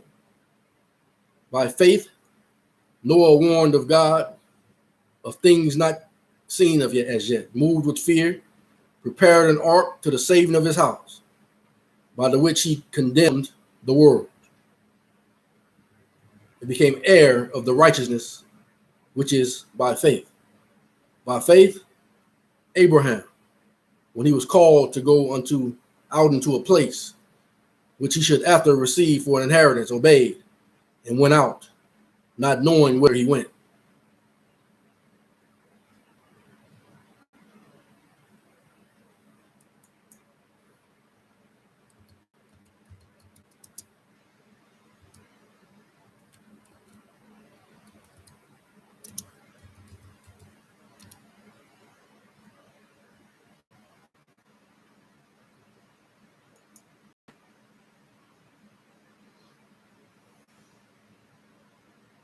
John 8:44. Ye are of your father the devil, and the lust of your father you will do. He was a murderer from the beginning, and abode not in the truth, because there is no truth in him. When he speaketh a lie, he speaketh of his own. For he is a liar. For he is a liar and the father of it.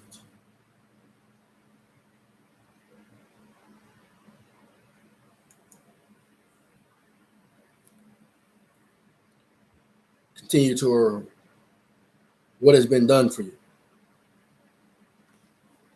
So embracing it in this new life, leave behind the ideal of differences in tribes.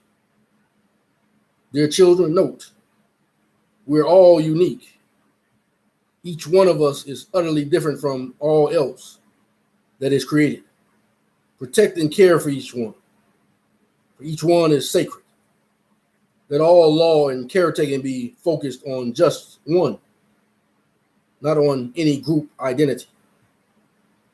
As long as we define ourselves to a world in which bigger nations will always subjugate smaller nations, and larger gangs will punish smaller gangs. Let this thinking go. This sounds like, you know how the Israelites, that we call African Americans, get abused, but Christianity always tells you to forgive everybody. Although you killed everybody in the family, you did all this stuff, I forgive you. Although you did all this stuff to me, don't worry about it. After they done had they reign, now all of a sudden, don't worry about no tribe stuff, don't worry about all that stuff. And they've been using tribalism on you the whole time, white supremacy. Now, like I say, if you feel that's not you, let it run down your back. Because you can't say ain't nobody using white supremacy. You're a liar if you can't say that. As long as we define ourselves to a world in which bigger nations will always subjugate smaller nations and larger gangs will punish smaller gangs, let this thinking go. Let all tribalisms diminish until it is only a dim memory. In the end, there is only each one of you, utterly precious, utterly unique, and all that is that you are part of.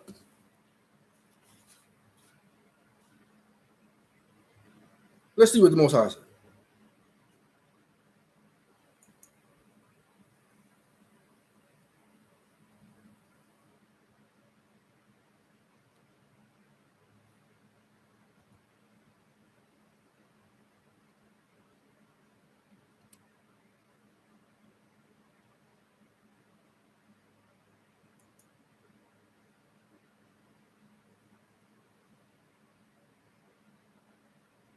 Lamentations 4:21-22. Rejoice and be glad, O daughter of Edom, that dwelleth in the land of Uz. The cup also shall pass through unto thee. Thou shalt be drunken, and shall make thyself naked. The punishment of thine iniquity is accomplished, O daughter of Zion. See, our punishment is over. He will no longer more carry thee away into captivity. He will visit thine iniquity, O daughter of Edom. He will discover thy sins.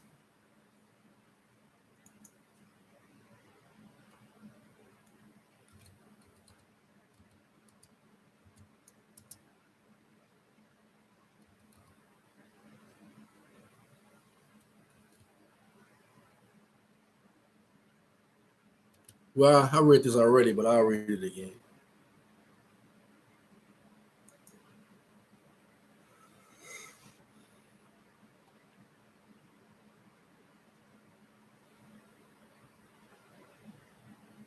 Isaiah 54. Sing, O barren, thou that didst not bear. Break forth into singing and cry aloud, thou that didst not travail with child. For more are the children of the desolate than the children of the married wife, says the Lord. Enlarge the place of thy tent, and let them stretch forth the curtains of thine habitation. Spare not, lengthen thy cords and strengthen thy stakes.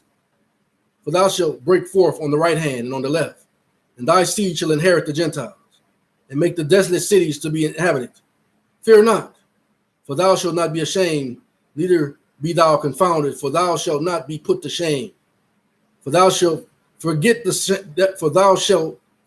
shame of thy youth, and shalt not remember the reproach of thy widowhood anymore. For thy maker is thine husband, and the law of hosts is his name. And thy Redeemer, the Holy One of Israel, the God of the whole earth, shall he be called. Just because Israel is broadened his horizon and inherited the Gentile. For the law has called thee as a woman forsaken and grieved in spirit, and a wife of youth when thou was refused, says thy God. For a small moment have I forsaken thee. With great mercies will I gather thee. In a little wrath I hid my face from thee for a moment, but with everlasting kindness will I have mercy on thee, says the law of thy Redeemer. For this is as the waters of Noah unto me. For as I have sworn that the waters of Noah should no more go over the earth, so have I sworn that I would not be wroth with thee, nor rebuke thee. For the mountains shall depart and the hills be removed, but my kindness shall not depart from thee. Neither shall the covenant of my peace be removed, says the law that has mercy on thee. O thou afflicted, tossed with tempest, and not comforted. Behold, I will lay thy stones with fair colors, and lay thy foundations with sapphires. And I will make thy widows of the gates, and thy gates of carbuncle, and all thy borders of pleasant stones, and all thy children shall be taught of the law, and great shall be the peace of thy children. In righteousness shalt thou be established. Thou shalt be far from oppression, for thou shalt not fear, and from terror, for it shall not come near thee. Behold, they shall surely gather together, but not by me. Whosoever shall gather together against thee shall fall for thy sake. Behold, I have created the smith that bloweth the coals in the fire, and that bringeth forth an instrument for his work. And I have created the waster to destroy. No weapon that is formed against thee shall prosper. And every tongue that shall rise against thee in judgment, thou shalt condemn. This is the heritage of the servants of the law, and their righteousness is of me, says the law. We're going to Isaiah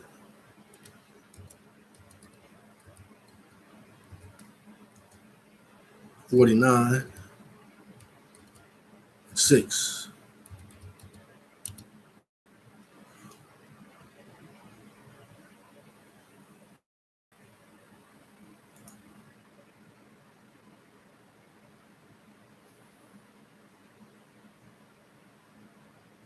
And he said, it is a light thing that thou shouldst be my servant to raise up the tribes of Jacob, and to restore the preserved of Israel. And I will also give thee for a light to the Gentiles, that thou mayest be my salvation unto the end of the earth.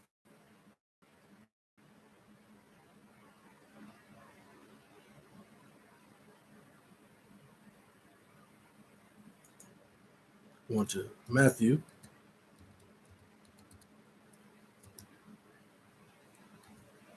25, 31 through 46.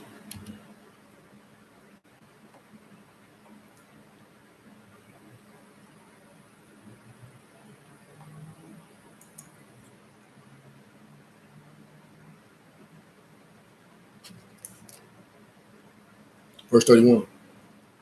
When the Son of Man shall come in his glory, and all the holy angels with him. This is all of our kinfolks. Since the time of Adam until now. It has crossed over. When the Son of Man shall come in his glory, and all the holy angels with him, then shall he sit upon the throne of his glory, and before him shall be gathered all nations, and he shall separate them one from another, as a shepherd divided his sheep from the goats. She said he died for the goats and the sheep. Well, some goats will come back. And he shall set the sheep on his right hand, but the goats on the left. Then shall the king, but this is in Israel, the goats in Israel.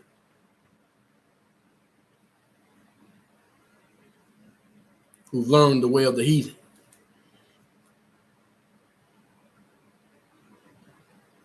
Then shall the king say unto them on his right hand, Come, you blessed of my Father. Inherit the kingdom prepared for you from the foundation of the world. For I was hungry, and you gave me meat. I was thirsty, and you gave me drink. I was a stranger, and you took me in. Naked, you clothed me. I was sick, and you visited me. I was in prison, and you came unto me. Then shall the righteous answer him, saying, Deliverer, when saw we then thee in a hungered, and fed thee, or thirsty, and gave thee to drink? When saw we thee a stranger, and took thee in, or naked, and clothed thee? Or when saw we thee sick, and are in prison, and came unto thee? And the king shall answer and say unto them, Verily I say unto you, inasmuch as you have done it unto the least of these my brethren, you have done it unto me. See, he's talking about Israelites.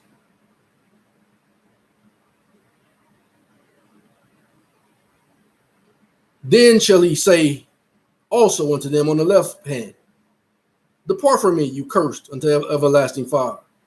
These are the goats, prepared for the devil and his angels. We got a lot of Israelites who done try to learn that way of the heathen, trying to listen to Michael Jordan and them. Now they want to be called the goat. All right, keep on being called the goat. Then shall he say unto them on the left hand, Depart from me, you cursed, into everlasting fire, prepared for the devil and his angels. For I was an hungered, and you gave me no meat. I was thirsty, and you gave me no drink. I was a stranger, and you took me not in. Naked, and you clothed me not. See, the heathen always has something to say about that, though. You better not take everybody in. You might take in one of them Europeans. They'll kill everybody in your house. You stupid if you do something like that. Then you might have some people hanging around them Europeans that look like you. They'll still kill you. So they didn't learn the way of the European. He said you got to use wisdom. I only did that because it was a European outside mocking. I love you Europeans. What y'all talking about, man? Y'all all right in my book.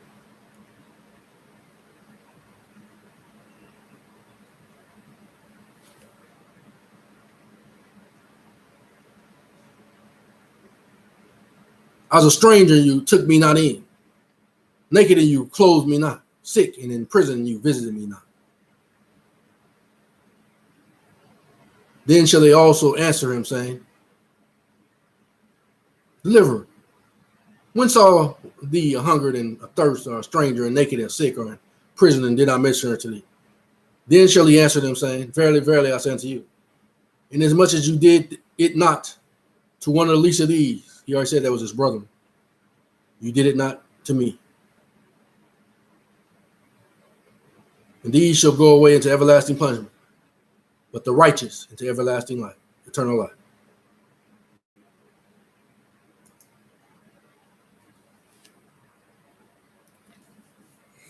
All right, let's see where we're heading now. I'm going to go back to some of her Anna Von Wright's postings. Let's see. I'm going to start off here.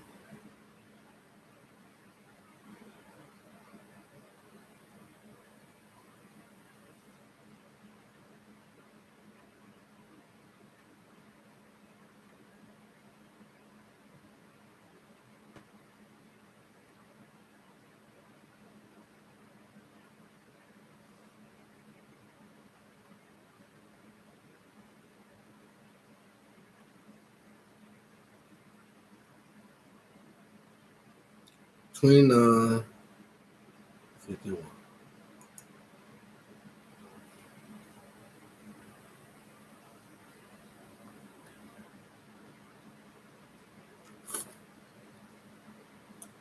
This is another of her posting. She said, "Black people, you've been conned." Well, we've all been conned, but you've been conned more than the rest of us. Everything I've seen, Martin Luther King Jr. took half of a loaf, a grant of civil rights. And that, at least temporarily, prevented recognition of the natural and inalienable rights actually owed to black people.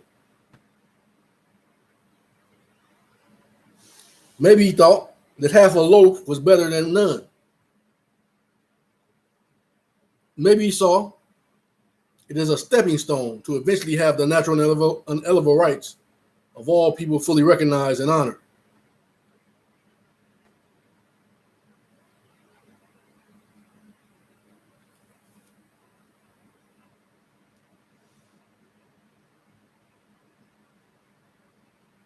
Well, we'll never know what MLK knew or what he thought about this issue, but certain other things are sure.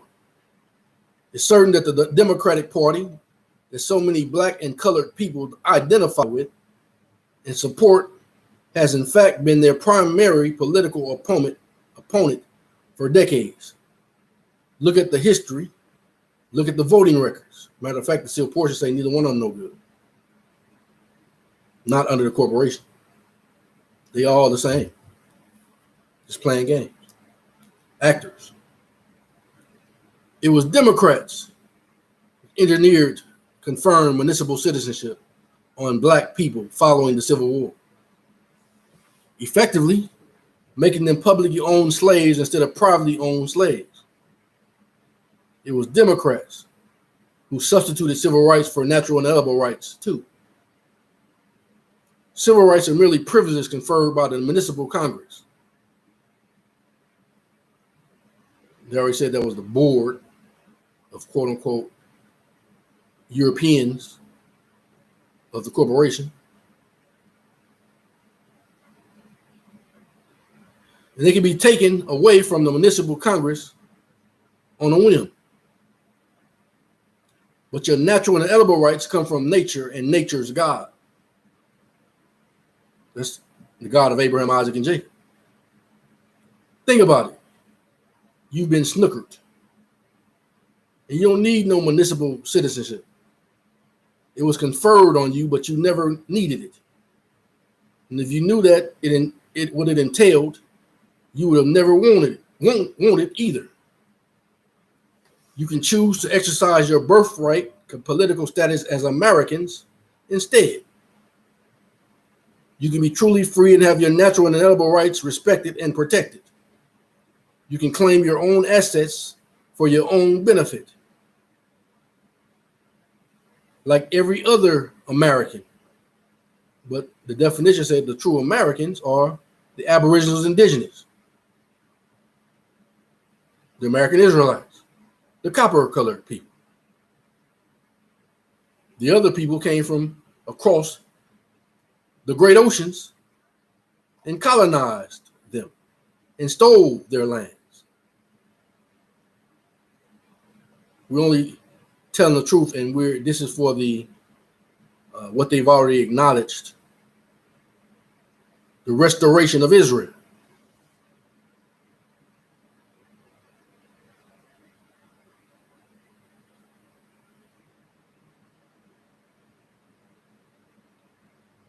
You simply need to know that you have that choice, and then you need to make it.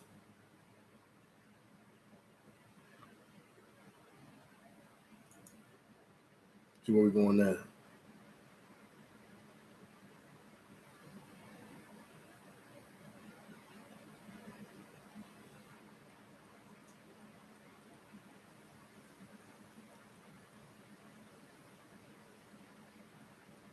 We don't even find out something about baptism right now that they know. That's why Christ and John the Baptist knew this in their day. That's why I said you need to come out of her and be rebaptized anew by and through the Spirit. This also applies for marriages.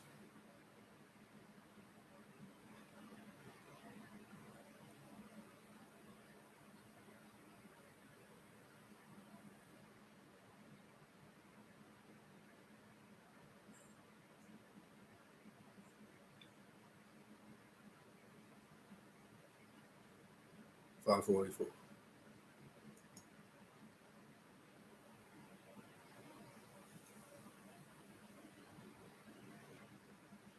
Just when you thought it couldn't get any worse.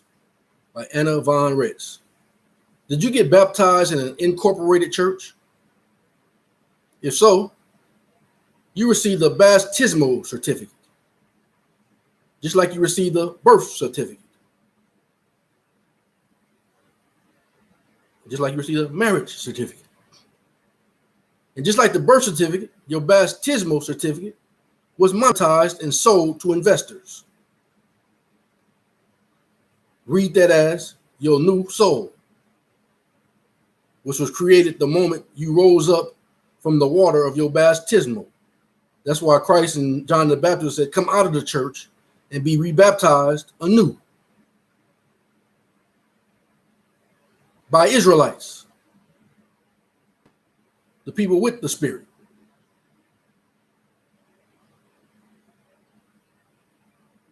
It's being bought and sold by the church corporation that baptized you and interprets your baptism as a commercial contract. Obviously, they had a different Father, Son, and Holy Ghost in mind than you did. Theirs was Marduk, Satan, and Lucifer, Trinity. They just didn't bother to tell you that.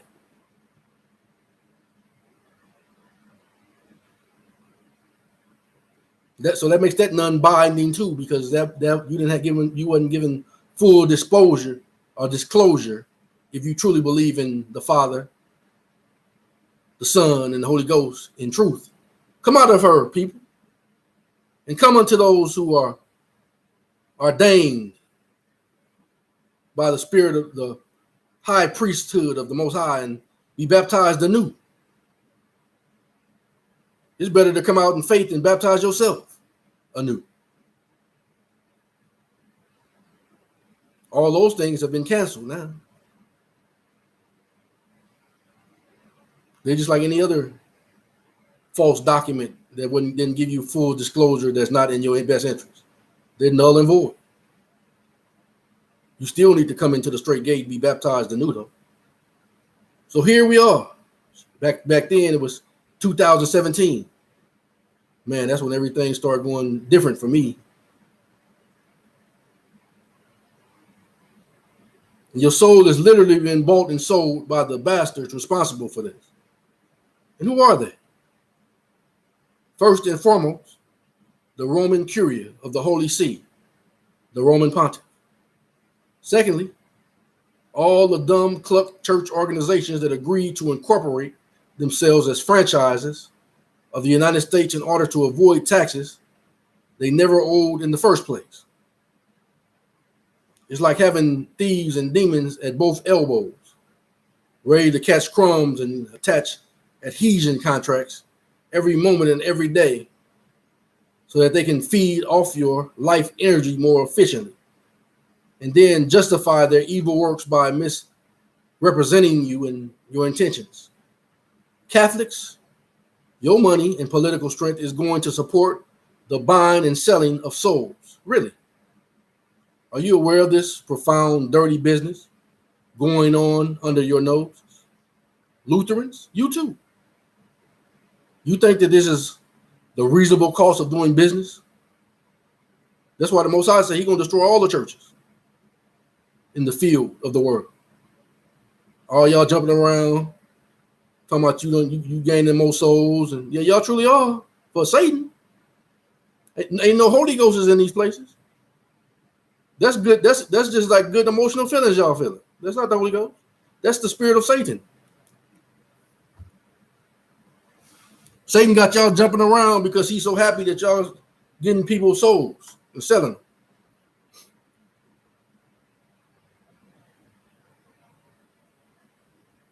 Lutherans, you too. You think that this is the reasonable cost of doing business? That you should profit from selling souls, fleecing the flock, instead of caring for it? Methodists, Church of Christ, Jehovah's Witnesses, Church of Jesus Christ of Latter-day Saints, Pentecostals, Baptists, Episcopalians, Anglicans, Anglicans. I'm sorry if I messed that name. All of you that incorporated your churches as franchises of the United States and fell into the practice of issuing baptismal certificates. Can you imagine a greater betrayal of trust than this? I can't. Folks, if you are not flabbergasted, you ought to be. If nothing else wakes you up to the evil in our midst, this must. Get on your feet and start marching. Start talking too. It's not your bodies and your homes and your businesses at risk. Your immortal soul has been trespassed upon by these vermin, sold for profit and declared dead. We must destroy these corporations and the nest of vipers giving rise to them without further ado and without apology. By all means, politically and practical. There can be no tolerance for this abomination, now or ever. Tell your priests and ministers and pastors to pull the plug and cancel all applications and articles of incorporation related to your churches.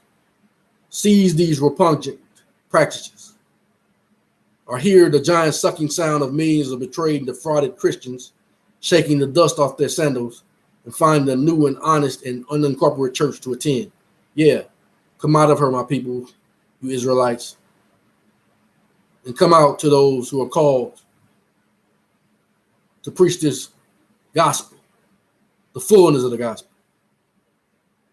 and be baptized anew. You can't find anyone, you don't have the ability to find anyone. Go to the pool, cry out to the Father in faith, and rebaptize yourself under the holy order. Israel.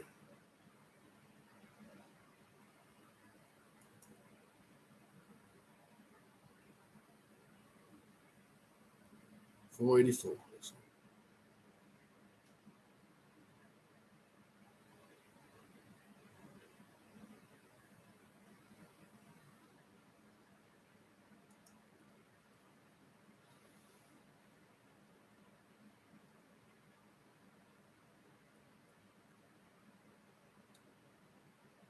$484.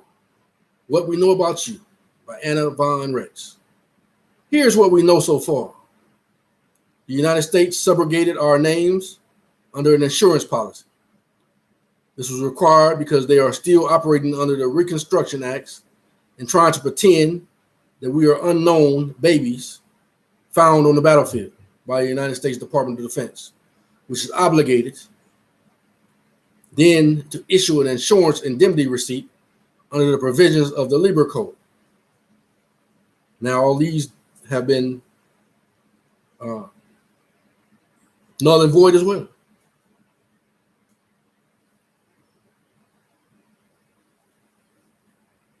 The birth certificates actually need to be cashed out and given back to you, Israel.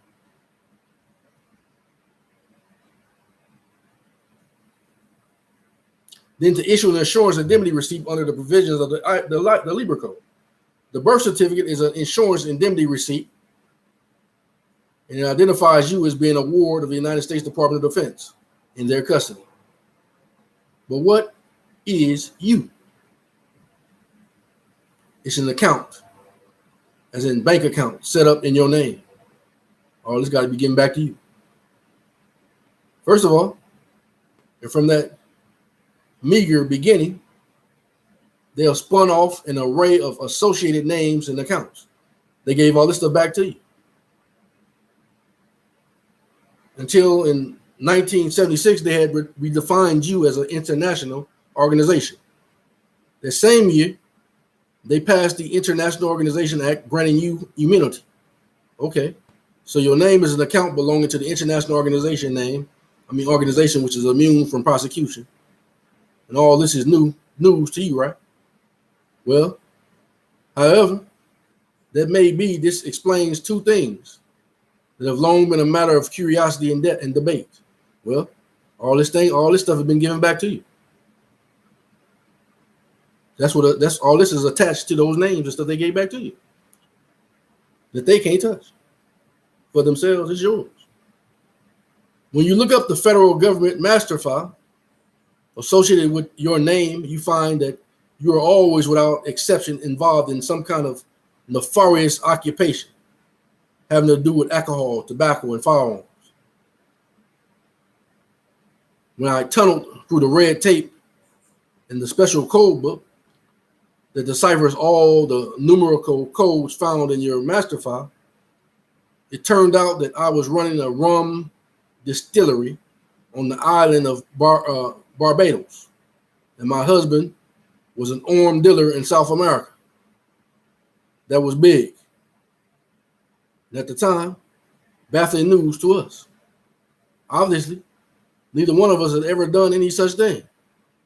But that is what the master file attached to our names said. Please note that alcohol, tobacco, and firearm are all federally controlled substances.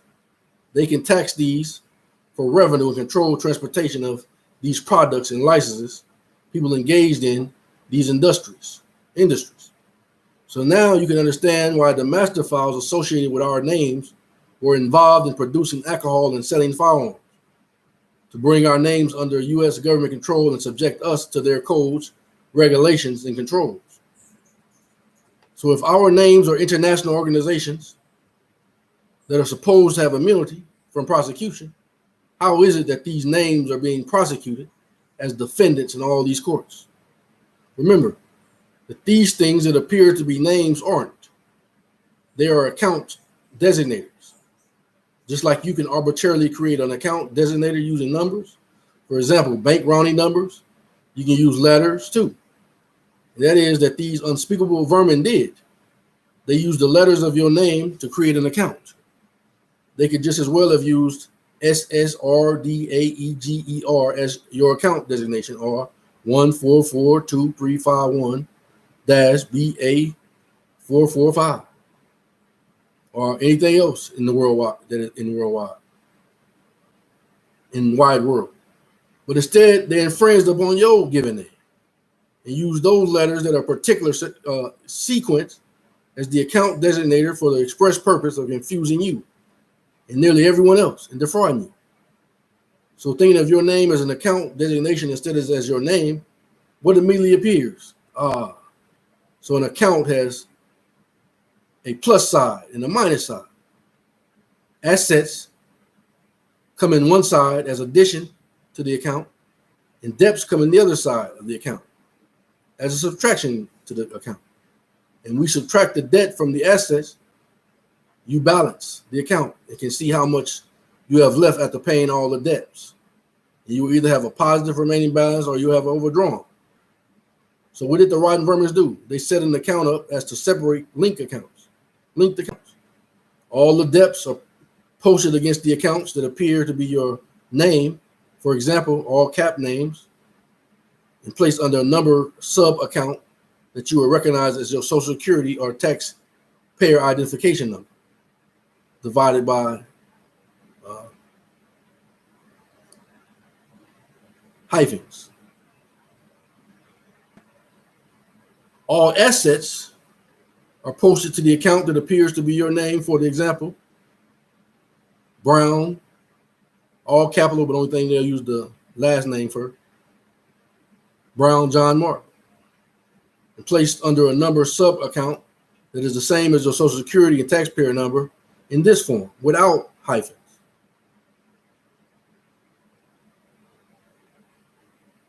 Same number, just without the dashes. That was the word I was looking for. Then to make a fraud seem complete, you create two different agencies to do the bookkeeping. You make the IRS responsible. Allegedly, the IRS is no more.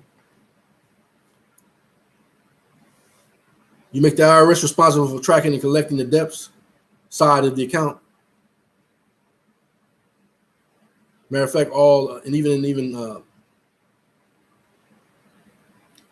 houses that's already foreclosed on, that when you gave them your autograph, everything was already paid off anyway. Then they sold it to another private third party, and that third party gives you a mortgage for 30 years. It's just a collection agency, just like they are, making you pay forever again, something you already paid off. You make the IRS responsible for tracking and collecting the debt side of the account. And you make the Internal Revenue Service responsible for tracking the asset side of the account. Two completely different agencies, different addresses, different offices, different job assignments, both working under deceptive, similar names. And for the most part, unaware of the other activities. And then heavily compartmentalized within each agency, so that one hand really does know, or one hand really doesn't know what the other is doing for the most part. And you make sure that the accounts never get balanced.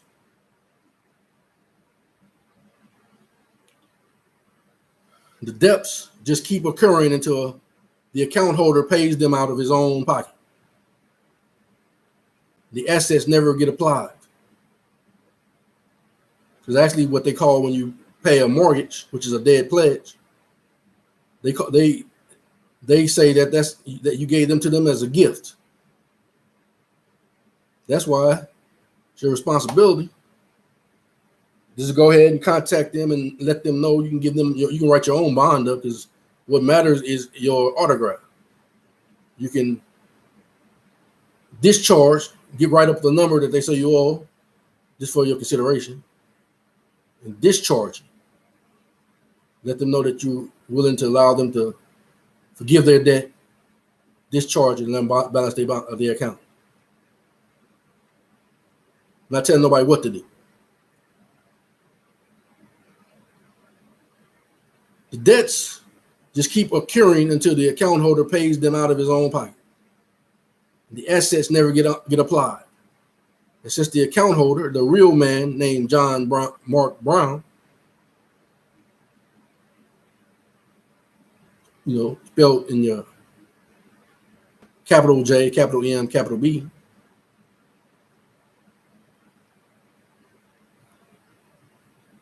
your lawful person, doesn't know a thing about any of this, he never gets to use or enjoy any of the assets being socked away in slush funds under his name. Only one side of the account is immune, the asset side. It has to be that way, because remember, the Department of Defense is on the hook guaranteeing that you come to no harm. The debt side of the account is totally open to attack. So the vermin bring their claim as a debt addressed against the debt side account. John Mark Brown, all caps, and drag him and the account holder into court, demanding payment. And good old clueless account holder John Mark Brown, in the given name, the lawful name, pays it out of his own pocket because they force him to do so. He either pays it, or they turn off his lights, stop picking up his garbage, and send armed robbers acting under color of law to evict him from his house. That's what they did to me. When all I was doing was what they told me to do.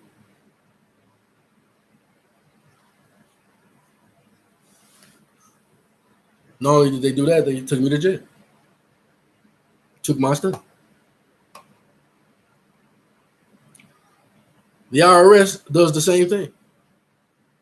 They address their claims of tax indebtedness to him, and unless the account holder pays, he gets hauled into court and accused of all sorts of crimes and assessed all sorts of fines and late fees. And if these aren't paid up and settled, the account holder gets thrown in jail. Are you all following along here and grasping how this has been done to you? And how you've been endlessly fleeced, coerced, defrauded, cheated, built, and extorted by this system? Oh, it's a system, all right. It's true gangland terminology. It's a system that would make the mafia blush. It has been here operating full tilt on your soil without a valid excuse in the world for being here since 1934. It has been cranking away with the full knowledge of the Roman Pontiff, the Holy See, the Vatican, the British Crown, the Lord Mayor of London, the Queen, and the various U.S. presidents, who were all fully responsible for defrauding the American states and people, defrauding the American Israelites.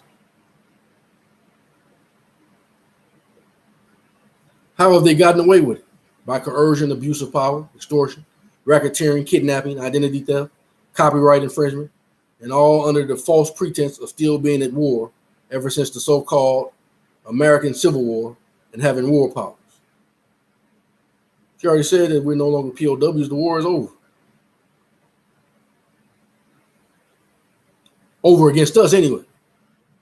The war is on them now. That's why they, by necessity, have to say these things to us, because they're the ones that's now facing trouble. Get my stuff back. As long as we are on the subject of fraud, which has no statute of limitation at all, the so-called American Civil War was not a war. Not a war. It was an illegal and an unlawful mercenary conflict carried out on our shores. How do we know this? In order to be a true war, to fall under the international laws of war, it would have to have a formal declaration of war made by a national body competent to make such a declaration. No such declaration exists. Oh, Abraham Lincoln made a declaration beginning the hostileness, but he wasn't authorized to actually declare war, and he didn't. Likewise, there is no actual peace treaty ending any such war. And there's absolutely no provisions for any special war of powers or emergency powers granted by actual states of people to the United States Congress either. So how have they been cooking all this crap up? That is the subject of our book. You know something is wrong with an American affidavit of probable cause available on Amazon.com. Well, I'm not promoting their stuff, but that's what you want to get.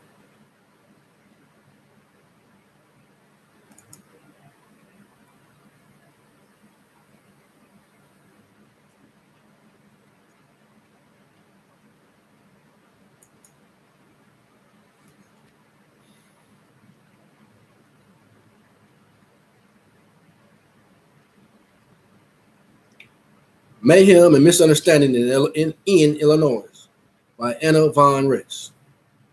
Illinois lies in the midst of the Great Lakes and is politically dominated by the massive Chicago urban center. Yet for all the numbers of peoples in the city of Chicago and Cook County in particular, Cook County remains a county like any other, limited by its own geographic perimeters. This is part of the genius of the American way. Cook County may have far more people in it than other counties in Illinois. It may be wealthier by far. It may have been different problems and different options for solving its problems. At the end of the day, it's still the county circumscribed and limited by its own borders. Like every other county in America, it may choose to conduct its day-to-day business using an incorporated franchise of the United States Inc. or not. The county becomes eligible for federal corporation kickbacks known as federal revenue sharings when it enfranchises itself. but it also becomes liable for federal taxation and federal regulations, becoming a vital rubber stamp for whatever policies the privately owned and operated foreign corporation doing business as the United States decrees. Like every other county in America, Cook County is ultimately and actually owned by the people living in Cook County. They get to decide whether or not to operate their county government as a federal franchise or not. The incorporated body politic gets to assemble itself whenever an American Israelite in Cook County gives a 30-day notice and announces a public meeting of the land jurisdiction, Cook County Assembly. This is not the corporate version of the Cook County Assembly. This is the actual body politic, as opposed to the representational body. See, the Israelites are the real body of Christ. The incorporated church is the incorporated body. A corporation.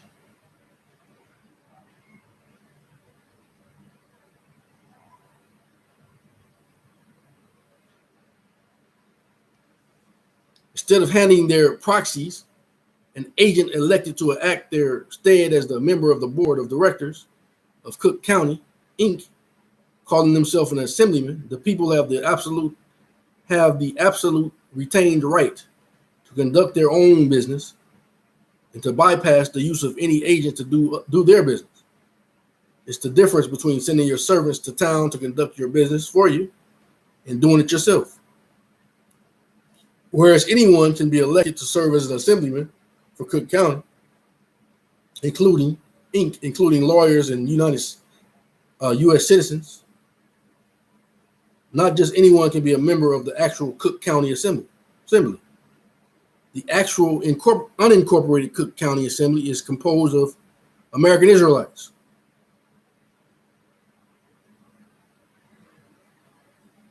Living in Cook County, Illinois. They have to be either natural born or naturalized Illinoisans. And they have to be claiming that political status in order to be a member of the actual unincorporated Cook County Assembly. The people properly claiming their birthright political status are then enabled to crack the whip and tell the members of the Cook County Assembly, Inc. what to do and how to do it. Can even tell the assemblyman elected to serve on the board of Cook County, Inc. to dissolve Cook County, Inc. and resume operations as an unincorporated county. This means an end to federal corporation kickbacks, but it also means an end to the federal taxation and federal debt obligations, federal regulations, and corruptions in general. As in all other counties, Cook County is defined by its geographic borders. It is a recognizable landmass. The American people living within its borders make up its assembly. There's only one assembly per county in America, by definition. The county may have townships, or in the deep south, it may have parishes. These are smaller political subunits within the county that often have their own town halls or parish centers, and these may be organized to locally select delegates to the county assembly or not. It just depends on how the local government within the county structures itself and how assemblymen are chosen. All the same circumstances apply to organized townships and parishes. The people living in these townships and parishes can choose to run their township or parish as an incorporated franchise of the private, mostly foreign-owned United States, Inc., and let anyone serve as their assemblyman, or they can assemble themselves for swear federal kickbacks in favor of freedom from federal taxes and debts and regulations, and run their own local government at both the township, parish level and the county level. These American people are not United States citizens, nor are they citizens of the United States. They are native-born or naturalized Americans living in their geographically defined state of the Union. They are known as Illinoisans, Texans, Wisconsinites, and so on. They are the actual owners of everything in sight. The sovereigns of the land, jurisdiction states. The American Israelites. It is also long past due for them to return home to the land they're heir to, but now that she's already acknowledged, that's already been done. The American Israelites are heir, and they're the sovereigns in all the jurisdictions. Christ being far above all principalities and powers. Okay, so now we have Cook County, Illinois, back on the map. The actual people has given the necessary public notice of a meeting of the land jurisdiction Cook County Assembly. The people attending this meeting must provide proof of their declared political status. This proof includes the witnessed and the recorded act of exportation, renouncing any United States or other citizenship, and claiming back their political status as Illinoisans. It is also includes proof that they have surrendered any U.S. persons issued to them via birth certificates by returning and endorsing these birth certificates back to the Secretary of Treasury, crediting the United States of America Treasury without recourse. I've done all that. Matter of fact, I am a true Californian.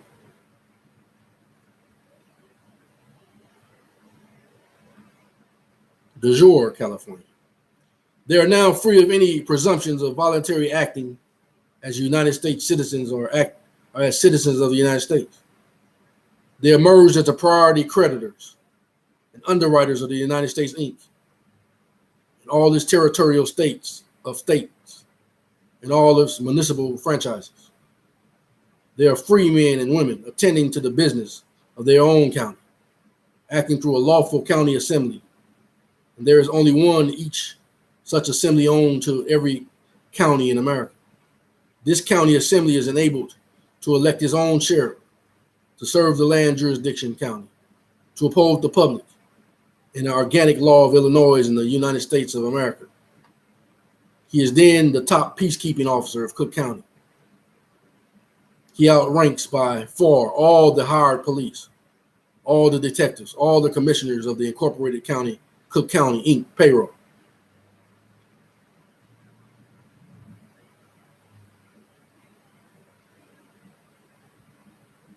The actual Cook County Assembly can also elect his own justices of the peace, and his own court clerks, and his own bailiffs and coroners and other court officers. There isn't a corporation anywhere inside and outside of the borders of the Cook County who has a right or a word to say otherwise, because within the borders of the Cook County, the actual Cook County Assembly holds the absolute power of self-determination for that county and the people living in it. They can purge and pitch any law or statute put in place by Cook County, Inc. And they can choose to dissolve Cook County, Inc. and put in unincorporated businesses that is under their direct control in its place. I'm gonna speak on that too, concerning my intellectual property. But I'm gonna let her explain it to you.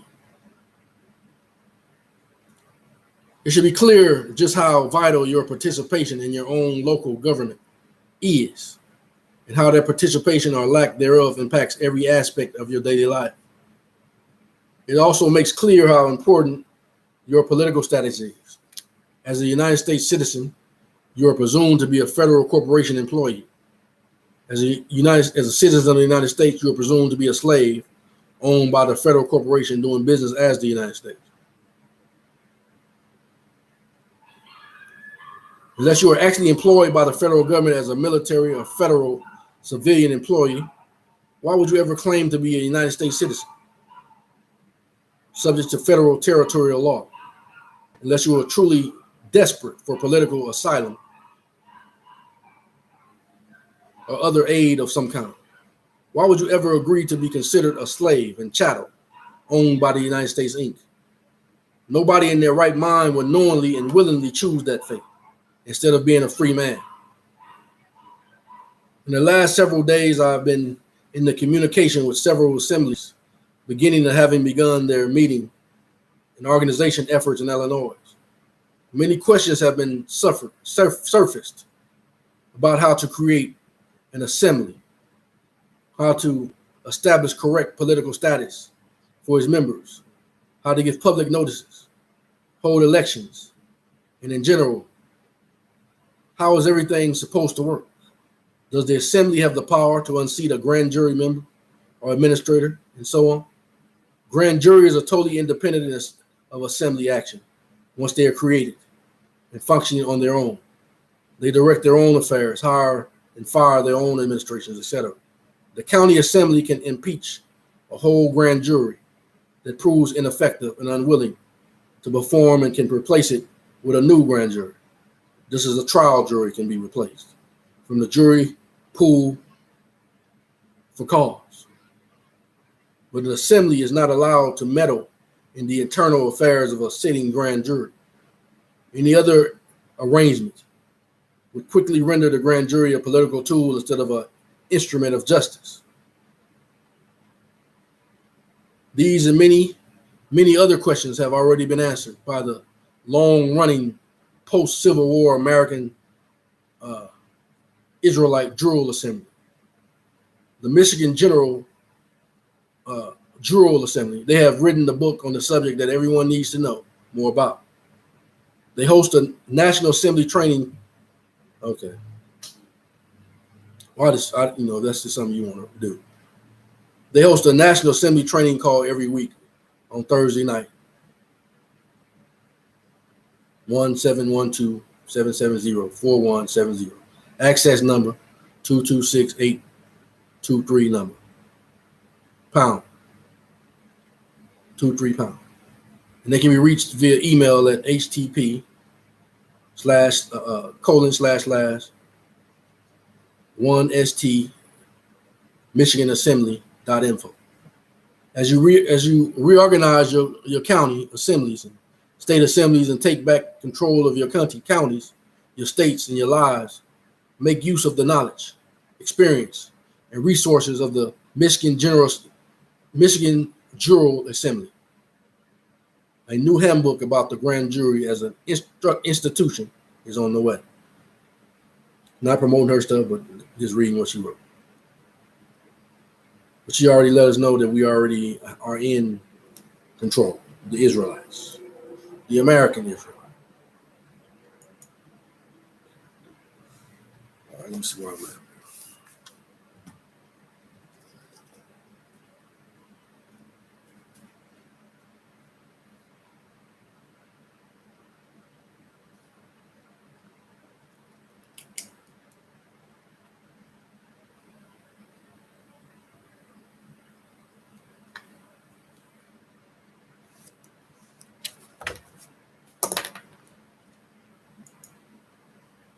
So, been 5 hours and 29 minutes. I'm gonna stop it there.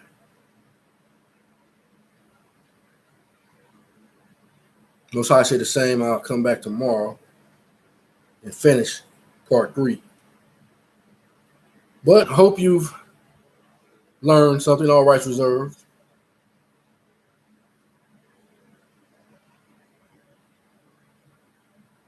Hope Israel has been enlightened by the true light, the truth.